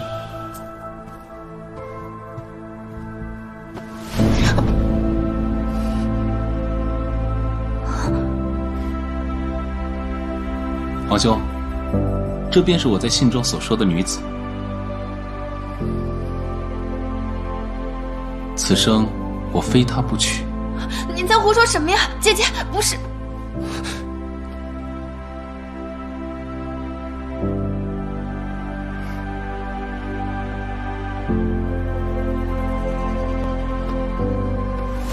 姐姐，阿远，你前些日子才让父皇帮你退婚，如今你又要娶她，苏相是何等身份？岂容你如此这般儿戏？皇兄，我这不是不知道这就是老头安排的亲事吗？不过现在知道也不晚。我要娶的人，不管他什么身份，我都娶定了。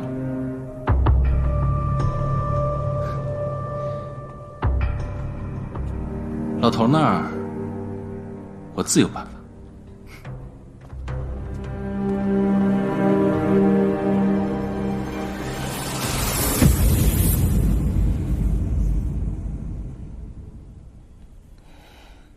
言儿，此前你逃婚，因对方是南川王，现如今你又与他这般亲近，究竟是何心意啊？姐姐，我当初逃婚是为了不要嫁给不认识的人，后来途中遇到了他，我真不知道这个人的身份，更不知他就是南川王。那你可喜欢他？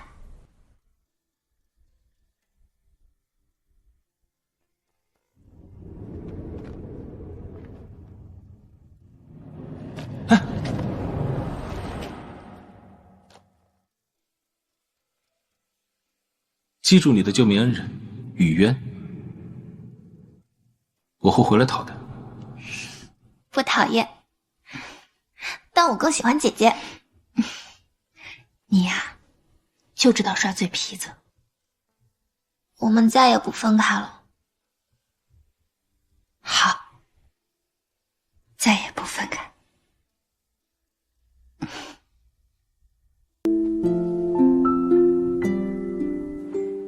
听殿下的意思是，愿意接受鲁国公的援手。说吧，他有什么条件？其实也没什么。鲁国公有一爱女，名如玉，仰慕殿下已久。若是殿下肯成人之美，娶国公爱女为妻，这个合作自然水到渠成。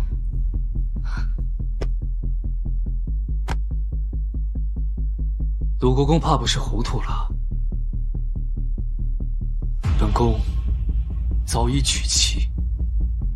听闻殿下的发妻苏婉抱恙多年，若是久病不治，病势加重，应该也很正常吧？殿下聪慧过人，应该能明白在下的意思。苏婉乃是我结发夫妻，她一心为我同舟共济，同甘共苦，从未行差踏错。我是绝对不可能加害于她。殿下一时的责任和一世的权柄，孰轻孰重，殿下应该能权好。若是殿下执意如此，鲁国公爱女心切，只怕不会善罢甘休。殿下该知道，成大事者切忌妇人之仁。若是殿下连江山都守不住，又何谈守住发妻？何谈守住尚还年幼的小殿下？恭候殿下的好消息。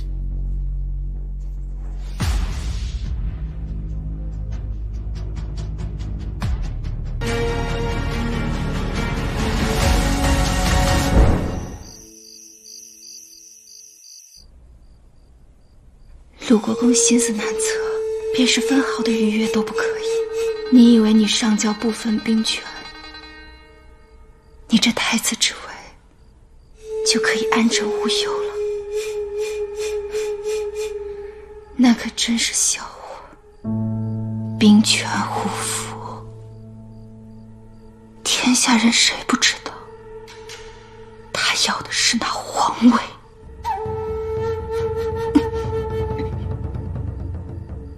你说，南川王已经回来，如果让他知道殿下要把江山拱手让人来化干戈为玉帛，他会怎么想？你什么意思？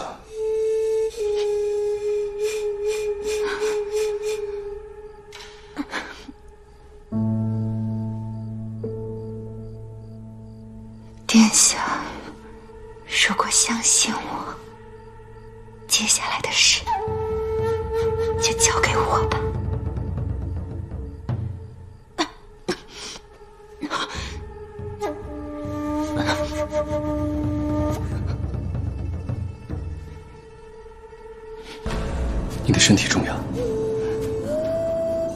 先养病。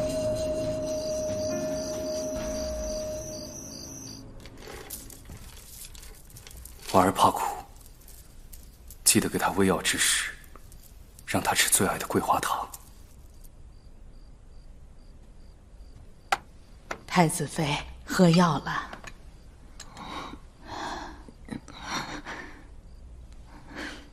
太苦了，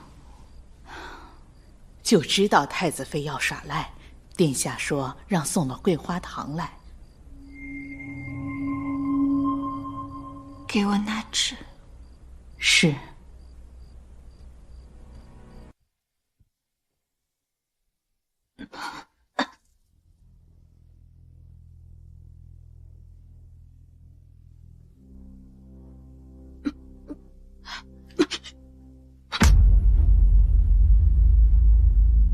嬷嬷，等时机成熟后，把这封信交给苏爷，务必亲自交给他。太子妃何必呢？殿下他……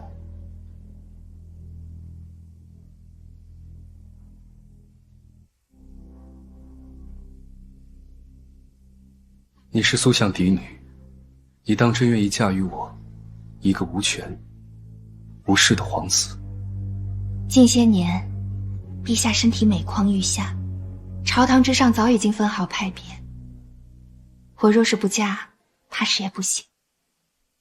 与其以后由着他人逼迫，不如找个喜欢的人嫁了。你喜欢我？